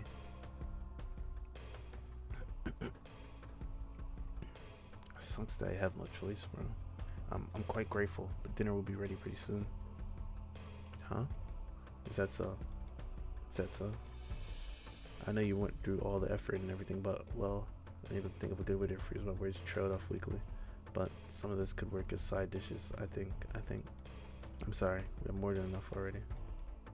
My mom always makes quite a few sides, so. Huh? You have side dishes? With a smile that bordered on a cringe, I dodged the questions apologetically. But the feeling I tried to ignore began creeping up my back again. I spoke as if my mom was setting down dinner right now, but it didn't mesh well with what Rena was saying. Rena was talking as if she was aware of some obvious fact, and that I was aware of it as well. So Keiichi-kun can cook? What did you make, I wonder? No, well, it's not that I had assumed out of nowhere that I had made the dishes. No, not so much that I had made them, but rather that my mom hadn't. Did you really make them? The side dishes? Did you, Keiichi-kun? It wasn't me who made them. My mom did. No, she's making them right now. So you see, I'm sorry, but I can't eat what you brought. Then I fell silent at that moment. At that moment, I felt that the light had suddenly disappeared from her eyes. How about I try guessing what Keiichi-kun's dinner will be? It doesn't matter what I'm going to eat. Let's see. The conversation might appear natural at first glance, but then I was firmly in control. I felt like I was being interrogated. Your dinner, I wonder, is it something that can be made with just hot water? Hey now, stop with the insults. I can't believe you'd belittle my mom's extravagant dinner like that.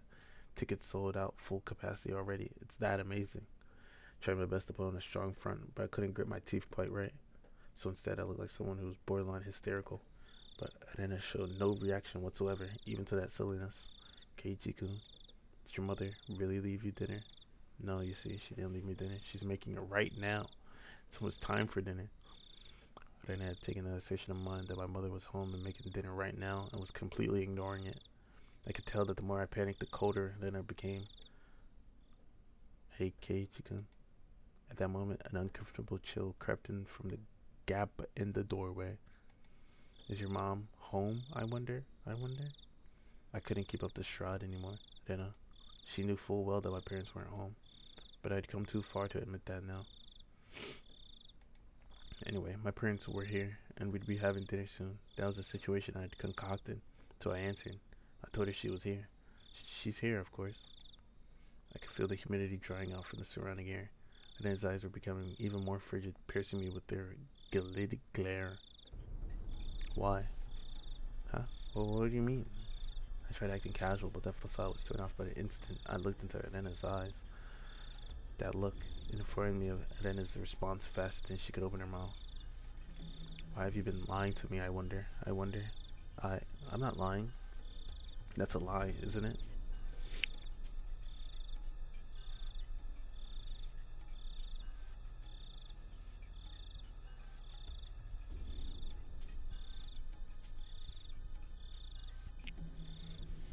It's a lie, isn't it? It's not a lie. Lies, bro. Why didn't you hit her with this shit, bro? And this outburst sent a jolt surging through my body. Elena and I were still separated by what few inches that slightly ajar, but still chained door could afford. But despite that, I was still being cornered. My house, which I considered a safe haven up until now, had become more like a dark alleyway where no one could save me. Shall I guess your dinner, Keiichi-kun? Let's see. I knew now that Elena had already known that my parents would not be here tonight. But it was still so strange that it had come to this. Even if she somehow knew that my parents were at home, there was no way she could be able to guess what I'd be eating tonight. But Elena said she'd guess. How could she guess it? How could she know it was instant cup noodles? That's right, isn't it? That I was going to eat. Wait, the cooking repertoire of a man who can't do housework is probably nothing but cup noodles after all. Looking at this statistically, it's the most probable answer. That didn't mean she was guessing. I don't think it would be full with just noodles. I think having rice and stuff will definitely hit the spot. Calm down, Keiichi Maibara. This is just coincidence. I didn't know it was just reading certain tells of mine. So the fact that she was inferring what I was thinking alarmed me. But it wasn't as if she was actually reading my mind. If it was being read, then she was a demon. No, not a demon. Things like that, they couldn't possibly exist. Stop, bro. Do you like them? Do you mean noodles? No.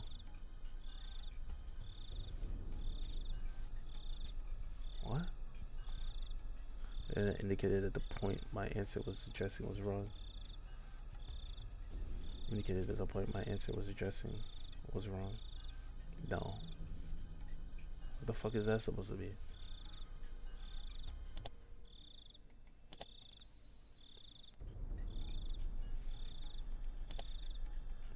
Hegel.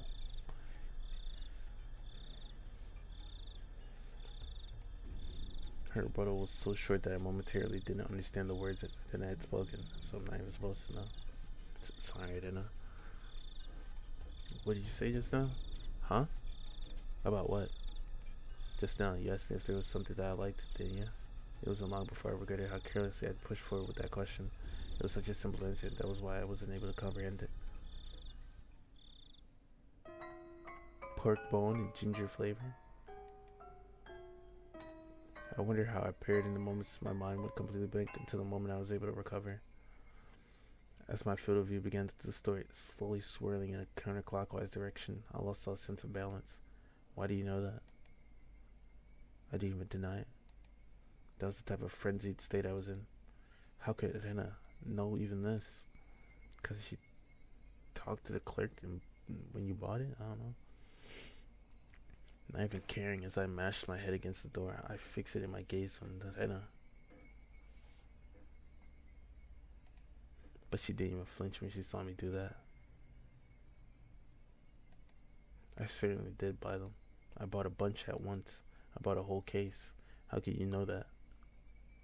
Why, I wonder. Quite strange, isn't it? Isn't it? How could you dodge the question at a time like this?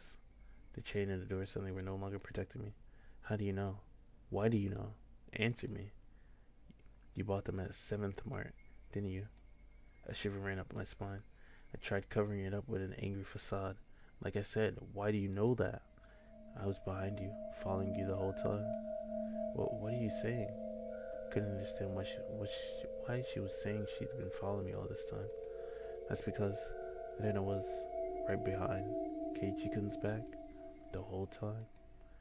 Ha ha ha ha. Like that night. That night I was absorbed in my phone conversation with Oishi-san. I didn't even sense her being there. Standing behind the door, behind me, standing there, just like that. When Keiichi was picking out the noodles, I was watching the entire time. You picked out so many different flavors, didn't you? Then your mom got angry. If you were going to pick the expensive ones, then you should just pick one. Then you should just pick one type, she said.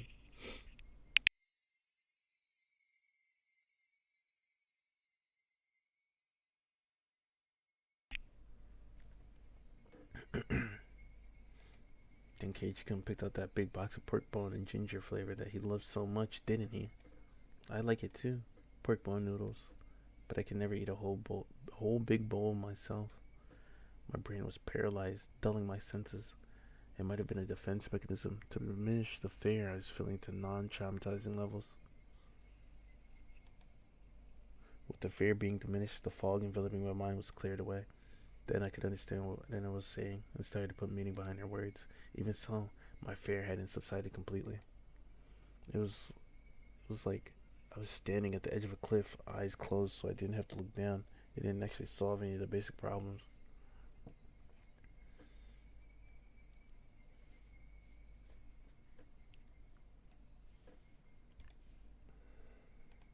I slowly took a step backwards, and as I withdrew, Rena advanced.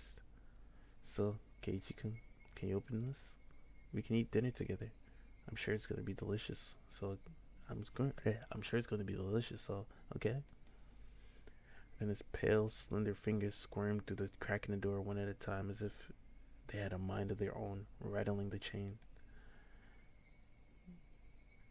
If she had unlatched the chain from the door, a feeling of terror would have just exploded within me. But then it didn't do that. She was simply imploring me to remove the chain.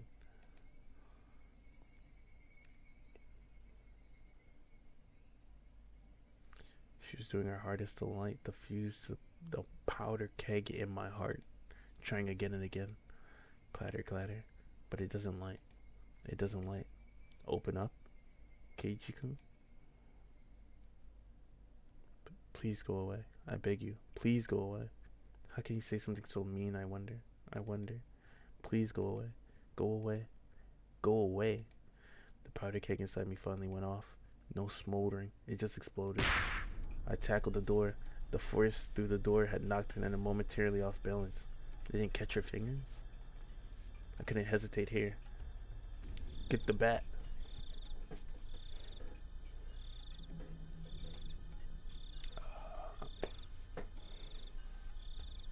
Whatever. I got into the door now with both hands, planted my feet firmly, and pulled with all my might. But that slamming sound I so desired didn't happen. Because you're closing on her fingers, right? Right? I could feel a tiny disturbing bit of resistance keeping the door from closing. And the source of that was Rena's fingers, bro. I'm telling you, bro. Greatest ending. Each of those fingers were wriggling, squirming around like the tendrils of a carnivorous plant through the crack in the doorway. It hurts. It hurts, Keiichi-kun. It hurts. Ooh. It wasn't a harsh shriek, but more of a yelp she was trying to keep out. Go away, go away, go away. I kept on pulling on the door with all my might. Pulling? Are you sure you meant pulling? Don't you mean pushing? I didn't even realize that if I didn't loosen my pull on the door, at least momentarily, Rena wouldn't be able to pull her fingers out, and that was why the door wasn't closing. It really hurts, Keiichi-kun. I'm sorry if I was messing around too much. Ooh. I didn't care one bit for her apology. No! Let's go! No matter how much she apologized, it didn't change any of what she had done up until now. It didn't change anything. It hurts. It hurts. I'm sorry. I'm sorry. I'm sorry. Go away. Go away. Go away. And I couldn't leave even if she didn't wanted to because I trapped her fingers. And his white fingers had become deep red and were no longer even squirming. I'm sorry. I'm sorry. I'm sorry. Go away. Go away. Go away. I'm sorry. I'm sorry. I'm sorry. I'm sorry. I'm sorry. And then his apologies were occasionally twisted with pain. But like a broken record, she was intent on repeating it over and over. Go away, go away, go away. Stop it, stop it, stop it, stop it. I pulled on the door even harder, finding that his fingers were somehow able to slip out from their imprisonment in the doorway. The moment that happened, the door closed soundly, and I could hear the thud of Rena falling on her butt on the other side. I locked the door immediately. It made a loud clunk, voicing my rejection to Rena. I'm sorry, I'm sorry, I'm sorry, I'm sorry. Keiichi-kun. I'm sorry. Open up, Keiichi-kun. Still. I'm telling you, bro. Still. Somehow still. Helena leaned against the door, apologizing profusely and nothing else. After confirming that I was sufficiently sealed off from her, I trudged away from the entryway. On the other side, I could still hear Helena echoing her apology. I'm sorry. I'm sorry. Those pitiful words. They would be forever seeking my forgiveness. I didn't feel bad about this at all. But that wasn't out of any sort of malice. I felt a sort of hazy sense of relief that I was able to escape from Lena. Before, Mion had threatened me at this doorway, saying there was nothing she didn't know.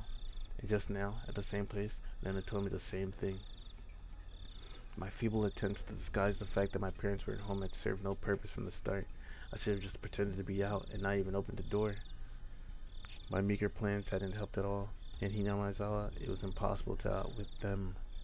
Even though I was on the other side of the door, I wanted to get as far away from Lena as possible. One step, two steps. With each one, her sniveling apologies became more distant. Get the bat. Get the bat! I sprinted up the stairs and dove into my room. As you would expect, I was finally no longer able to hear Lena repeating her endless apology. Diving to my bed, I was startled by the hard lump I felt. There was something in my bed. The bat. It was the receiver. Ah, damn. I finally remembered. I was in the middle of a call with Oishi-san. Because of the clock, apparently not much time had passed since I went downstairs. Could it be that my clock had run out of batteries? I talked with Anna for so long, I did almost no time pass, but the hand on the clock was ticking forward 1 second after every second as usual. So I put the still warm receiver to my ear. Time, which felt frozen, began moving once again. Hello, Oishi-san? It was like a break in the time for the curse to do its thing, like a pause in time. Hello, Oishi-san? Sorry to keep you waiting. No, not at all. I didn't wait that long. It became apparent that the amount of time that had passed between myself and Oishi-san was different. Over the phone, I could hear an energetic voice from a sports program or something. It drove home just how far away Oishi-san really was. And I came just now. Did she come to play?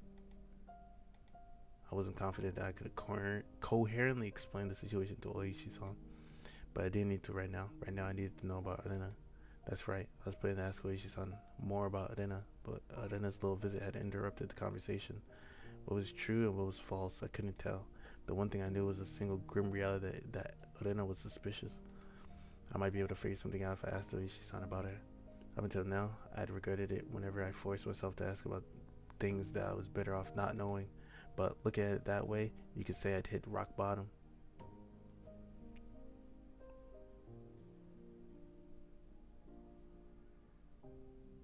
Huh? But looking at it that way, you could say I'd hit rock bottom. There's no possible way I could feel any more regret than I did right now. No, rather I wanted to know if there was anything beyond this I would regret more. Forget about tomorrow. It was out of the realm of possibility for something to happen tonight. I wanted to know everything I could. I was absolutely not going to die like this. Not without knowing anything. I definitely won't. Regarding Arena Ryugu-san, I did a bit of digging. Yeah, well, it wasn't much. I understood that Oishi-san was talking in circles. A bit meant I dug so deep it'd be hard to discuss with you since you're her friend. I want to know everything from your research. I don't think you'll be very interested in what I have to say though. Oishi-san. I spoke as calmly as possible to Oishi-san, who was continuing to avoid the issue, and then I said it. I think that Ryugu is suspicious, even if the past incidents were from the Oyashiro-sama's curse, and then Ryugu is involved. Do you have some sort of proof that makes you believe Harada-san is suspicious? The manner in which Oishi-sama spoke became very firm. Do you have some sort of proof? That was him talking as a detective. I only have circumstantial evidence. I see. I could tell even over the phone how disappointed Oishi-san was. Pulling on the fishing line when he felt a bite only to reel in the bait, disappointed but ready to cast the line once more. That's how it seemed. Oishi-san, you can't do anything without physical proof, can you? What I meant was you can't come and save me without proof. I stuck that barb in there. As Oishi-san loved roundabout ways of saying things, he understood me just fine. It's fine, my better-san. I'll protect you. That was not the least bit reassuring. Oishi-san was just using me to continue his investigation. I was just going to get killed and my corpse would be an important piece of evidence. That was all I was to. Whether I'm alive or dead may be of no concern to your investigation, but it's all over for me when I die. Oishi-san went silent on the other end of the line. That may have been too blunt, but I didn't care. All I needed to relay to Oishi-san was that I was currently in a very dangerous position. So please tell me about Rena. Satoshi transferred out. Not too far in the future, I'll probably also do what Rena called transferring out as well. But you won't be able to find my corpse. You haven't even been able to find Satoshi's body yet. Alright, my brother-san, please calm down. I was already suppressing my agitation, even without Oishi-san having to tell me. It wouldn't solve anything if I continued to scream about my mistrust in the police. It would seem that I could only depend on myself and the bad Satoshi left behind to protect myself. Then I at least wanted to know about what happened before I then transferred schools. You're aware that this won't be very interesting, right? Oishi-san, realizing my resolve couldn't be swayed, finding a cave. And right now, to me, there's nothing that I'll find uninteresting. Please. There are a few things I need you to agree to. Okay. Please keep this confidential. Also, part of this may be speculation. Not all of it may be true. Are you still interested? It might not be true. I don't understand what you mean. There isn't one main investigation for the mysterious chain of destiny, Namizawa. Each one is treated as its own individual case. Thus, Nenaryugu has never been linked to any of the investigations. Basically, you see, this is an investigation done by the police, and is a personal inquiry, is what you're telling me? This will make things a lot quicker since you understand. All of it is from either phone calls or meetings and interviews, so they aren't corroborated. I'm asking you to take this all with a grain of salt, is what I mean. Do we have an agreement? Do we have an agreement? All of it is just from what you heard. Yes, my apologies. It's all my personal investigation, you see. That thing, before you said you saw it in his chart, didn't you? That thing, before you said you saw it in his chart, didn't you? I'm sure I heard you say that. Aishi-san paused for a moment on the other end of the line. I told you that too. Ha ha ha. Please pretend you didn't hear anything about that. I didn't care about Aishi-san having certain obligations, responsibilities. I also didn't care if there was no proof. Even if there were just rumors, there's no smoke without fire after all. Please tell me Oishi-san understood. Oishi-san finally opened those tight lips of his. It seemed that Rena lived in Hinamizawa a long time ago. She had moved to Ibaraki Prefecture after she finished elementary school.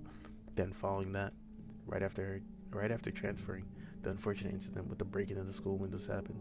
Then Rena confided to the doctor it was Oyashiro-sama. This was all that he knew. Huh? That's it? There isn't much difference between what I know and what you know, Maibara-san. Then what part did you investigate further? I didn't need to ask. It was the incident that happened just after she transferred. The incident that I was responsible for what she divulged to the doctor afterwards, correct? Yes. After you learned about that, you started suspecting them and the others, didn't you? Yes, I did suspect them. So they're the ones after all. No, that's not what I meant by suspect them. Huh? Oishi-san was the type of person to say things with confidence, but these particular words were less than reassuring. Then, who did you suspect? That it was Oyashiro-sama. Huh? That Oyashiro-sama's curse really exists? Yeah, right, well, ha ha ha ha ha.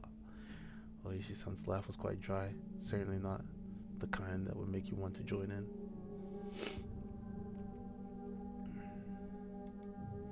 Oishi-san resumed the conversation.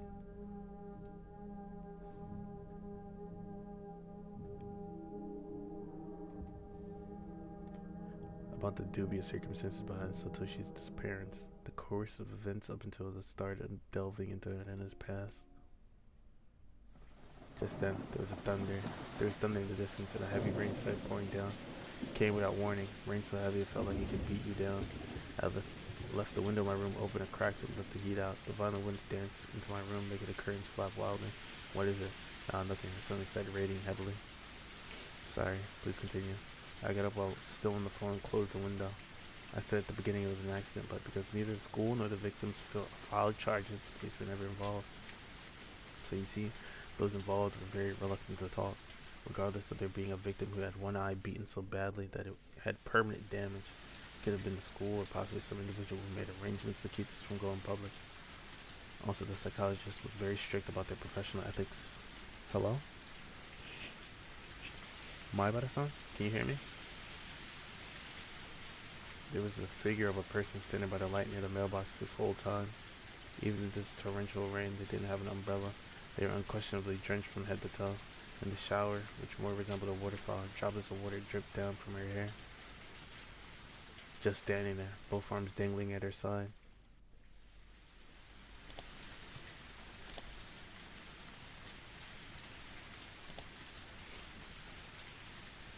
In one hand was a stack of boxes, wrapped in cloth. Her eyes focused on my room, focused on me as I was about to close the window. Her mouth was methodically repeating a chewing motion. It was as if she had something hard to chew in her mouth, with her cheeks puffed out. What could she be eating over there? Her fingers? How could it be that at this time? I was more enthralled by Rena instead of the shocking developments being brought to light by Oishi-san. If it hadn't started raining, I wouldn't have gone to the window, and I wouldn't have noticed Rena, nor would I have noticed that Rena's mouth was moving in the same pattern. She wasn't eating something, she was repeating something. What was it? Was she repeating to me? What was she saying? And why was I right up against the window, fixated on her? Hello? Maibara-san? Can you hear me? Hello? I'm sorry. Huh? Maibara-san? I'm sorry. I'm sorry. I'm sorry. I'm sorry. I'm sorry. I'm sorry. I'm sorry. Hello? Maibara-san? What's the matter? Even in a torrential downpour, Fiona was still apologizing. The self inside me drew the curtain hastily with my right hand, blocking my view of the outside. But even doing that, Arena's relentless apology still reached my ears. I'm sorry. I'm sorry. I'm sorry. I'm sorry. If I forgive you for this, will you forgive me for that? Please stop. Please stop. Please stop. Please stop. I'm sorry. I'm sorry. I'm sorry.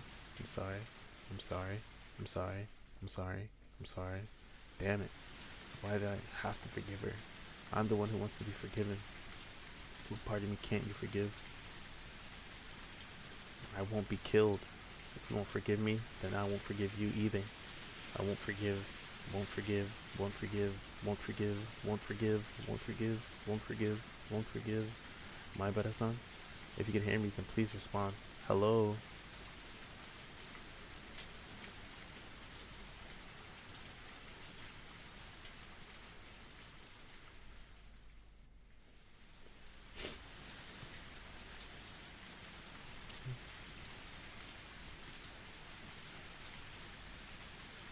Split personality at the 7th mark.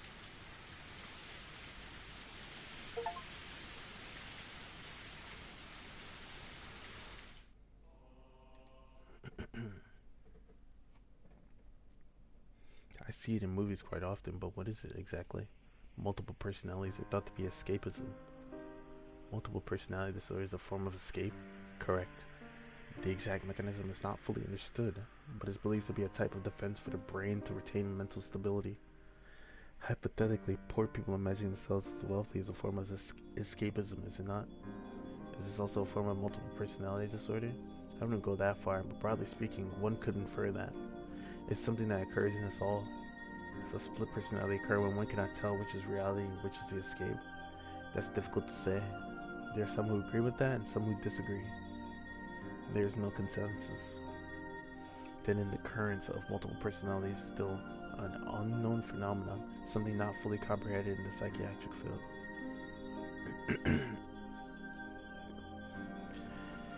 Then is the occurrence of multiple personalities still an unknown phenomenon, something not fully comprehended in the psychiatric field? Unfortunately, that's the current state of things. We can only put our hope in future research. But it's sort of cool having a split personality. What kind of people get split personalities? Recent studies find that those who develop it, or rather those who are more susceptible to developing it, may be genetically predisposed or may have had abnormal mental development. Some say that childhood abuse increases the chances. Speaking of which, person A here experienced abuse as a child, didn't he? How sad. Person A has 7 different personalities. Let's watch a video of him. Right after these commercials. What the fuck?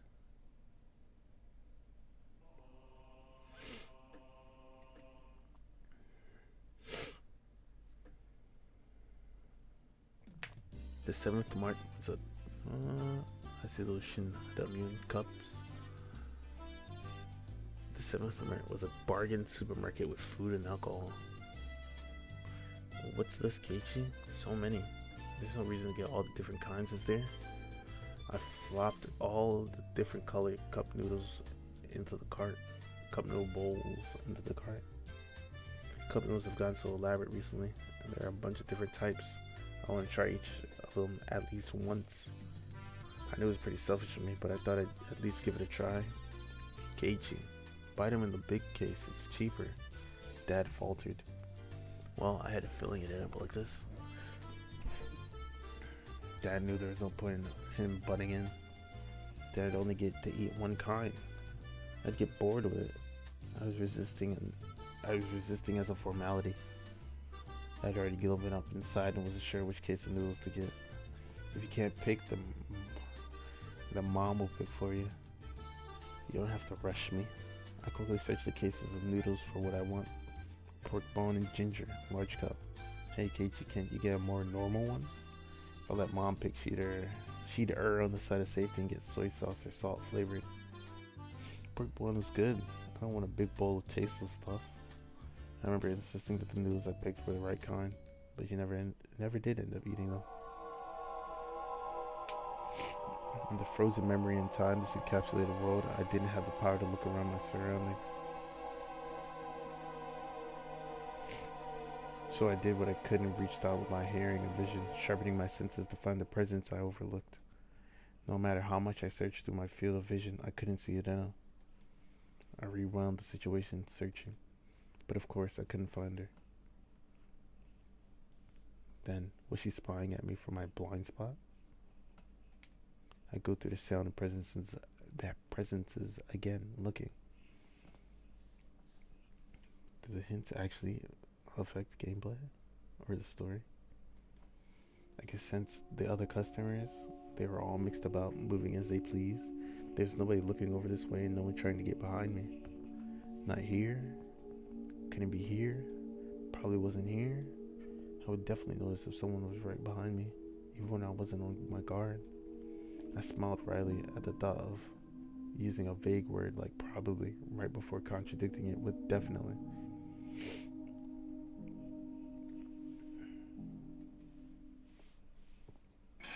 Then I paused my mental replay as a chill ran down my spine. There was definitely a presence like a shadow behind me. That was a terror unlike any other.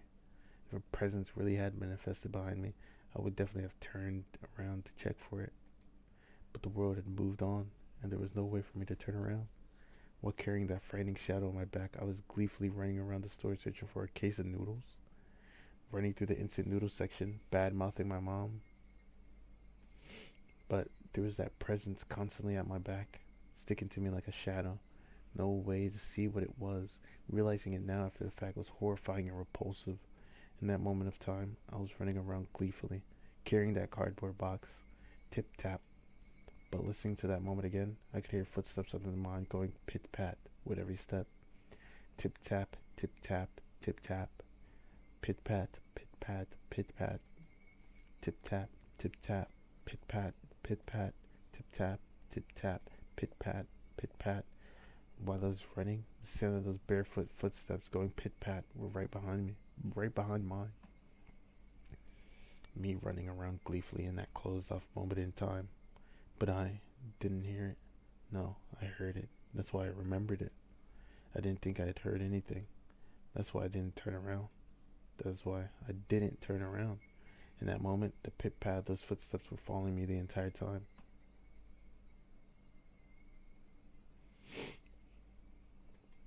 I couldn't run faster and escape. I couldn't run any faster than I had ran at that time. I couldn't turn around. I hadn't turned around before, not once. Then I returned to my parents and started talking. The shadow-like presence was right at my back. Since I didn't move, the shadow didn't move. That is why it made no sound. That was all. At that time, I hadn't taken a single step while talking with my parents. I was just standing there. This is undeniable. And yet, I heard it. A pit-pat. That shouldn't be. If I took 3 steps, it followed 3 steps. Wasn't that the rule? There was no sound other than that. At that time, the entire world had gone dark. A sudden darkness. It was the end of my reflective journey. I was tired. I wanted to end it. Someone turned on the light, except my body couldn't move, as if I had sewn into that moment in time. Pit-pat. My past self's hair stood on end. That's impossible. Now that's just breaking the rules. I haven't moved, so you shouldn't be moving either. I couldn't move, so you shouldn't be able to move either. Follow the rules. Pit-pat. Yet that sound echoed in the darkness once again. The hair on the back of my neck pricked up on end. It was so close that it was hard to tell whether it was touching the hair or not. Why couldn't I move, like how the presence was moving behind me? I quickly realized I could move. It's just that I was scared and didn't want to. But now was the only time I could turn around. It was something unforgivable in this moment in time. But I needed to turn around immediately, as if my entire being was trying to force me to stop. It began to administer a pain like a needle being stuck into my every pore. I'll turn around. I'll turn around. I'm not scared at all. I'll turn around. I'll turn around. I'm not scared at all. A scream I was unable to vocalize. Roll. I turned around. At first I couldn't understand the meaning of it. What? What is this?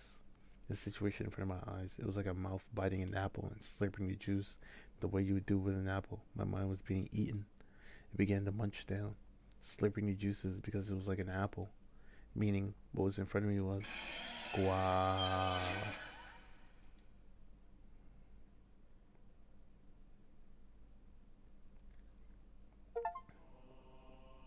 Read all tips and onikakushi,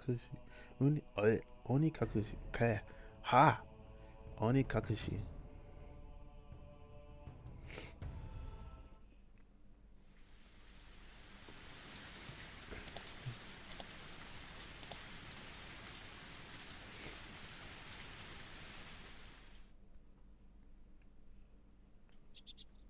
I guess I'd be lying if I said I didn't get any sleep. I tried to stay awake all night, but there were definitely gaps in my memory. I guess I kept nodding off and jerking awake in a panic all night. I spent all night hugging the metal bat and sat on top of the futon I used to barricade the door. Waiting, watching, just in case someone tried to break in through my window. If I left this spot, someone would break through the door, sending the futons flying and attack me. But if I stopped watching the window, someone would break through the glass and attack me. I tried telling myself I was just being paranoid, but I couldn't sleep. The thoughts of being so vulnerable scared the living daylights out of me. If sleep meant taking that risk, I didn't need it. It was so much better to just stay awake. At some point during that endless cycle of nodding off and jolting awake, light began to shine outside, but that was it. It wasn't so much the morning as it was just the sun simply having risen.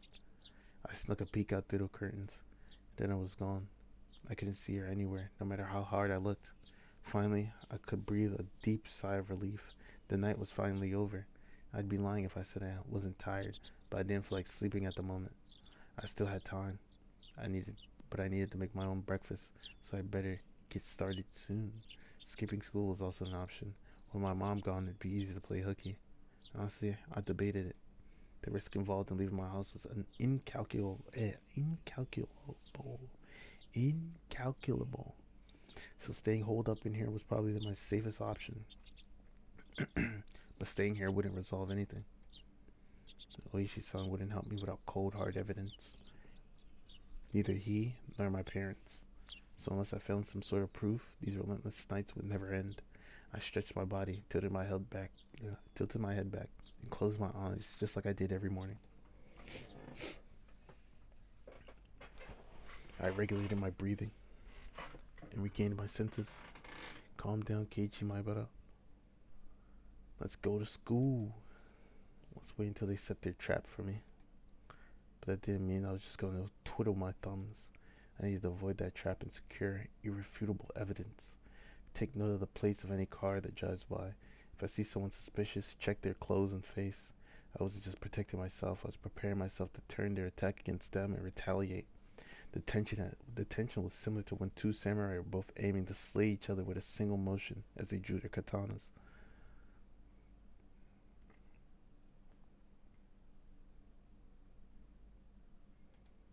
I was not at a disadvantage.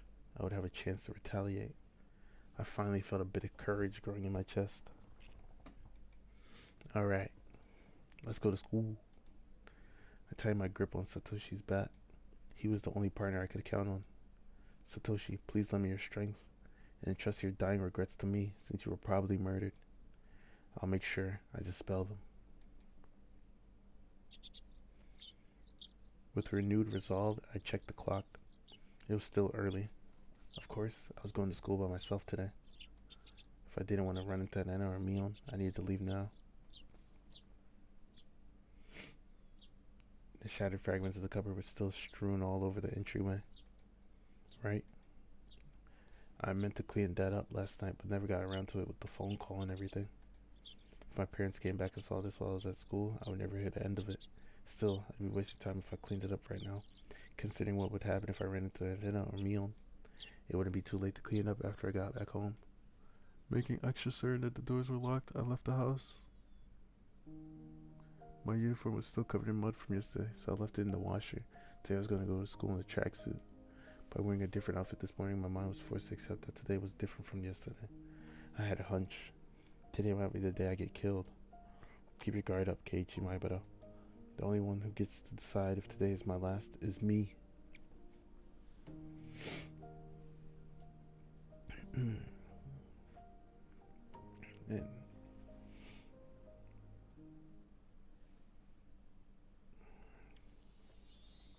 so much to read, bro. I spent the morning practicing my swing like it was my natural routine. After a while, and then I arrived at school. Our eyes met, but we said nothing. And I said nothing about last night, as if it never happened. But I could see that those events were real by the wounds carved into her fingers. I just heard her telling Satoko and the others that the bandages were from hurting herself in the kitchen. Though, it wasn't like it bothered me.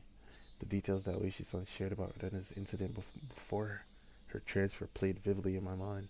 Then I knew about it. I couldn't even dream of Rena as a cute, ideal girl. You're gonna get some shit too, bitch. Fuck you. Kei-chan, I see you're still aiming for the nationals. It was Mion. I had already sensed their approach, so I wasn't that surprised. Oh, Mion. If you understand, then leave me alone. I'm busy practicing. I gave her a curt reply without my usual jokes.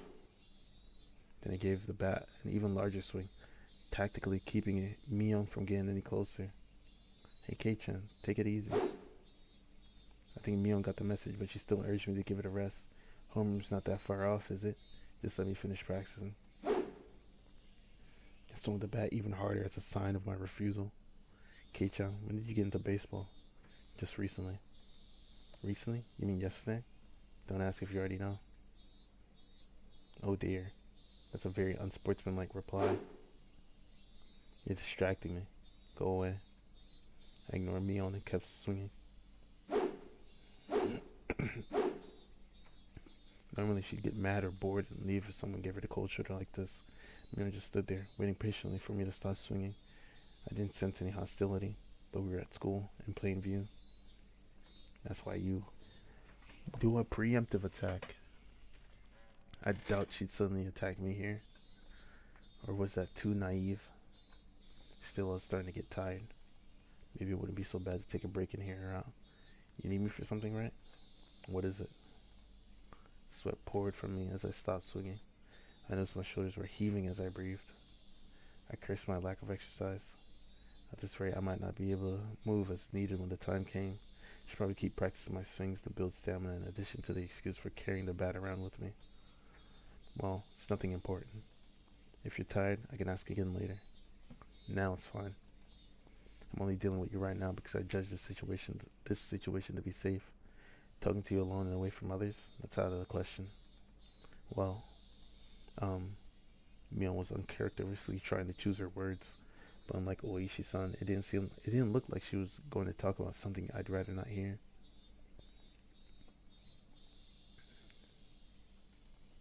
Mion was puzzled, trying to find the right thing to say, but then she gave a hearty laugh to break herself out of that mire.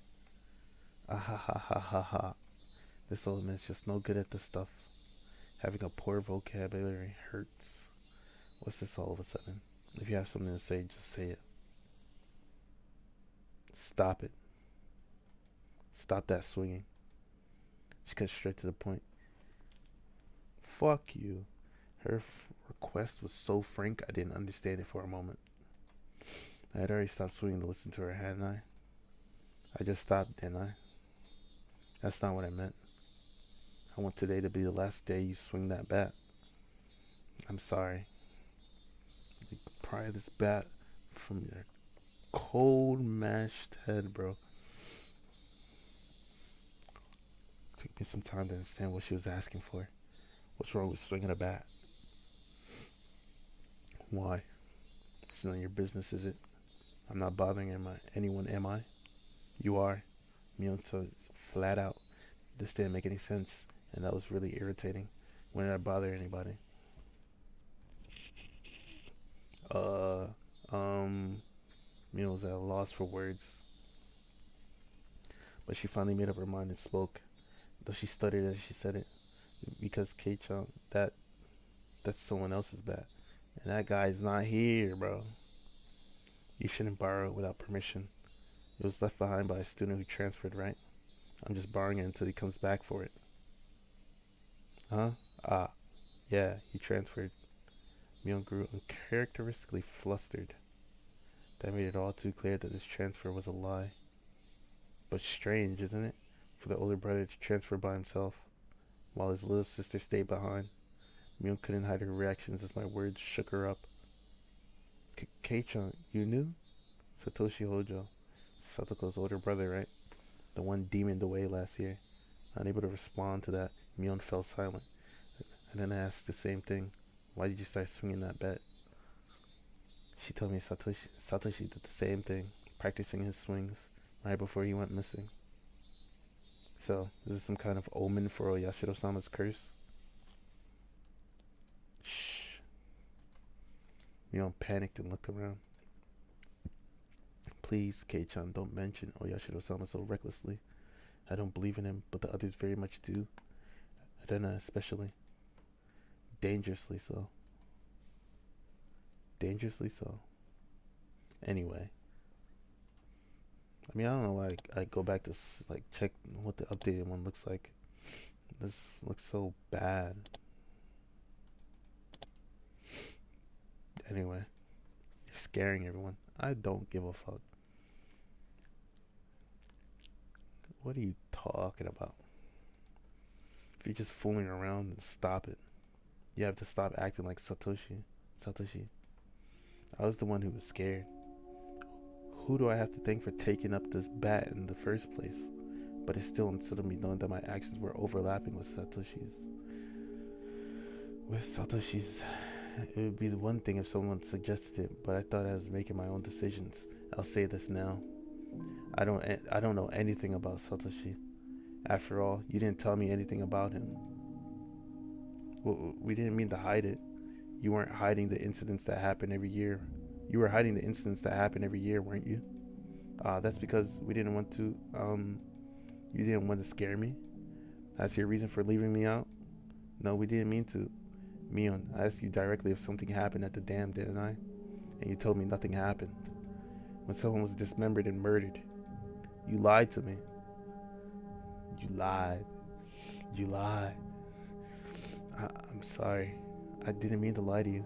You lied about you. You lied about you. Lied about your act. Somebody gonna make a fucking edit with higurashi? I don't know if there's much overlap with Kendrick fans in this series. There probably is something already out there, bro. And if there isn't, I could do it, but like, I'm not in the.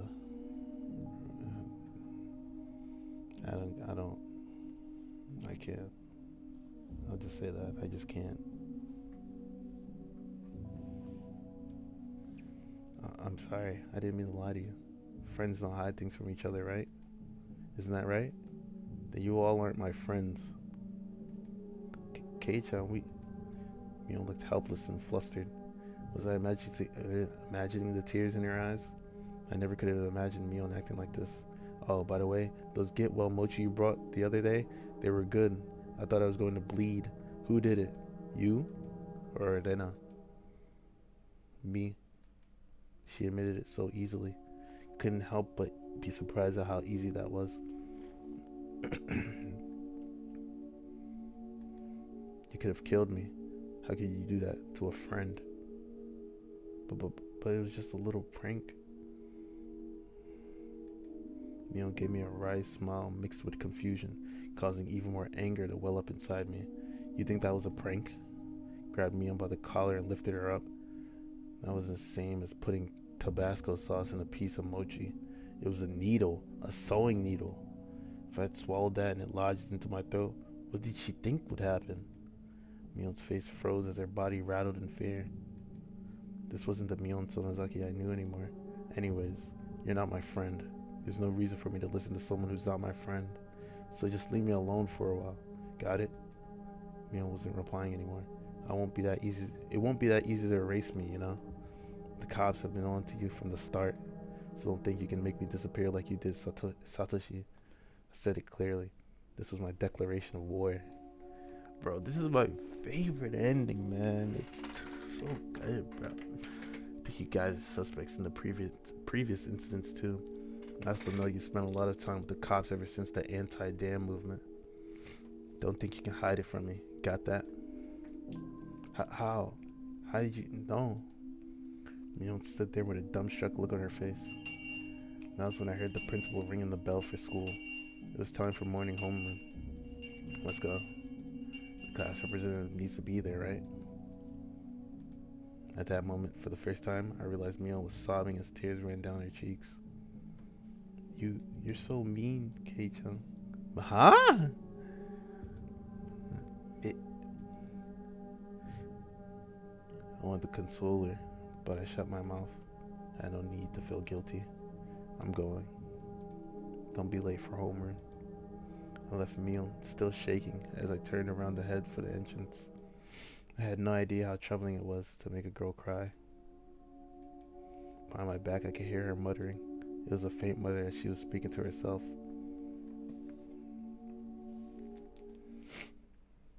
So that's how it is. Huh? She wasn't saying it to anyone. It was Mion talking to herself. But it was a sobbing voice that had a kind of giddy, cursing tone. I inadvertently stopped and turned back towards her. So it was that bastard. He leaked it all to Kei-chan. She balled up her fist as her tears continued to rain down. She glared at a spot at the ground with a terrifying yet smiling face, cursing. A chill ran down my spine from that demonic expression. This transformation, Mion's transformation, was different from Arena's. I should have killed him back then. He forgot the mercy I showed him just because he was going to retire this year. Retiring this year. Was she talking about Oishi-san? Damn it. Damn it. I'm gonna kill that damn old man. Felt like the air itself had begun distorting. With Mion at the center of the world had begun to twist and spiral, bending, whirling. This was the first time I'd experienced such a massage. Rise. Attention. Mion made up an excuse for her red eyes by saying there was something wrong with her contacts. After that, neither Arena nor Mion spoke to me for the rest of the day. Neither Satoko nor Rika-chan looked me in the eye. Because they talk behind your back, bro. It's one thing I fucking hate. I will never stand for. Strangely, I didn't feel hurt. Everything had just went back to the way it was. The month since I transferred in had been almost too much fun. That was all. School was supposed to be something like this to begin with. I should have disliked that feeling, but today it felt oddly refreshing.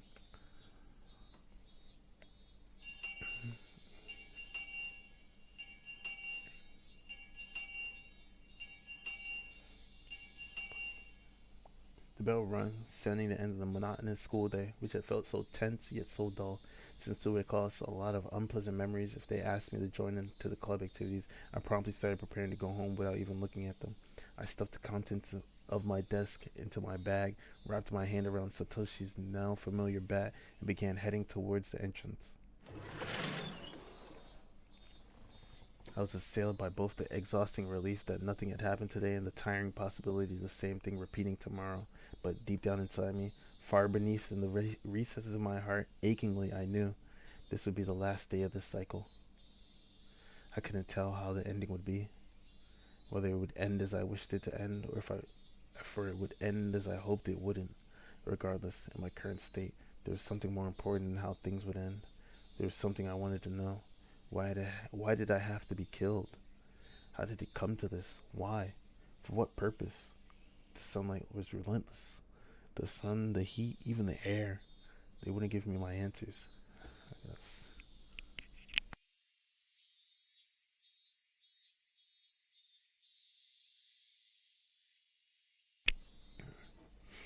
Or could it be that the cries of the higurashi were desperately trying to tell me something? Somewhere, mixed in with their shrieks, Tomitake-san and Satoshi were probably trying to tell me something. I simply haven't been able to realize it yet. When I do realize it, I wonder if I will be amongst the higurashi fruitlessly crying to the next victim. The next victim is just another you. Or maybe it's the same person. Glancing down at my feet, I saw a higurashi on his back, spasming weakly. Wee, wee, wee. There was still much of the summer left, yet this one was already chirping its last song. I couldn't tell what it was saying, no matter how hard I listened.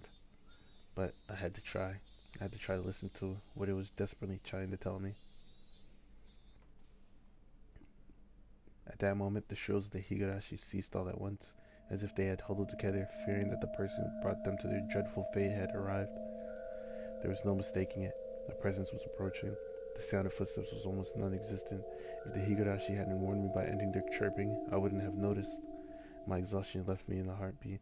In its place was a sense of adrenaline that sharpened all of my senses. I was just barely able to hold back that creeping, suffocating feeling of horror. Nice. It wasn't something I could hold back for long, but in this moment, when I needed to be razor sharp, I was able to retain my composure. I wasn't going to shout like I did yesterday. I hid myself calmly amongst the trees, waiting for my pursuer's shadow. Could I get them to pass by me? No, since I was able to hear their footsteps, they were probably also able to hear mine. They might have already been able to tell that I'd hid myself and was holding my breath. The person telling me, was it Rena, just like yesterday? If it was Rena, I wouldn't hold back. I could just yell at her and make her go ahead like yesterday. That's not enough. If it wasn't Rena, it would depend on how they acted, I guess. The footsteps ambled closer. I swallowed, wiped my clammy hands on my pants, and readjusted the grip on the bat. I could tell that the fear that I'd beaten back once was now waiting for another opening to come at me. Who could it be? I peeked out from behind the tree at the person following me. My imagination hadn't led me astray. It was Rena. There was a bit of relief as I realized it was someone I knew, but that feeling left me in an instant.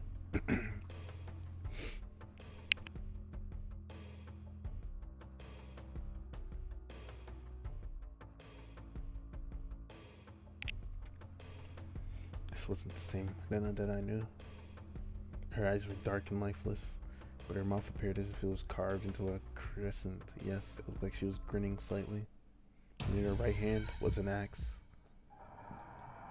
I hit myself behind the tree once again and recalled the unbelievable sight I just saw. What was that just now? The embodiment of terror, laid bare. Baseball, practicing my swing. There were tons of excuses for me to be carrying a bat, but for that axe, there was no excuse for that. An axe, just like that. Keiichi-kun, are you playing hide and seek? I wonder. My heart was pounding, hard enough that I had trouble breathing. What little composure I had been able to hold on to was now crushed. In its place, cold sweat gushed forth, covering my entire body, letting me know precisely what kind of emotion had taken hold. Not good, not good, not good. I wasn't able to hide myself completely. She already knew I was here. Were you trying to scare me, I wonder? I decided that it'd be better to reveal myself now, since there was still space between us, than to allow Rena to come any closer. I adjusted my grip on the bat again, readied myself mentally, and stepped out from behind the tree. At least put the axe in there. Ah ha ha ha ha. I found you, Keiichi-kun. Then I was pleased that she found me, eliciting a mysterious giggle. Her mouth was smiling, but her eyes told me she was displeased by the fact that I had been hiding. Those eyes, they were just so empty. My legs began to quiver. Ah, not good. In the pit of my stomach, some sort of viscous, hot, and cold substance began spreading around. If I allowed it, that substance would slip into my bloodstream and undoubtedly freeze all the organs in my body.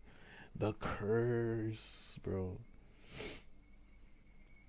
The, the flippin' magic of a curse. Not good, not good. I'll be devoured by Rena at this rate. Strike back. Don't lose. What is it? I blustered, hiding behind my bravado, but Rena didn't flinch one bit. Just the same as Keiichi-kun. I'm heading home. Then what about that axe? Then what about that bat you're holding? I'm practicing my swing. Then I'm treasure hunting. And I gave a flippant explanation as to why she had such a fearsome weapon. Treasure hunting? At the treasure mountain near the dam site, I found a new cute thing. So I needed us to dig it out. How could I believe that? You wouldn't believe it, would you? Ha ha ha ha ha ha ha ha. Rena's laugh was obviously very strange. I'd seen Rena's transformation many times before, but the one today was completely different. Like her mischievous tone and the shrewd glint in her eyes. It wasn't something that roundabout. I'm not sure what to say. It was just so obvious. Wait, Keiichi-kun. Ah ha ha ha ha ha. Then I didn't stop walking, even as she let out that eerie laugh. Whenever Helena got too close to me, I would scurry away and turn back towards her. This cycle repeated for over and over. No matter how you looked at it, I was being chased by Helena and was trying to escape. Don't follow me. I can't do that. My house is this way after all. Ha ha ha ha. When I, went, when I met with Helena on this road yesterday, she cowered and trembled as she followed my commands. But today was different. Helena didn't show a hint of trepidation. Actually, wasn't I the one who was cowering? If the way home for Elena was and me was the same, that's fine. I'd just change my route. That'd work out, wouldn't it? I turned into a side street I'd never been down before and knew little about. But Elena saw me do that and followed me while laughing. Why? Why? Aren't you going home? I'll just go home down the street you normally do. Why would you follow me down this weird little side road? Those thoughts screamed in my head, eventually spilling out of my mouth. Oh, why are you following me? I told her my voice was already tinged with terror. Because I want to talk to Keiichi-kun. Keiichi-kun wants to talk to Anana too, doesn't he? Doesn't he? I don't want to talk about anything with you. That's a lie, isn't it? There's something you want to ask me about, isn't there? Not at all. I have nothing to talk to you about. That's a lie, isn't it? It's not a lie. Lies! And the scream echoed, startling from nearby birds into flight.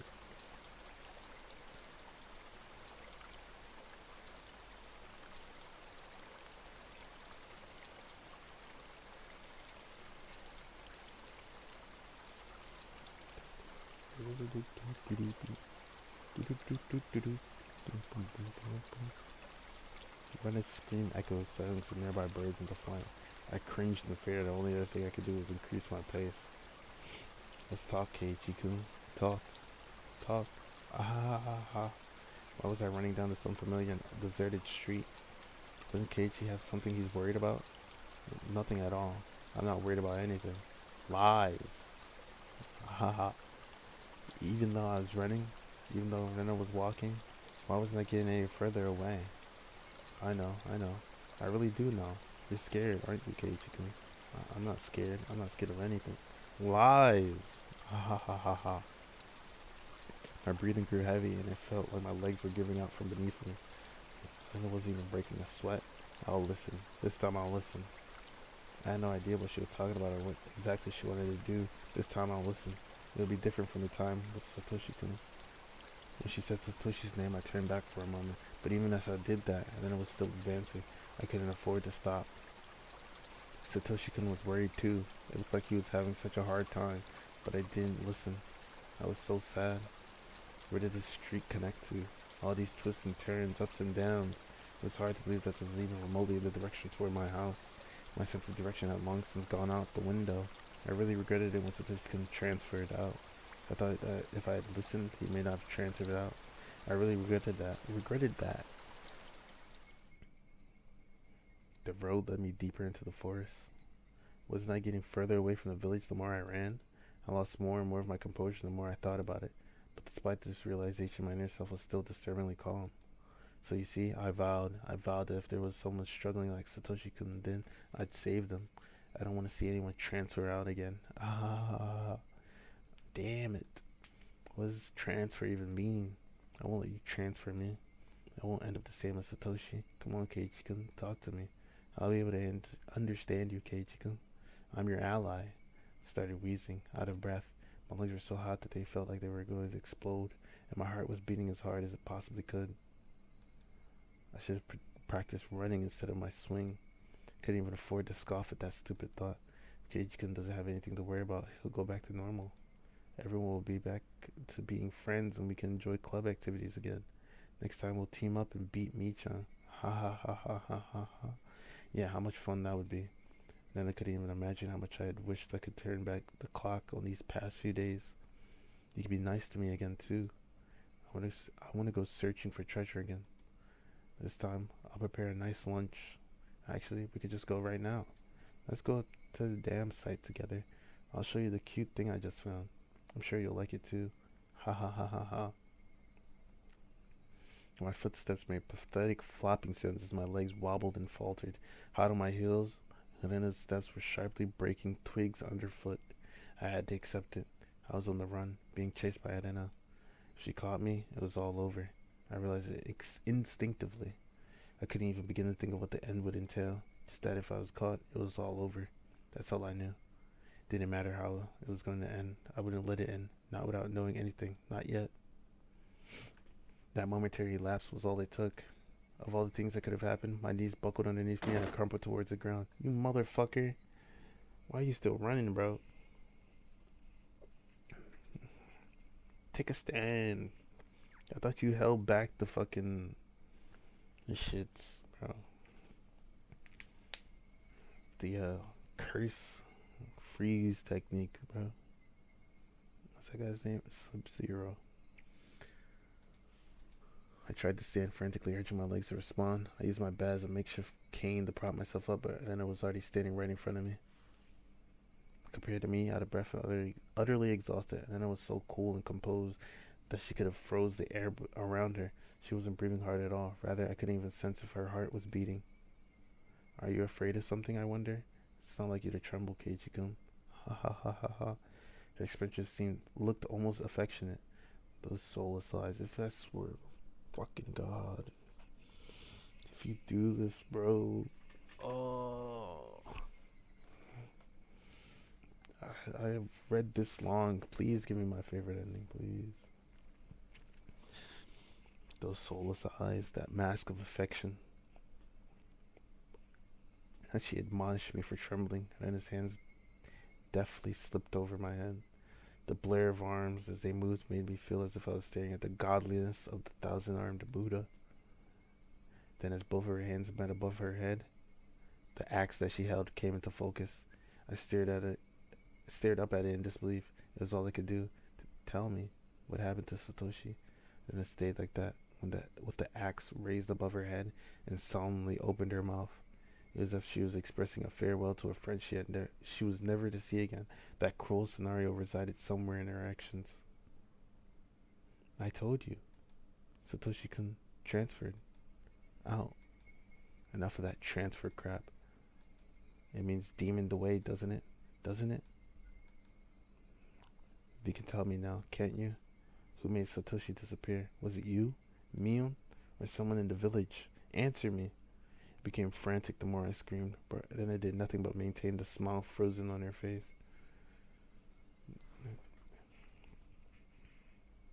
I have no idea what Keiichi-kun is talking about. Then I'll say it in a way so you do. Who is the perpetrator of this chain of mysterious deaths? You seem to be confused, Keiichi-kun. What? There is no human perpetrator. Everything is by Oyashiro-sama's will. Isn't Oyashiro-sama's curse just superstition? You believe in that too? It's not about believing or not. Oyashiro-sama exists. Period.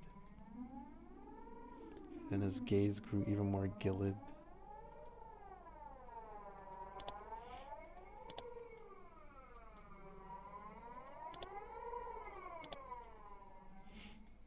The ferocity of her stare was so intense, not allowing me to question anything.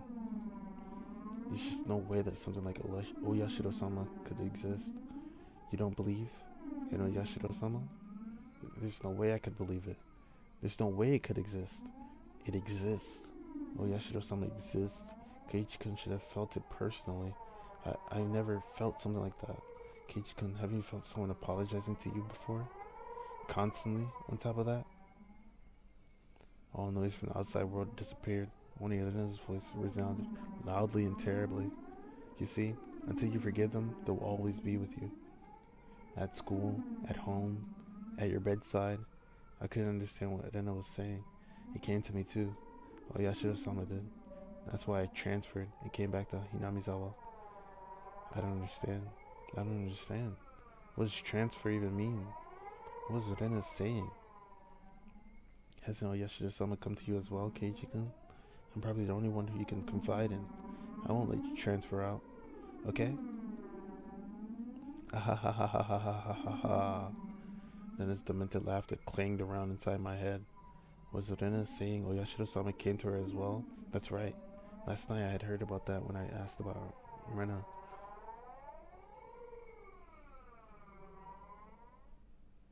Please keep this confidential. Also, part of this may be speculation. Not all of it may be true. Are you still interested? Oishi-san began speaking. Neither the victims nor the school filed a complaint, so there's no preliminary report. Basically, the police hadn't intervened in this matter, so all of these details are just what I heard from those involved, meaning it's not that credible. He said that there were victims. Didn't Rena just break all the windows? No, Renariga had attacked 3 boys using a metal bat. 2 of them made it out with only bruises, but the other had been injured so badly that one of his eyes was permanently damaged. Wouldn't that be considered assault? Shouldn't the police have arrested her? For whatever reason, the victim never pressed charges. There were no reports to the police, so they were beaten with a bat and suffered significant injuries. Normally there would be a criminal investigation.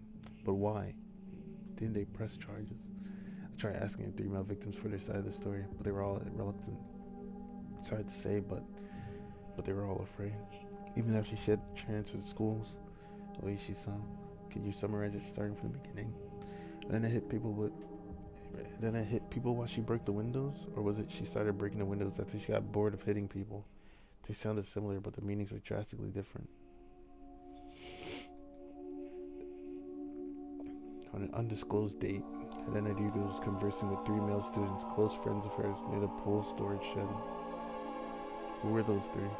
I can't reveal their names, but they were close to Helena Ryuga, and it seems they were a group of friends. She was the lone girl in their group, so it wasn't that strange that the 4 of them were together. So what happened? I don't know the reason why. She took the baseball team's bat that was in the pool storage shed and beat the 3 of them down one after the other. What? There were no witnesses. This was an account pieced together by the information given at the time of the incident. One day after school, Rena and 3 male students were at the pool storage shed talking together. They weren't seeking help, rather they usually met up there. It appears it became a heated discussion. At that time, Rena underwent a change. The change was so abrupt that the 3 of them didn't comprehend what was happening.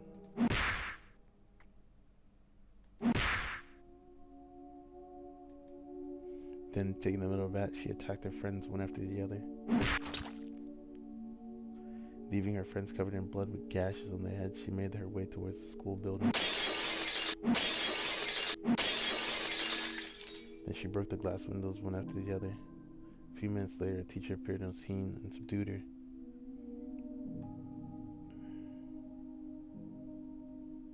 What was this change that I underwent? What matches up in the statements from the 3 was a sudden change, the point that there was a transformation. I also could recall Rena's transformation. I'd seen that change many times before. It was so different from the usual Rena that I couldn't help but believe it was someone else who looked like Rena. That transformation that they're talking about, had it happened before? No, there was nothing like that. As far as I could find out in their medical history and past, there was nothing like that. Does that happen often where people change suddenly like Rena did? Of course it does. There are plenty of psychological phenomena that could cause something like that. You're saying there was a dormant element in Rena that caused that transformation? I cannot say that for certain, but according to the statements of her friends, it's hard to believe she had such a side to her. Kind and caring and adorable. Even before she transferred here, she was probably pretty popular in school like she was now. That girl transforming suddenly and assaulting them with a bat. Who could imagine such a thing? Nobody could have seen it coming. I myself sometimes believe that I was mistaken for thinking that it was Adena, even now. Then what happened after that? There was a hospital right across from the school, so 3 of them were carried in and treated quickly. What about Arena? What about the police? Why wasn't there a criminal investigation? You see, the police can't get involved unless they get called. Why'd you leave all this out when I was going through it normally, bro? Even though one was badly injured with permanent damage, why didn't they file charges? That's what caught my attention as well. Either some threat or pressure was placed on them, or they had a reason they couldn't file the charges even if they wanted to. We're talking about you after all. Of course you looked into it, didn't you? Well, yeah, but I told you at the beginning, didn't I? That the victims were all very reluctant to talk. They didn't want to touch on the matter, or rather, they didn't want it to be involved. Reluctant to talk, didn't want to touch it, didn't want to be involved. It resembled villagers here in Oyashiro-sama's curse. Did a teacher at that school tell you anything? A school is hollowed ground. You could say they tend to keep scandals in their wraps. I didn't have a search warrant, so I had to tread lightly, you see. Then there was no comment from the school? No. They didn't know the incident even happened. It's just 3 male students were carried in for blunt force trauma that day. That's all there was in the hospital records. The victims didn't speak, the school denied it happened, then you don't know anything at all. Yeah, I know nothing other than the incident itself had taken place. The victims also wished the incident to be kept from the public, so if you and I both forget about it, then this incident will probably just fade away. For a brief period, we sat in silence. At first glance, it looked like a simple assault case, but that was just the tip of the iceberg. The depths were obscured by roiling waves, sinking quietly into the void, as if it never existed to begin with. After that, she was suspended by the school, and during that time, she underwent psychiatric counseling. Did you hear anything from that doctor? Again, they were very professional in regards to their ethics, or at the very least, very tight-lipped. I mean, you told me this part, but nothing even after you showed them your badge? I was told to get a warrant. The badge itself has no legal binding authority after all. Then how did you know that? And then I confessed that it was Oyashiro-sama who did it. There was a nurse I asked in that department. She agreed to help me just from showing her my badge. Then what did she say? Turns out that the nurse hadn't heard everything. Apparently all that she remembered was what she overheard from inside the room. The nurse said that at the time, Ryuga was very calm and mild-mannered. It was more like she was confessing her sins at church than a counseling session. She spoke with her mother there. For some of it. But partway through, her mother was asked to leave, so it became a private counseling session between just the doctor and Arena for a while. The part where Oyashiro-sama, when did that pop up? Partway through, she screamed the name suddenly. That startled the nurse, and that's why she started listening in. It was Oyashiro-sama. And I suddenly shouted that. I had no idea what was said before that, so I had no idea what the meaning behind it could have been. The doctor calmly and collected asked her to have a seat. What is this Oyashiro-sama you speak of? Gently, ever so gently. The fundamentals of counseling were believing what you were told.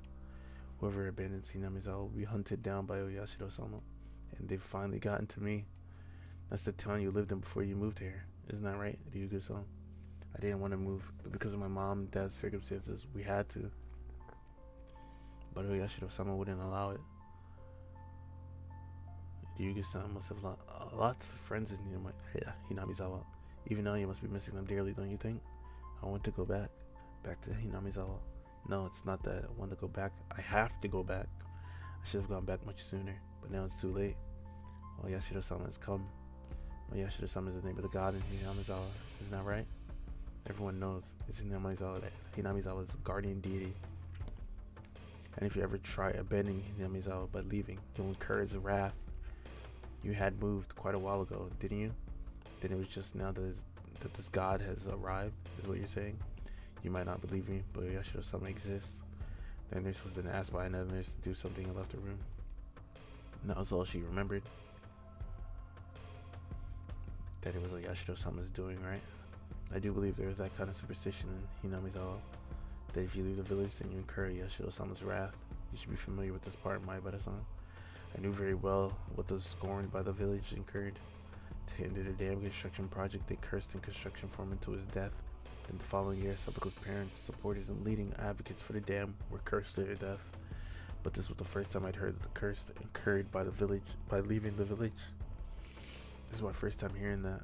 I can understand outside threats being cursed by the village, but why also villagers who leave?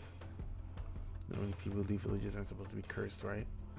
I know it's a bit strange to say it, but I could see it as a rule that the people who come in are the ones who would be cursed. Far from Jupiter, far from his thunder. Curses weren't something to chase after people that leave, were they? Oishi-san pondered for a bit over on the other end of the receiver, then began speaking again. Well, I told you of long ago when Hinamizawa was called Onikafuchi, didn't I? I recalled hearing that. Long ago, Hinamizawa was feared and respected as the village of ogres. The villagers at the foot of the mountains worshipped the ogres. So Onikafuchi was hollowed ground that you could never enter. It came to be said that if you entered carelessly, you were cursed by Yashiro-sama. Villagers at the foot of the mountains worshipped the ogres, so Onikafuchi was hollowed ground that you could never enter. Cursed by Yashiro-sama. Those who set foot in Onikafuchi, in other words, Hinamizawa, would be cursed. I could understand that. I know that. But for leaving to also be no good, that's also the ogres, you see. They were being strictly watched by Oyashiro-sama, so they would not enter into our world. In other words, Oyashiro-sama probably restricted interaction between Onikafuchi and the rest of the world. I see. If I understand what sort of thing Oyashiro-sama was. So basically, Oyashiro-sama is more like a warden than a protectorate deity, I guess. Trying to keep this place isolated from the rest of the world. I guess that's how it would seem. I'm sorry, I don't know very much myself. This is mostly what was passed on to me from my grandmother. I could understand it a bit better if it was like that. Those who came to Hinamizawa would be cursed, and those who tried to leave would also be cursed. So because Rena originally lived in Hinamizawa and moved away, she fulfilled the requirements for being cursed. So that means Rena moved away against its wishes. She was cursed by Oyashiro-sama. Is that what it adds up to? In short, that seems to be what it points to, I guess.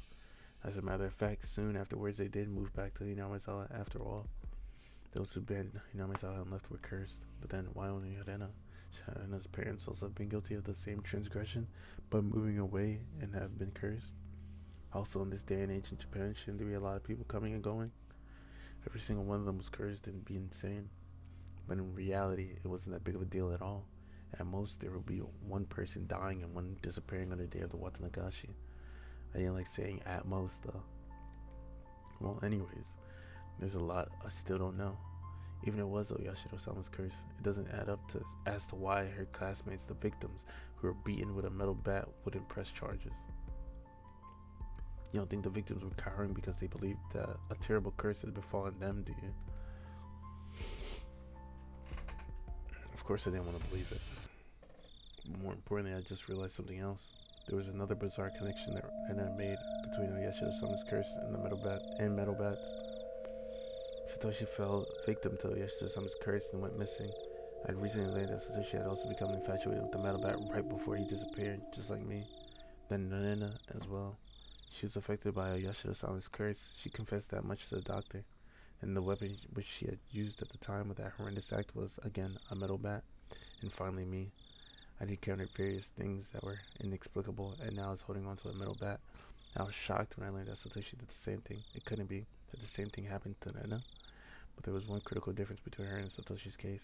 That being, Satoshi went missing after falling victim to the curse, but Rena was still here. Both of them had fallen victim to Oyashiro-sama's curse, yet they were met with different endings. And finally me. I couldn't call it a coincidence anymore. Rena, Satoshi. And finally, me. Can it be that I really was under Oyashiro-sama's curse right now? No, more importantly than that, what should I do now? Satoshi had been demoned away, vanishing without a trace. Then I was fine. Then I had undergone a change. Couldn't really believe that there was something that wasn't Rena residing within her. Why are you caring about that right now? She's got an axe above your head, and here right now is standing before me. Rena, please tell me, what would happen to me? Rena stood imposingly, not answering. Satoshi disappeared, but Rena didn't disappear. So what will happen to me? Ah ha ha ha ha ha. I've never heard such an unpleasant laugh before. It had become akin to the sound of her breathing. It was no longer a voice or an expression of feeling. Don't worry. I'll save you. Then it took one step forward, still holding the axe high above her head. Now then. One step closer, and his face spread out to fill my vision. Speak. One step closer, and his nose was close enough to touch mine. It was still pushing closer. There's something you want to say, isn't there? I'll listen. I'll save you, okay? Speak, okay? Speak, okay? I slumped down, landing squarely on my butt. It wasn't for some pathetic reason. It was all I could do to get as far away from then as bleh. It was all I could do to get as far away from then. Ha ha ha ha ha ha ha ha ha ha ha. On and on and on and on. I had the gut feeling that I couldn't let her laughter end, because when that laughing ended, the moment I picked up on that feeling, my body moved by instinct. I sprang to my feet so fast I couldn't even believe it, and pushed her away with both hands. And it was light as a feather. Thrown about by unbalanced weight of the axe, she was sent backwards as if it had been carried off by the wind. After confirming that out of the corner of my eye, I dashed off at full speed. I was the perfect picture of fleeing like a greased pig. Get away from Manetta. Run away. Survive. I couldn't think of anything other than this. While I was running, I remembered I'd been holding onto a bat the entire time. Such a worthless weapon. I couldn't believe I'd forgotten about this weapon at such an important time. I sped even farther down the winding path. You went farther into the fucking forest? I didn't even feel myself grasping for breath or my legs getting heavy. My body understood it as well. If I didn't run away from here, I wouldn't live. Well, I mean, if you got, you know, on the offensive, the offense. Yeah, I mean, maybe things would change for you. Hear the laughter of that simulacrum? Simulacrum? Simulacrum of Helena coming from behind me. It rang through the trees and in my head and slowly chiseled away at my sanity. The grove of trees thinned out, my field of vision suddenly expanding. Oh, where was this? For a moment I was bewildered by the scenery. I felt I knew, but couldn't quite remember. I quickly realized it was the dam site. The fact that I dashed madly and ended up in a place like this gave me a bad feeling, like I was following someone's scripted plot. I had a good view of my surroundings, but I didn't see a single soul here. This was a terrible spot for someone on the run, but there was no better place for an attacker. My heart was already on the verge of bursting. The muscles in my head, my legs were screaming, but I didn't care. If I stopped here, then they might not even be able to. Then they might not even be able to scream for much longer. Even still, I glanced back, looking for an excuse to rest. Then it wasn't there. Instead, I saw two villagers walking around. I breathed a sigh of relief that it wasn't Rena, but a third party. Except the voice inside me rang the alarm once again. Villagers walking around weren't suspicious in and of themselves, but it bothered me. They both wore rough-looking clothes, empty-handed. They definitely gave the impression that they were just out for a walk. But at this time of day, two adults wandering around without a purpose, it was enough to raise questions. But more than anything else, those eyes. They weren't chit-chatting while walking. They were both silent, heading forward, looking in my direction. Was I at the end of my rope and had finally started imagining things? I should run away. That was probably the best choice. If they weren't involved, I'd lose them easily by running. If they were part of the group after me, then they would come running after me. Either way, unless I hurried up, then I would catch up to me. That's right, I was going to run. This man's just constantly running. I couldn't understand now. Two adults. Deciding that, the moment I began to turn tail, both of them rushed towards me as if they knew exactly what I was thinking. Somewhere inside me, I jumped to the conclusion that it was the only thing I needed to be afraid of. I made the assumption that I didn't need fear. I made the assumption that I didn't need fear or anything else. But right now, I realized just how blatantly wrong I was. Suddenly, the story Oishi-san told me about the demons all leaving the village to hunt and prey floated through the back of my mind. I could tell they were both coming after me without even turning around because of their frenetic footsteps. It was frightening, being unable to shake her down off as she slowly closed in on me, but this didn't even compare. Being pursued with such violent ferocity, this straightforward horror was unparalleled. One of the pursuers' arms grazed my shoulder. Now it wasn't just their frenzied footsteps, but also the distinct sound of their breathing that I could hear. No, I could practically feel them breathing on me. They were already right behind me. Calm down, Keiichi Maibara. Still running at full tilt, I felt the surrounding area go still. No, it felt like time itself had stopped. I turned my head back slightly in that frozen world, realizing how close my pursuers had gotten to me. I couldn't win against the legs of an adult. In less than the time it would take to blink twice. When this frozen time began moving again, they'd be right on top of me, and then, don't think about that, Keiichi. First realize that you won't be able to shake them off like this. If the fact you can't get away was a given, then you need to make a decision. Go with the right leg or with the left. You just need to decide which one. Let's go with the left. The moment I decided that, the temporal singularity burst into pieces. Right. Left. I swung the bat in a wide arc with my right arm. Using that inertia, I stopped and suddenly spun. What? The two of them were clearly startled, momentarily losing sight of me, both of their outstretched arms ready to grab me. Instead, he grasped that empty space. The man on the right, I applaud him being able to figure it out, spun around to the spot I shouldn't have been and faced me in astonishment.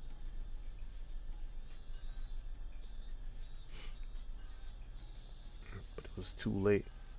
I didn't even need to swing my bat. All I needed to do was extend my arms as I turned around. Huh?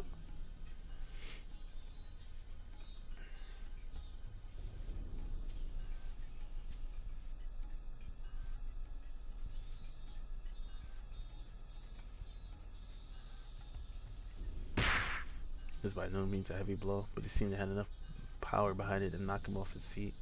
But just knocking him down wasn't enough to scare him away. You gotta start swinging, bro. He got back up in no time. Both of them took a fighting stance and were ready to face me.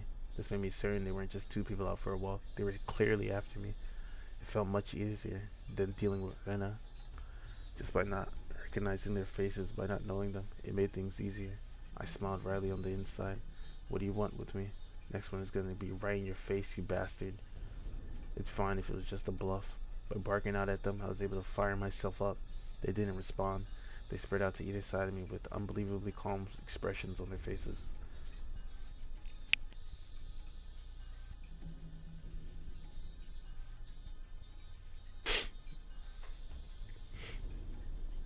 One of them would grab onto my bat and the other would hold me down. Was that their plan? Taking on both of them at once would be impossible. Hot sweat poured from every pore in my body. Then I just had to settle it with the first move. I'd step in and strike the first one down. Narrowing my target down to the man on the right, who had already been knocked down before, I stepped in and swung with all my might. There's no way for an unarmed person to guard against it. It would cause immense damage. If they blocked it with their arm, their bone would snap like a twig. If they turned their back to it, then it was possible that the blow would travel all the way to their vital organs. It looked like he was aware of this. He pushed farther through the kill zone between us and delivered a fist right into my gut. Not good. With this distance, in this position, and in this state, there's no way for me to dodge it.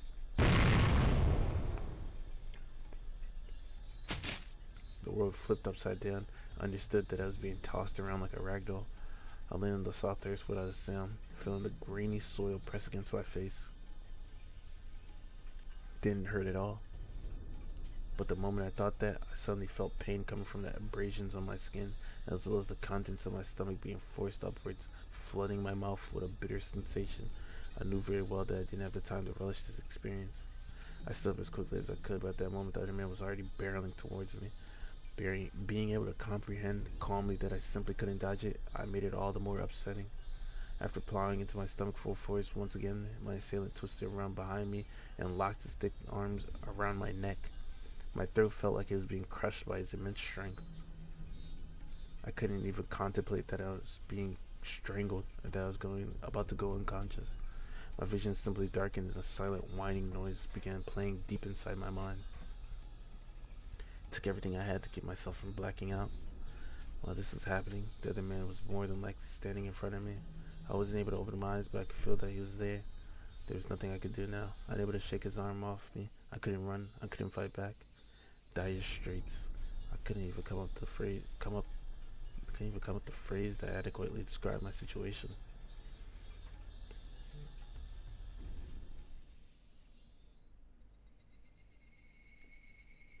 God damn it. I read all this, and my reward is what?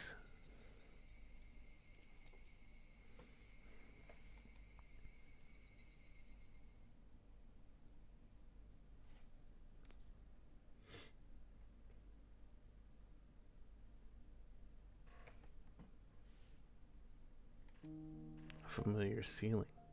Will they give you another shot or something? They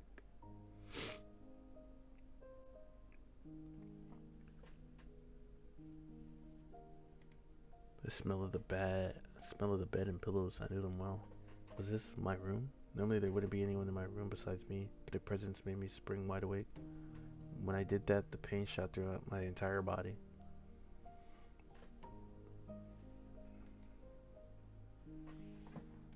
Huh? Feeling alright? I think you'd better just lie down for a bit. What was it in my room? Blood began to surge through my muscles and my capillaries, but Rena's smile belonged to Rena I knew well. I knew I shouldn't let myself feel this way, but I relaxed thinking that this version of Rena was safe. Why am I? Don't you remember? After losing consciousness, nothing at all. My body had become more lethargic than I could ever imagine. I guess that would be the expected outcome after exerting everything I had back there.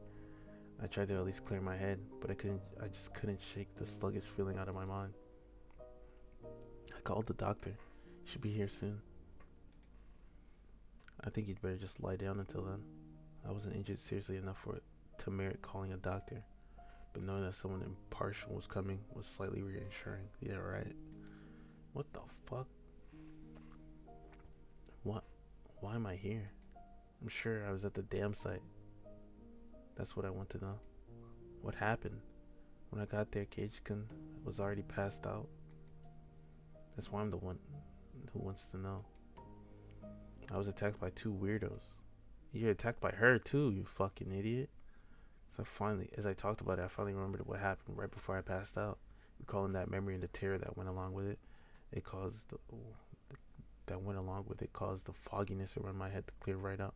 Let's forget about those two for now. I didn't expect Rena to be nursing me. I thought Rena was trying to kill me. She would have had the perfect chance while I was unconscious. Not only did she not kill me, she had nursed me back to health. Amazing you could drag me all the way back here. Wasn't I heavy? Looking at Rena's delicate frame, it was hard to believe that she had not only guided me back home, but even dragged me all the way up to the second floor. Did she have some help? Don't you remember, Keiji-kun? Rena appeared a bit surprised, but she still kept her smile. I only propped you up on my shoulder. You said you could walk on your own and that you were fine. You don't remember? I didn't remember. My memory was fuzzy after the point where I lost consciousness. What about those two? Huh? When you got there and then the ones with me, or rather those two guys. There wasn't anyone. She said it bluntly. The way she stated it felt slightly unpleasant. I was just too timid at that time.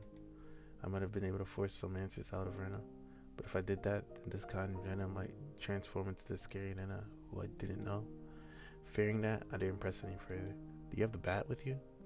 Thinking about it, it was the obvious choice. If both of those men were there, I don't think Rena would even have stood a chance. I couldn't find a way to explain it, unless I assumed she brought me here after those two were already gone. Rena was still smiling. Her eyes sparkled warmly.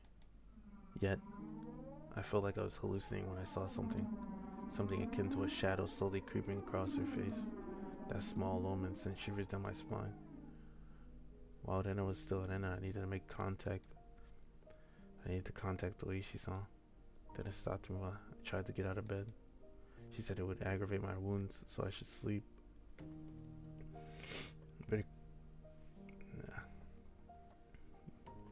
So you better attack while she's acting like this now, bro. I like to go to the bathroom now. Get the bed. Sorry. And I couldn't say anything else. Where are your parents? Or when Nana stayed in the room, I quickly went downstairs to get the phone receiver in the living room. When I approached the front door, the doorbell rang ding dong. It must have been the doctor, and then it called. It was strange. Oh, no. It's no doctor. It's Mion. It's strange for a patient to welcome in a doctor who was making a house call, but it would be incredibly reassuring to have him here for the considerable time it would take Oishi-san to get here. Curiously opened the door with that simple assumption and regretted it almost instantly. Yep. Mion? Oh, you look just fine. I heard you collapsed, so I came to check up on you. How did you know I collapsed? I heard from Rena over the phone. Do I need any reason other than that? I understood why she would call the doctor, but why Mion too? Then I was descending the stairs behind me. Then it doesn't Kei-chan look pretty alright? She made me worry for nothing. That's true. Maybe I worried for nothing as well. They both began laughing. They appeared to be cheerful laughter, but I couldn't shake the feeling that there was a darkness looming over them. Well, what's up with this shoe rack? How did he get like this? The shoe rack that I'd smashed up to pieces had been like that since yesterday. I fell, you see, and the bat I was holding at the time slammed into it. This is what happens when you swing around something you're not used to handling. I kept the fact that it was none of her business to myself. But leaving it like this was really startling appearance when they get home. Yeah, how long have they been away? I'll fix it up for you later. No, come on, Kei-chan. The terminally ill need their rest. Come back. Come back. Yeah, come. Back in bed. Bro, where's the fucking bat? Both of them urged me up the stairs. I had no choice to call Oishi-san. No choice or no chance? No chance. I was pushed into my bed. As it was the first time Mion had been in my room, she began searching around it intently. She fiddled around my room and was scolded by Helena. You can imagine how it went. It was uncomfortable having my room poked around, but the conversation was so benign that it was heartwarming. During that innocent conversation, Mion said something as though it was perfectly ordinary. Helena, you called the manager? Yep. Right after I called Michan. He said he'd be right over. Manager? That out of place word gave me a bad feeling. And then I called the doctor. And called Mion. And after that she called a manager? There was no fucking doctor, bro. Who was this manager? Since Helena and Mion's conversation was so peaceful, it only felt slightly odd. What are you two talking about? Who's this manager? Didn't you know, Kei-chan? We mean the manager when we say manager. Like the director of a movie. Or like a foreman of a construction site. Ha. I dug through all of my memories for a manager who might have business with me. Only one thing came to mind. What Elena had just said. The construction site foreman. The very first victim of the first incident. The dismemberment at the damn construction site. The foreman? But that was strange. He was supposed to be dead. There was no way they could call him. I don't understand what you guys are talking about. What does that manager have to do with me? You said he was coming? You mean to my house? I asked one obvious question after another, but all the two of them did was smile coolly at each other. There was a huge difference between how the two of them appeared and how my suspicions were playing out. Slowly, I felt discomfort and panic welling up inside me.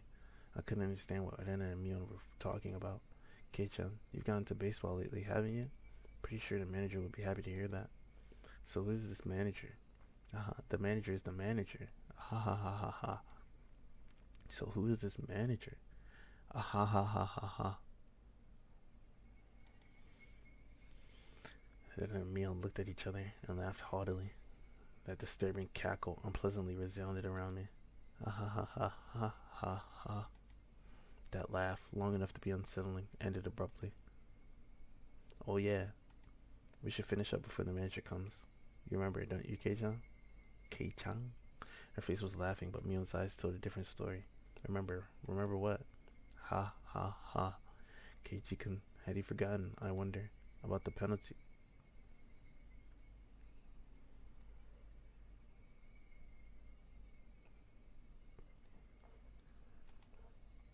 About the penalty.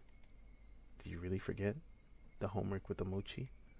The homework where you were supposed to guess which one Dena made? You forgot about that homework, didn't you?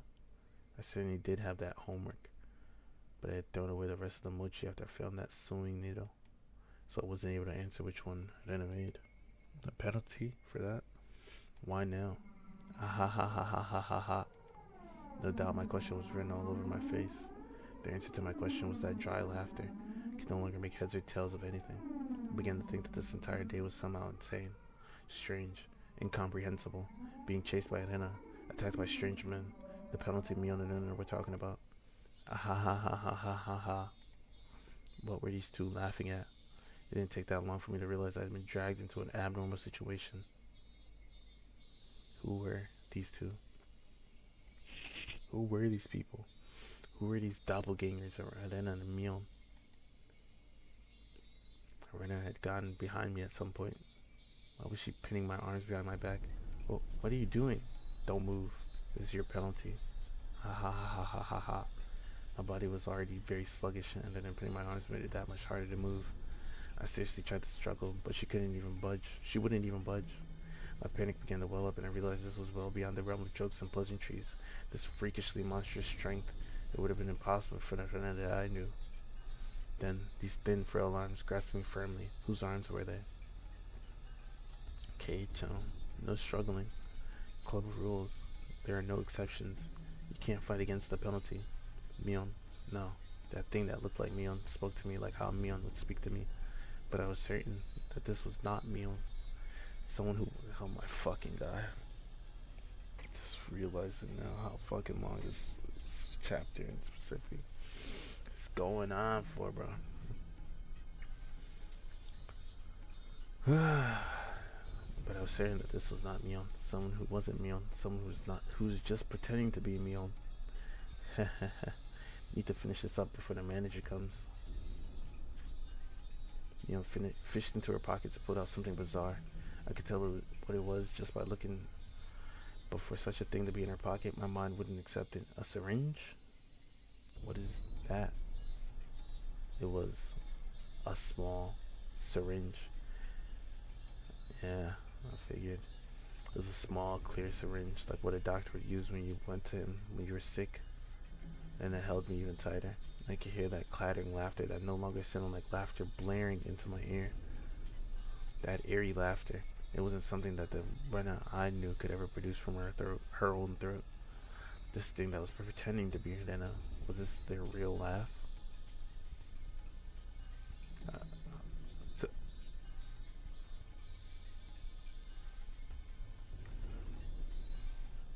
so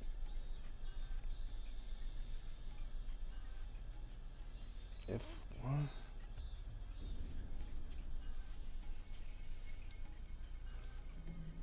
Unable to defend myself, the syringe Mule was holding drew closer, and that needle tip was waving in front of my face countless times. Was waved in front of my face countless times. Don't worry, don't worry. It won't hurt. It won't hurt. Well, what are you planning on doing? What kind of sick joke is this? What are you saying, Keicho? You know exactly what's going on, don't you? About what? I don't understand any of this at all. I know you know. No use playing the fool this late in the game. Stop talking nonsense to try and confuse me. You're going to have done to you what happened to Tomitake-san. What? The same as Tomitake-san? I didn't really understand what she meant. What did that have to do with the syringe? You're playing dumb, Keiichi-kun. You should have realized it by now. And I whispered into my ear, laughing as if to admonish me. But even the way she spoke was repulsive beyond compare. Playing dumb. Me? About what? What do you mean, the same as Tomitake-san? Tomitake. Everyone thought at first that it was a hit and run. Except when the officer got close to check if he was still alive, he soon noticed it wasn't a normal situation. His throat was scratched out. From a knife or something? No. Nails. Nails? Nails as in fingernails? With those gouged through? That's right. Tomitake-san had clawed out his own throat with his own nails and died. There's no way someone could die like that. So then, for that to happen, we thought drugs were to blame, but nothing of that nature was detected. That's right. The police didn't find any drugs in Tomitake-san's system.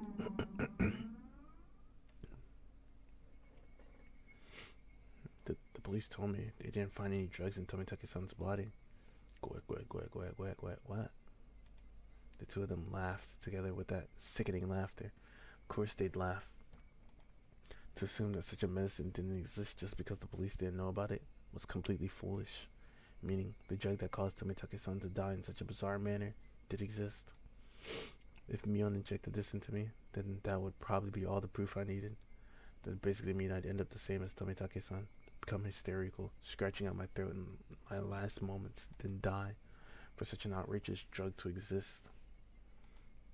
For Mion to be holding it, and that I was about to be injected with it. And moment, at that moment, I did not feel there was any need whatsoever to question it. What kind of idiot, when he's trying to dodge a ball flying straight for his face, has time to think of a reason as to why it's flying at him? Just give up. Alright then. Mion's actions lacked any gravitas, and that made it even more terrifying. There was none of the ceremony, like when someone is sentenced to death. There was no hesitation at all, as if she were brushing her teeth. Mion reached out with one hand and grabbed onto my chest. I felt like electricity had run through the back of my head, and the entire world had gone dark. Did I stand up too fast, or did something hit me really hard in the back of the head? Having lost my sense of balance, I was assaulted by a wave of dizziness. Please, I'm praying that even now, there's still a chance.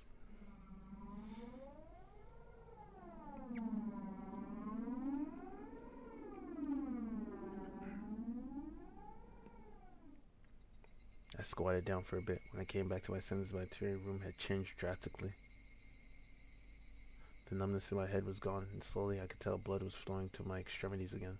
How long had I been squatting here? How many minutes? Or has it been hours? It was almost as if my hands on the clock had stopped moving the entire time my eyes were closed. That's how little time passed. Really? The air in the room wasn't filled with that madness from before, only a dull silence. And then I wasn't there pinning my arms, and Mion wasn't there about to inject me with a needle. No way. Could it be all of it was a hallucination? Fuck no. What the fuck are you still thinking like that for, bro? All of it was a hallucination? There was no other presence in the room besides my own. It was the weirdest experience I'd ever had. I was certainly with Adena and Mion. I doubted my sanity for a moment, but I was also seized with some sort of comfort. Ha ha ha, I guess that terrible ordeal was a hallucination. Neither Adena nor Mion, they wouldn't ever do something so terrible. My head grew hot. I could tell my emotions were welling up. Why? That wasn't a reason to cry. Why? It was sorrow. Why was I sad? I don't understand. Kind to everyone, not discriminating against age or gender. Mion. That Mion was sprawled by the window in an unnatural pose. Blood stained her a deep red from her head down to her chest.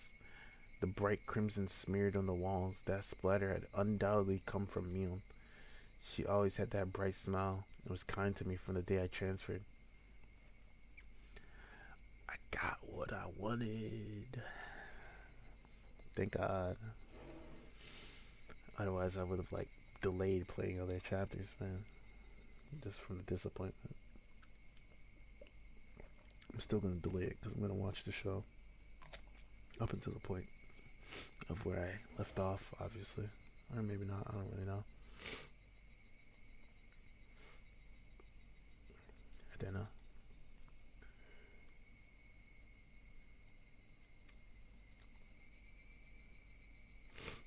That same banana was slumped at my feet and was making the same pool of blood as Mion. I couldn't comprehend what had happened. Did someone come to save me? Then they beat these two down with this metal bat. I finally noticed the weight in my right hand. How long had it been there? It was Satoshi's metal bat. It was covered in a deep red. There was no doubt that this was the weapon used to mutilate both of them. And I was holding that weapon. I was the only person in the house. What? Looking at this objectively, I couldn't think of anyone other than myself who could have done it. I did this? That's right. Keiichi Maibara. Of course I did it. I told myself gently, as if coaxing myself. Hey, me. There's no reason for you to remember it, nor is there a reason to regret it. Nor is there a need to regret it. Eat or be eaten. You get that, don't you? But the blood, there's so much. Neither Eden nor Mion had moved an inch. It wasn't just a split forehead and a trickle of blood. Nothing that simple. The entire room was splattered with red, and that told me it didn't end with just 2 or 3 strikes. Were they dead? Both of them? The depths of my mind were calm, but on the surface I was panicking and agitated. Calm down, Keiichi Maibara. What happened to your usual calm self? Come on now. Do like you always do. Throw your head back and take a deep breath. Come on. Once. Twice. Breathe deeply. Calm down. Calm down. I chanted that over and over in my head and relaxed.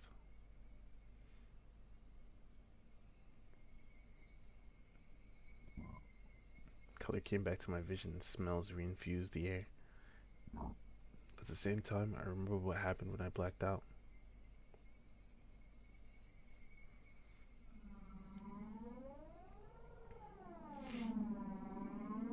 Renan and Mion had attacked me.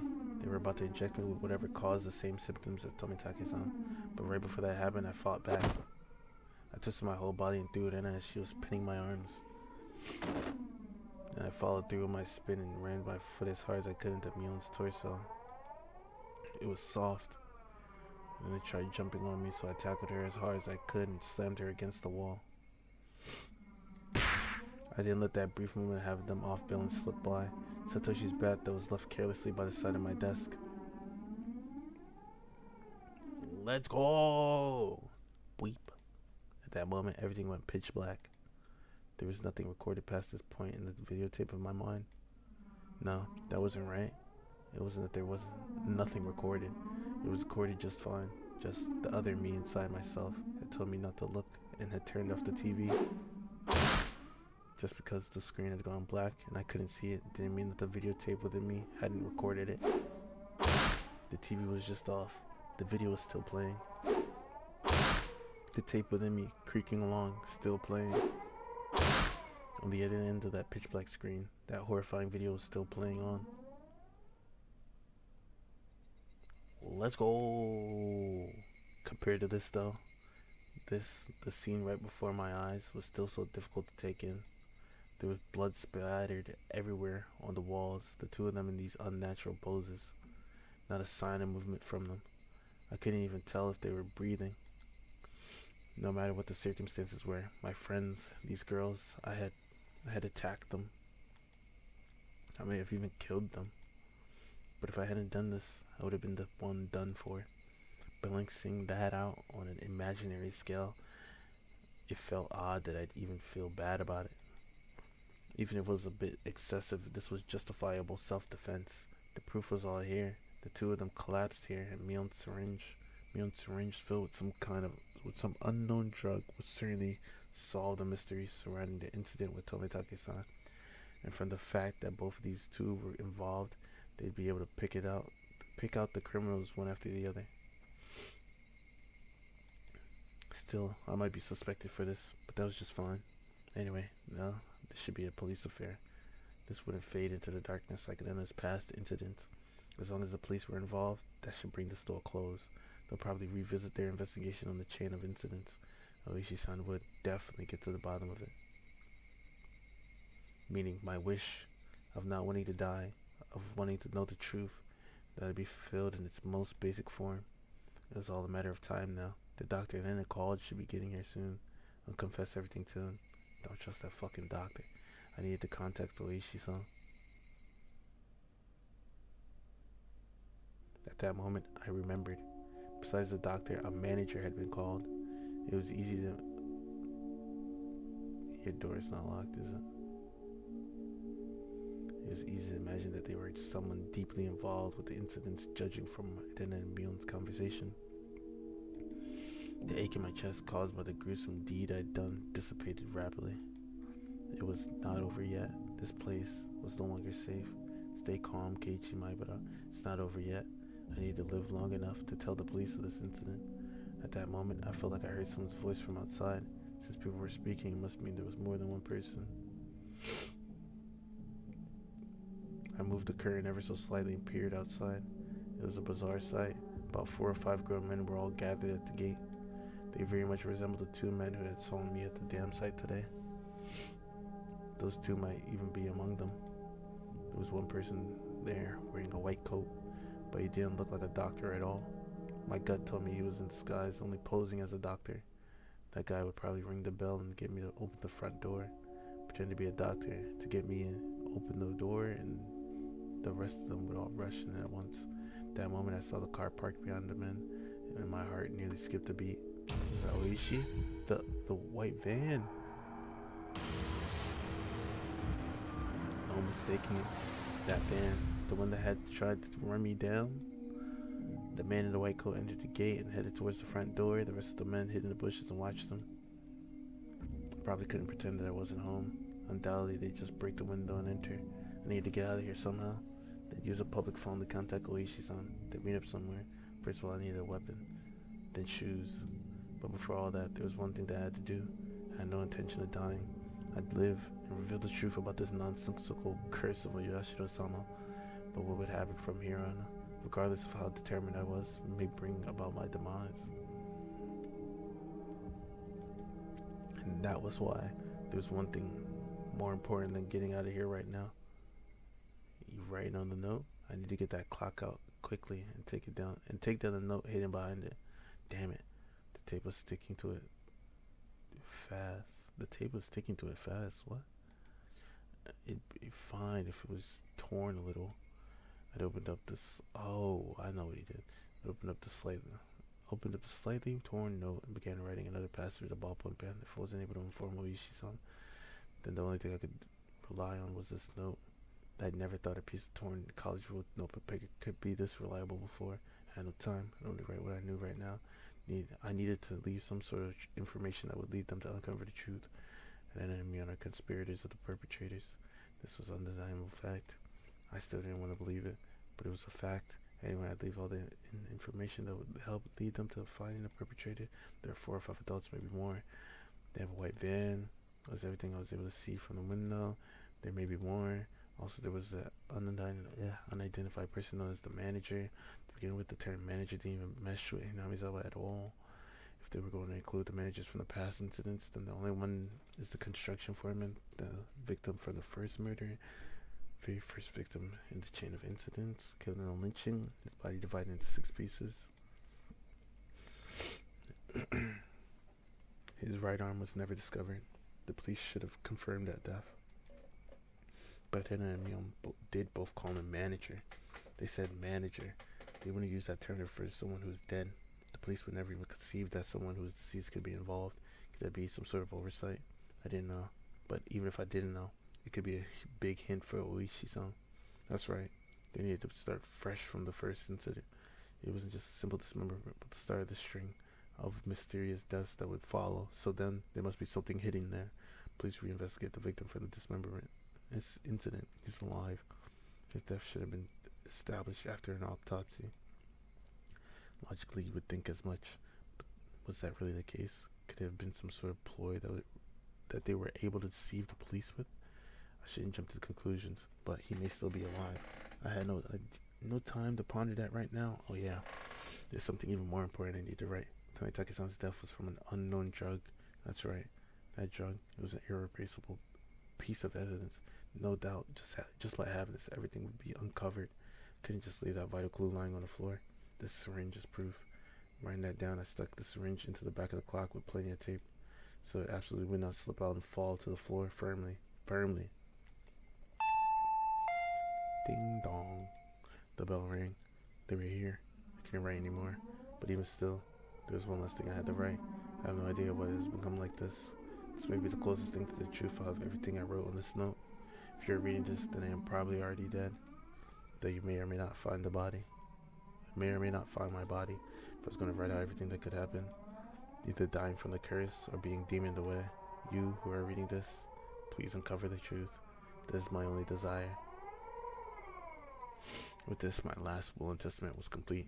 It wasn't certain that I was going to die, but it was my final plea, just in case. I folded the note, stuck it back onto the back of the clock, and returned the clock back to its usual spot. Couldn't help but pray, Oishi-san, if something happens to me, I'll leave the rest to you. After that, I gazed down silently at Lena and Mion. This was probably the last time we'd ever see each other. Lena, Mion, I really had thought all of us were friends. But why did it end up like this? I never had any fun in my previous school. Only worried about standardized test scores, about if the school I hoped to get into was where I really wanted to go, or a safety net. That was all I talked about. It was a dull life. The people I called friends were also my rivals in studying, in competitions, in personal records, and standardized test scores. Everyone here taught me how unhealthy that lifestyle was. This month was really fun. Making a fuss over lunch, making a fuss over the club, making a fuss over the festival. Something hot began dripping down my face. Uncontrollable. Tears. I couldn't. I should have no. I should have had no obligation to shed tears for them, but they wouldn't stop, even if they were after my life, even if they were trying to kill me. Everything that happened this month, I wouldn't forget it. What do you do now? Or could it be those happy days were all a facade as well? Was it also all a trap, meticulously orchestrated up until today to ensnare me? Could it have been that I just arbitrarily assumed that they were my friends? That couldn't have been the case. Both Nana and Mion, they really were my friends. Those happy days, there was nothing fake or unclear about them. Someone probably forced them to try to kill me, or their minds were taken over, possessed by the supernatural entity known as Yashido-sama. Regardless, both Nana and Mion, they were the best friends ever. What? And when they were coming after me, it wasn't of their own volition. Yeah, believe that if you want. Wait, they weren't the kind of people to sell off their friends regardless of whether or not they were forced. There's no way such a thing like being possessed by Yashido-sama could happen in reality. Then, did the real Nana and Mion come after me? What was I thinking? What a silly, dumb idea. Having beaten down both Nana and Mion, I was still debating if they were the real ones or fakes. There's no real or fake. Only the reality that was before me. Nana and Mion were sprawled out at my feet. That was the only truth. I was only trying to twist the facts to my benefit, that I'd be in my friends to death. No matter how I spun it, it wouldn't change reality. Nana and Mion were both dead. Felt like there was a crack in the dam of strange emotions I was holding back. It felt like my calm state, which was nothing more than a bluff, had receded, and in that opening, insanity was leaking out. I killed them. I killed them. Nana and Mion, I killed them. The doorbell rang again. The unrelenting echo pulled me back into a state of composure once again. I didn't have a moment to spare. Quickly, I needed to get away. I didn't want to die. I would uncover everything after that. The identity of whoever or whatever had pushed me this far. Even if I had to drink mud and eat grass, I would survive. I would survive. I would definitely survive. I killed Rena for that very reason. I also killed Mion. I went that far just to keep living. So I can't die. For my sake and for the sake of the late Rena and Mion. I have to survive. I ran towards the door and grabbed my shoes. The doorbell rang again, as if to urge me on. Behind this single solitary door, they were there. Keeping quiet, I headed towards the kitchen, headed towards the back door. Before opening the back door, I put my ear to it and checked for people outside. No one. Put my own shoes, I opened the door slowly so as not to make a sound. There he is, the back door. A piercing voice echoed out. That voice stabbed through me, setting my hair on end. I had to run, get out of here. Keiichi. One after the other, I felt stuff like rationale and intelligence, those things you use when you have time to spare, spill out of me. I didn't feel any pain from the branches scratching my arms and forehead. My autonomously pulsing heart also felt neither fatigue nor pain. My entire being just wished to live. There was nothing else it desired. Probably had no complaints whatsoever, so of course I wouldn't feel fatigue.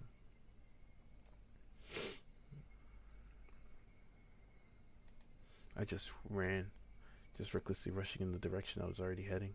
Even if nobody was chasing after me, I'd still be running like this. There wasn't a thought in my mind about where I was headed. Turning around, I felt a presence right next to me. That presence was without a doubt chasing me like my shadow. If I took even one misstep, I would be devoured. That's what I thought. So I didn't turn around. I didn't stop. I ran at full speed.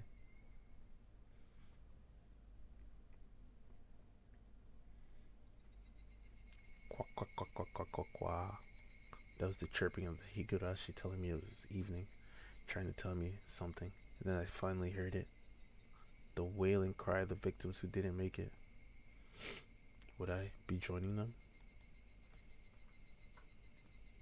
Quack, quack, quack, quack, quack, quack, quack. Quack, quack, quack, quack, quack. Only the higurashi knew. They knew everything. They definitely knew. So I ran towards where I could hear more of the higurashi's chirps. But the farther I ran, the farther away their chirping became. I couldn't get near them. Why are you all running away? Was it my fault? Was I the one to blame? Then I'll apologize. I'm sorry. I'm sorry. I'm sorry. I'm sorry. I'm sorry. I'm sorry. I'm sorry. I'm sorry. I'm sorry. I'm sorry. I'm sorry. I'm sorry. I felt that only the higurashi knew.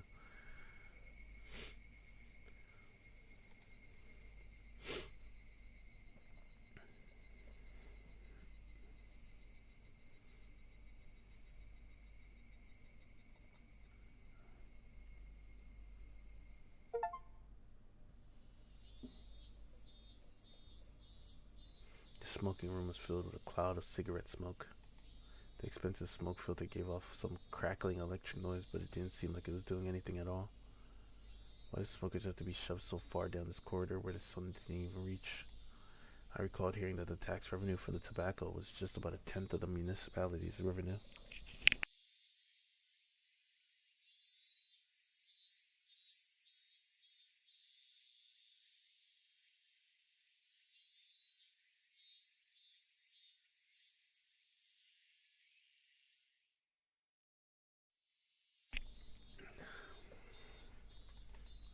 We're the most heavily taxed members of this municipality, so I really wish they'd show us a little more respect. Why would you discard the 5 months there? It's just decreasing your options. One of the younger detectives was having a staring contest with the mahjong magazine called Next Turn. You're still in Tempai if you cut the 5 months. If you're betting on a high tay, then you shouldn't be going into it with a mangan, mangang. Gumachan, look at the pond. They all discarded. They all discarded 5 months. It's a safe tell.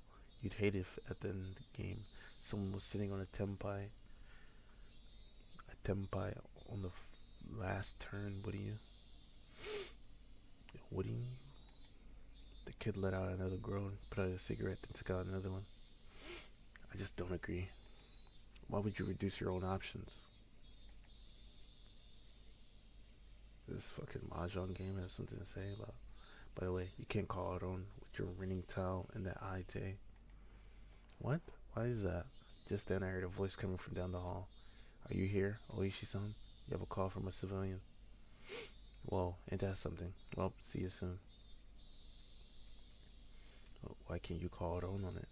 Hold on for a second, Oishi-san.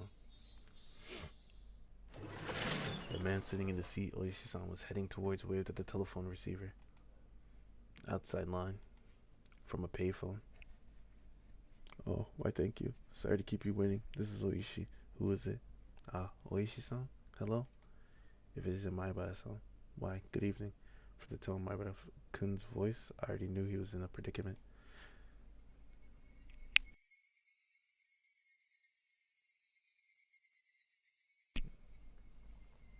Uh, this was the first time Maibara-kun had phoned me.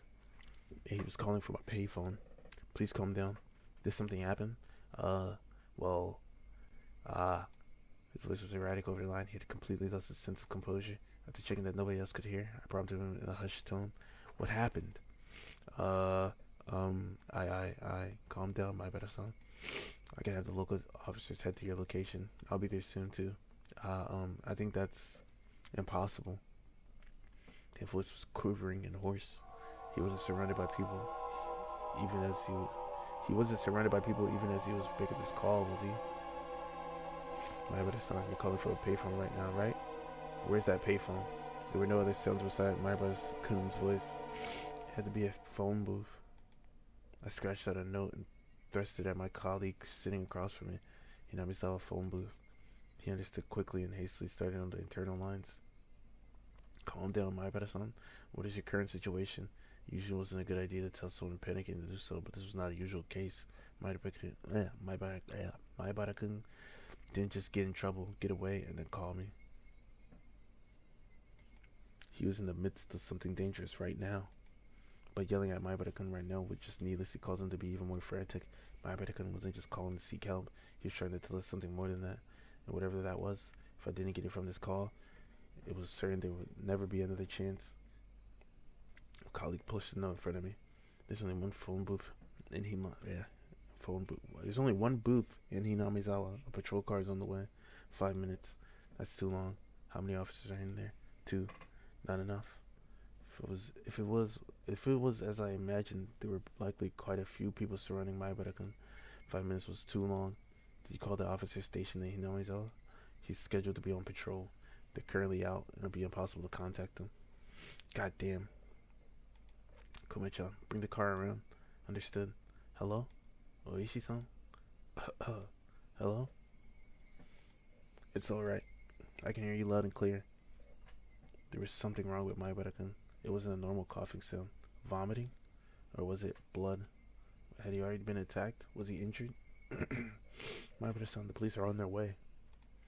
They'll be there in a couple of minutes, so hold on somehow. Hello? Can you hear me? Maibara-san? I can hear on the other end of the line that he was having a coughing fit.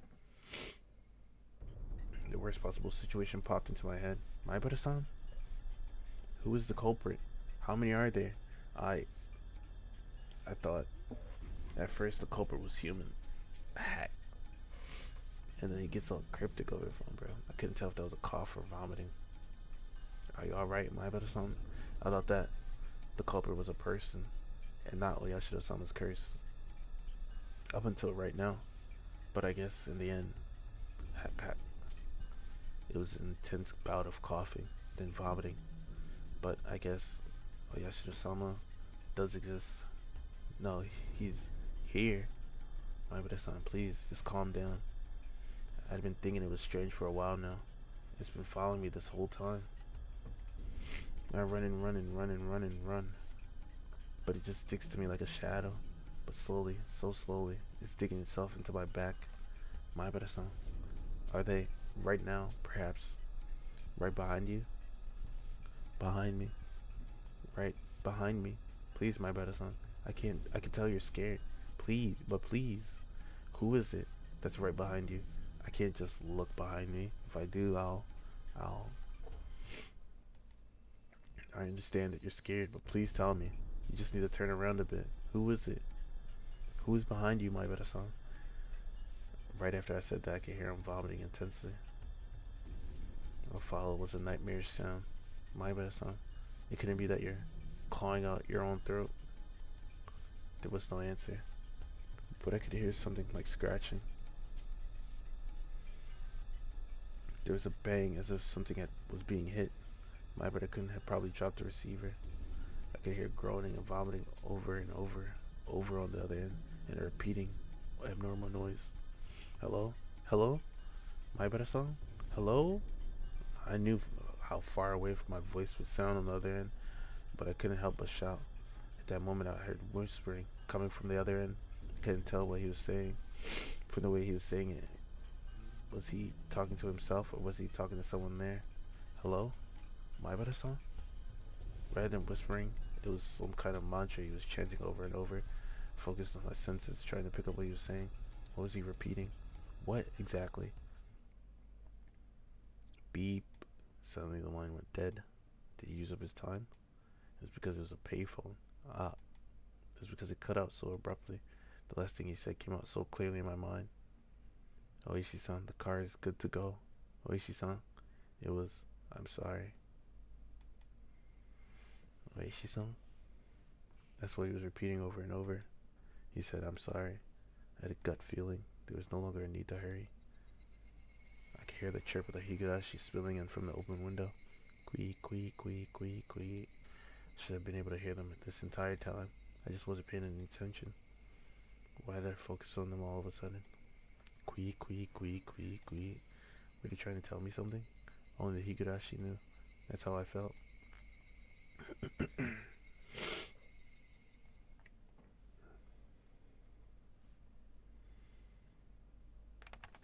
July 1983. It was 1983. In Hinamizawa, a remote village near Shishibane City, there was a murder involving two female students. The suspect is Keiichi Maibara, aged. The suspect called over his two female classmates, then Ryugu Mion Sawazaki, to his house and beat them to death with a metal bat.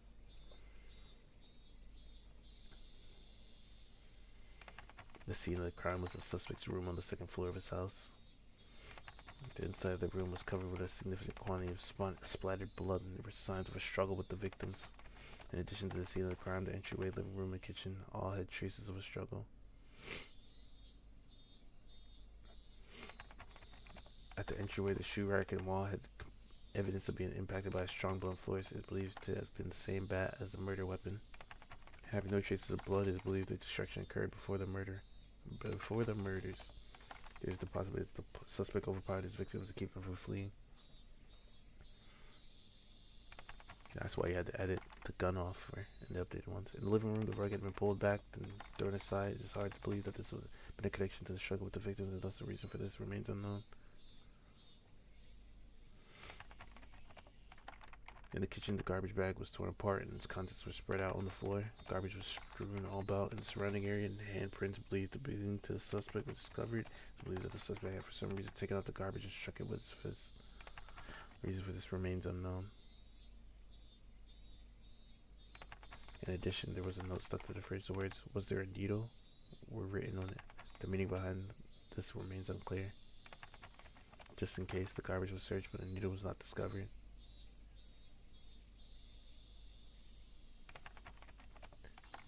Though the garage door was functional, it had been left open ever since the suspect moved in. The garage door was found closed.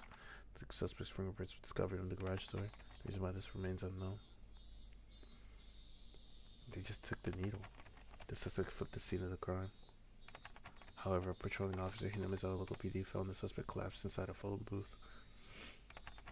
At the time of discovery, the suspect was unconscious and in critical condition. He was rushed to the local hospital for treatment, but did not gain consciousness and died 24 hours later. The results of the autopsy indicate the immediate cause of death to have been hypovolemic shock. It was determined that the suspect had clawed at his own throat with his fingernails, and the resulting bleeding caused his death. With this similarity to the death of Tomitake-san, the prior week the police believed there to be a connection and have opened an investigation. However, due to the wishes of the local authorities, it will be a confidential investigation. Due to the abnormal nature of the death, it was suspected that drugs were involved, but as with Tomitake-san, no traces were discovered. What prompted all this remains inexplicable. As such, this case is being treated as an act committed on impulse. However, with several accounts of the suspect's bizarre behavior leading up to the incident, it's possible that this was premeditated. Separated from his group of friends, isolation, inexplicable behavior. Several days before the incident, the suspect began carrying around a metal bat. The suspect was observed displaying aggressive behavior as well as talking to himself at school. His classmates have actually heard portions of what he was saying.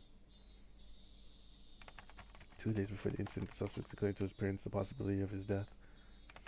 Due to these circumstances, the police have begun investigating the possibility that this crime was not committed on impulse, but was instead planned several days in advance. Afterwards, a note was found in the suspect's room that he had written himself.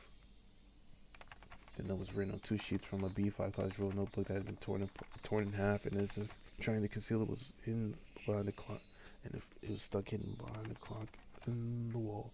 Contact is written in the appendix.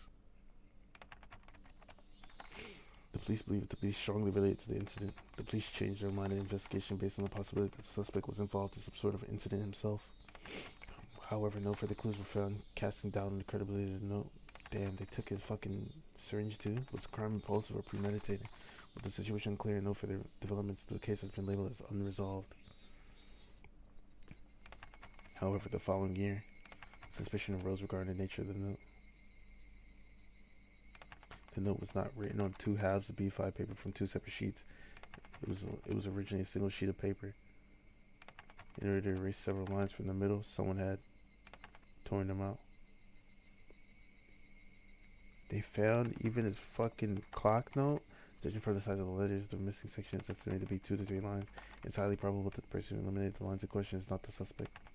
In addition, judging from the traces of large quantities of cellophane tapes being stuck to the back of the clock, speculation that something other than the note was stuck there. had arisen. The person who first discovered the crime was a detective rumored to have a connection with the incident, Kurado Oishi. He wondered what voluntary questioning but denies involvement in any damages to the note. Wait. The suspect's note. I, Keiichi Maibara, am in fear for my life. I do not know why they are after my life. The only thing I do know is that it has to do with Oyashiro-sama's curse. And enemy and are conspirators of the perpetrators. There are 4 or 5 adults, maybe more. They have a white van. This is all on the first sheet. Everything below this has been ripped out.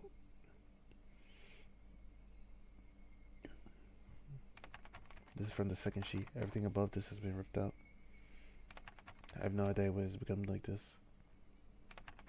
If you're reading this, then I'm probably already dead. Though the only difference may be the presence or lack of a body. You who are reading this, please uncover the truth. That's my only desire. Keiichi Maibara. I can't even remember what he wrote in the middle now. Higurashi, when they cry.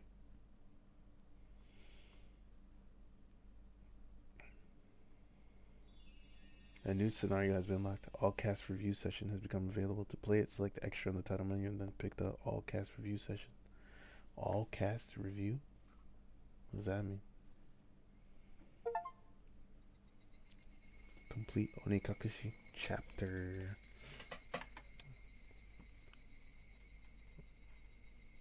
Let me look at my achievements. I have one achievement left. Onikakushi's after party. Extra. All cast review session. I mean, I've been playing for 6 hours, bro. And that last part, man, they drew it out, but it was my favorite ending, so I'm happy. I'm gonna go watch the show, the old version of the show, and then maybe when I wake up, I'll fucking do the after party, get that achievement, and then I'll download the other game, chapter 2. But yeah, and I'll upload this too. I need to give myself some breathing room, not breathing room, but time to you know, rest. I don't even know, bro. I don't even know. Yeah, I'm wasting time. Alright. See you next time. Ice cream, either the extra or a different game. But either way, see ya.